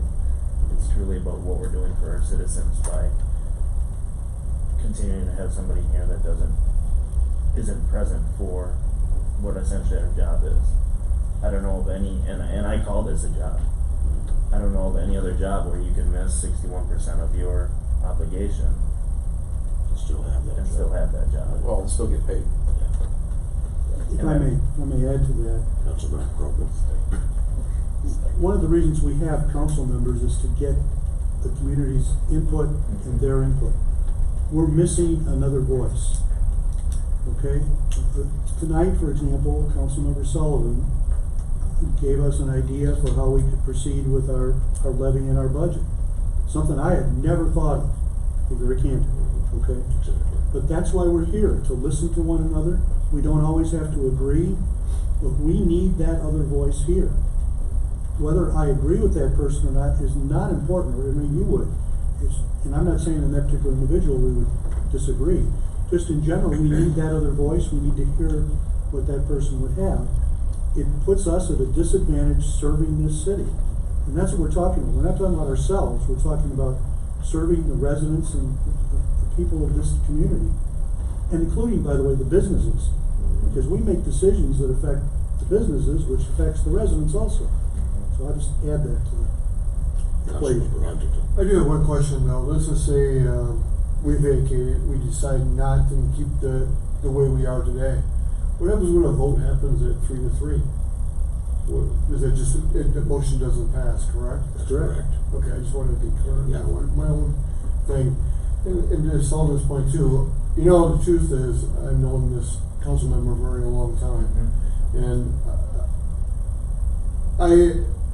I miss having him here too, and we do, like Newell said, we need to have that a group of people here to represent the city of Sueur. He was voted by the city of Sueur, and I miss him.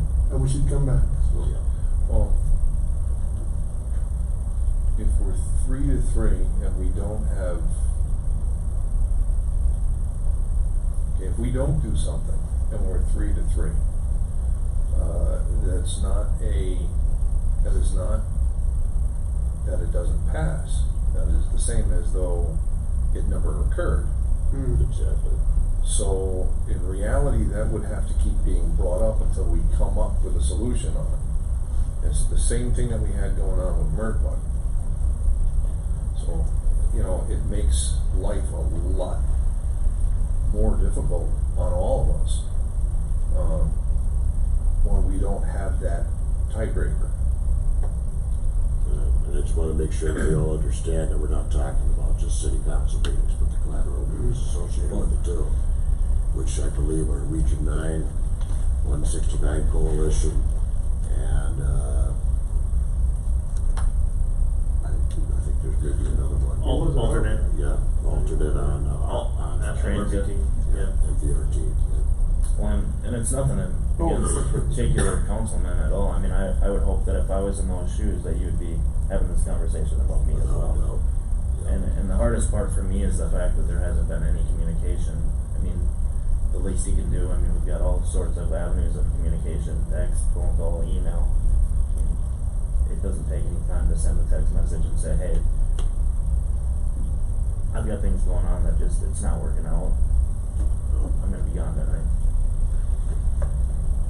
As I stated earlier, I'd like to make a motion then that, we give it till close of business Friday, 12/13/2019 for him to reach out to either myself or to our city administrator, give us an idea in regards to what's going on and what his plans are. Can I get a second? I second. Any additional discussion? I'm not sure what that does. It doesn't, it's just, please do it by It's kicking the can down the road again, yes, Yeah. but It's not a decision to do anything, it just, Pushes it off.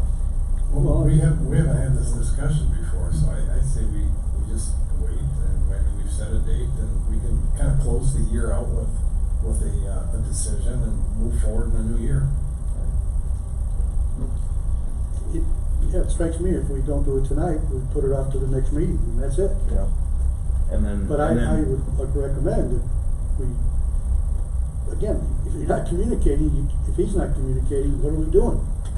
And if you kick the can down the road and he communicates with us before Friday, then we still have a decision at the next meeting, whether he comes back or not, to follow through with vacating it or not. I feel like we've given him ample opportunity to respond to us. I mean, I knew coming into this from day one that it was an expectation that I respond. If I'm not gonna be in attendance, I respond when there's email communications with me. That's an expectation that the citizens expect of me. That's an expectation that my cohorts expect of me.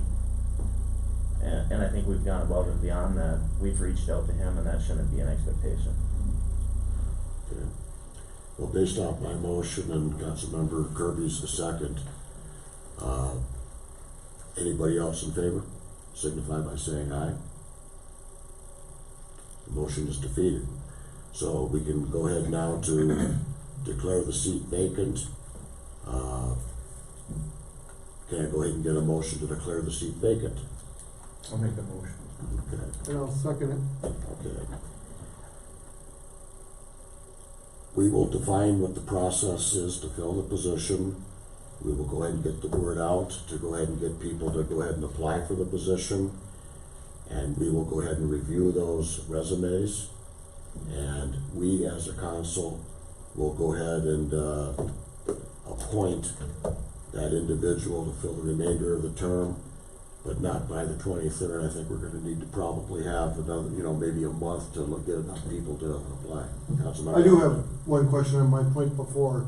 So, regarding, that's what you wanna do with the applications, would you have a majority for discussing that, or do we make a decision, maybe we just leave it the way it is till November of 2020? To leave it at 6 instead of the 7. Right, I think we should have that discussion too, whether we do applications or we don't. Okay. At least have the discussion. Okay.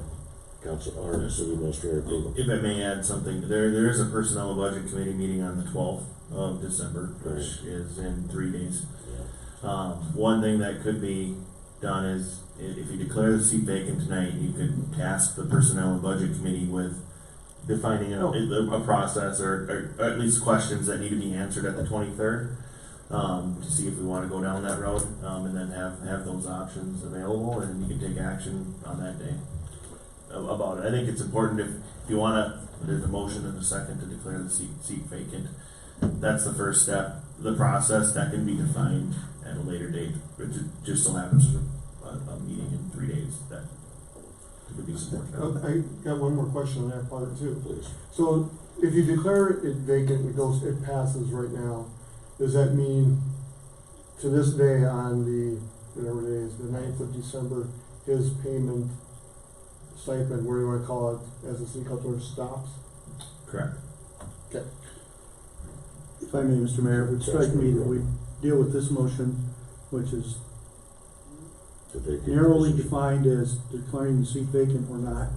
And then we can make a separate motion to refer it to personnel and budget to come up with a plan to be presented on the 23rd for how to fill the seat.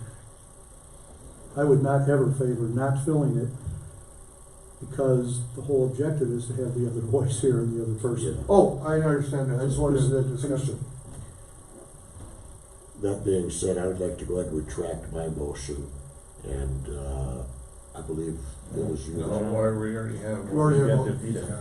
You got Well, That the, was defeated. That was defeated. now And so then we- you did a vacant. Yeah, I already made the motion. And I second. Okay. Oh, Mark. And I Mark seconded it. seconded. and We were in had discussion. And the only thing I can say about it is going in this route rather than the other route. We already know that we're looking at a meeting on the 23rd, and I really don't wanna be having this discussion on the 23rd before we close out the city business for the year. Yeah. You know, I would much rather make a definitive decision, which is the direction that I've already put the motion and seconded. And to be clear, just one more time, that motion is to declare the seat vacant and to That's- go ahead and have the personnel budget committee. No, No. the motion is just to make just the to position vacant. Correct. Okay, so we've got a motion, we've got a second, all in favor? Aye. Any opposed? Motion is carried. Mr. Mayor, if I may, I'll make a motion that we refer the matter of this vacant seat to the Personnel and Budget Committee and instruct them to work to have a plan in place by the 23rd for filling the seat. And I'll Present to the second- council. I'll second that motion. Any discussion? Hearing none, all in favor? Aye. Any opposed? The motion is carried. We now move on to our comments, reports, and items of appreciation. And why don't we go ahead and start with Councilmember Sullivan? The only thing I have tonight is we had an RPAC meeting and I don't have anything to report from that at this time. Okay. Councilmember Families. The only thing I have tonight is a recognition of a fantastic holiday parade, lighting of the tree, celebration. It was fun. It was a lot of fun. There was a lot of people out. It's kind of cool. I got to do the countdown for Newell to light the tree, and being partnered with Rotary in this, having the Christmas trees out there, forming the lions. We had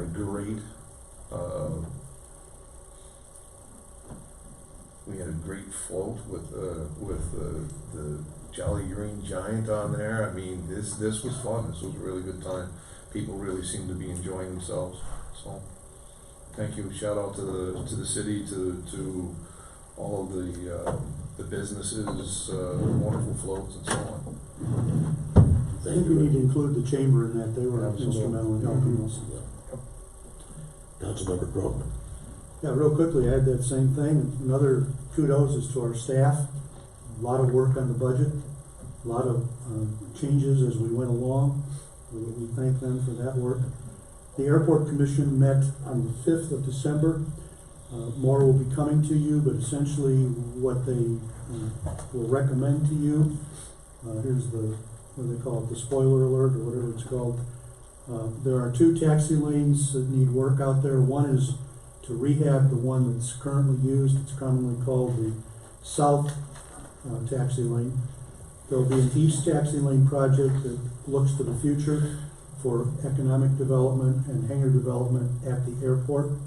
Those 2 were the ones they want to go forward on. In terms of water, sewer, and constructing what's called a T-hangar, which is a place to park airplanes face-to-face, essentially. That will come down the road as funding is available. We need to find some additional funding outside of the city budget for those. It's very tricky how we fund them with the state and federal monies. but that will be worked on, and that will come to you in the future. So there's some progress at the airport, but because of fiscal constraints, we're not gonna do everything that everybody wishes we could. Thank you very much. But our thanks to Sam DiMaggio, our community economic development person. She'll be working on economic development activity or possibilities along with the EDA. We don't have any yet, but we've opened that dialogue, and she'll be working on that, and we thank her.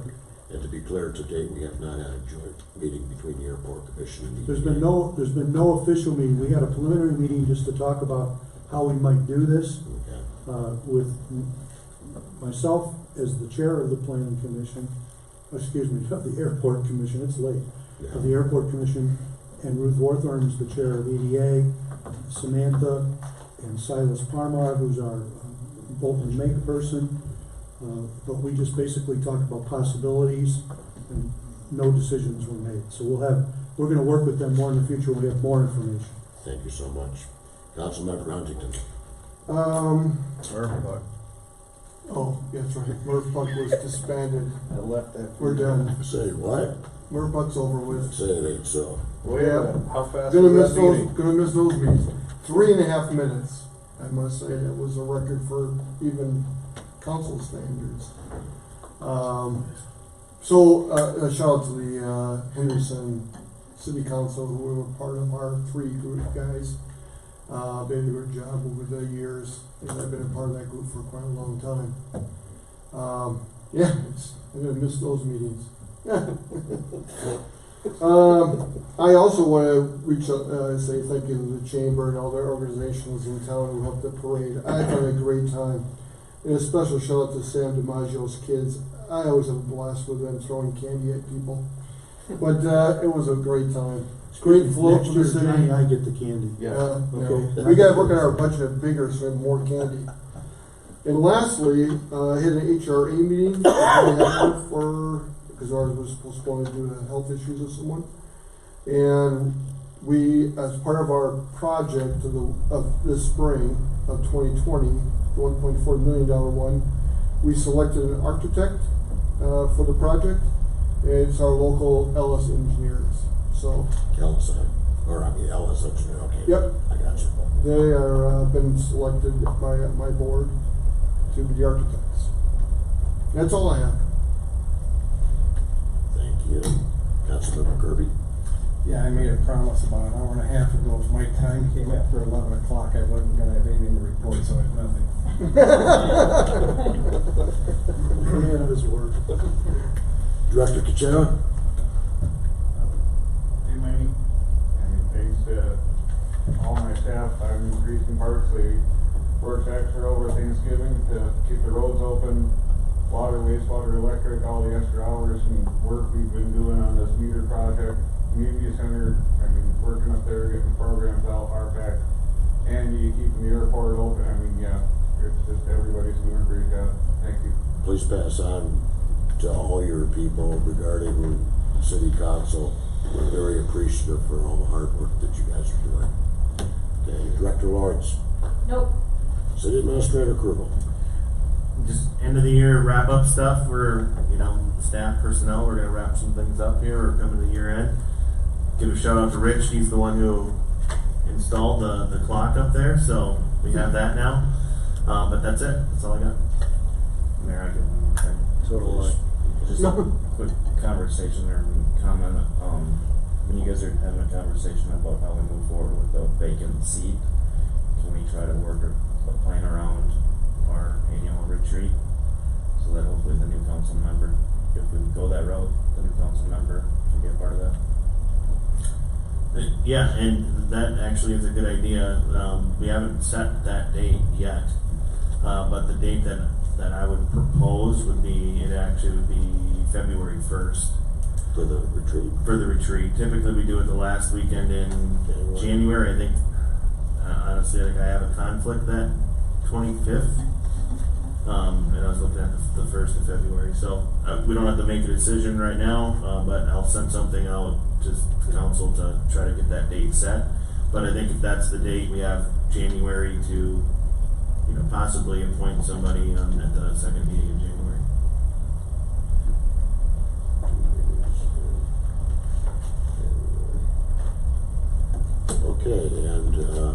like to say is, I'd like to thank our president of our city council, Councilmember Krogman, for filling in so admirably for me in my absence, for the tree lighting and for the parade.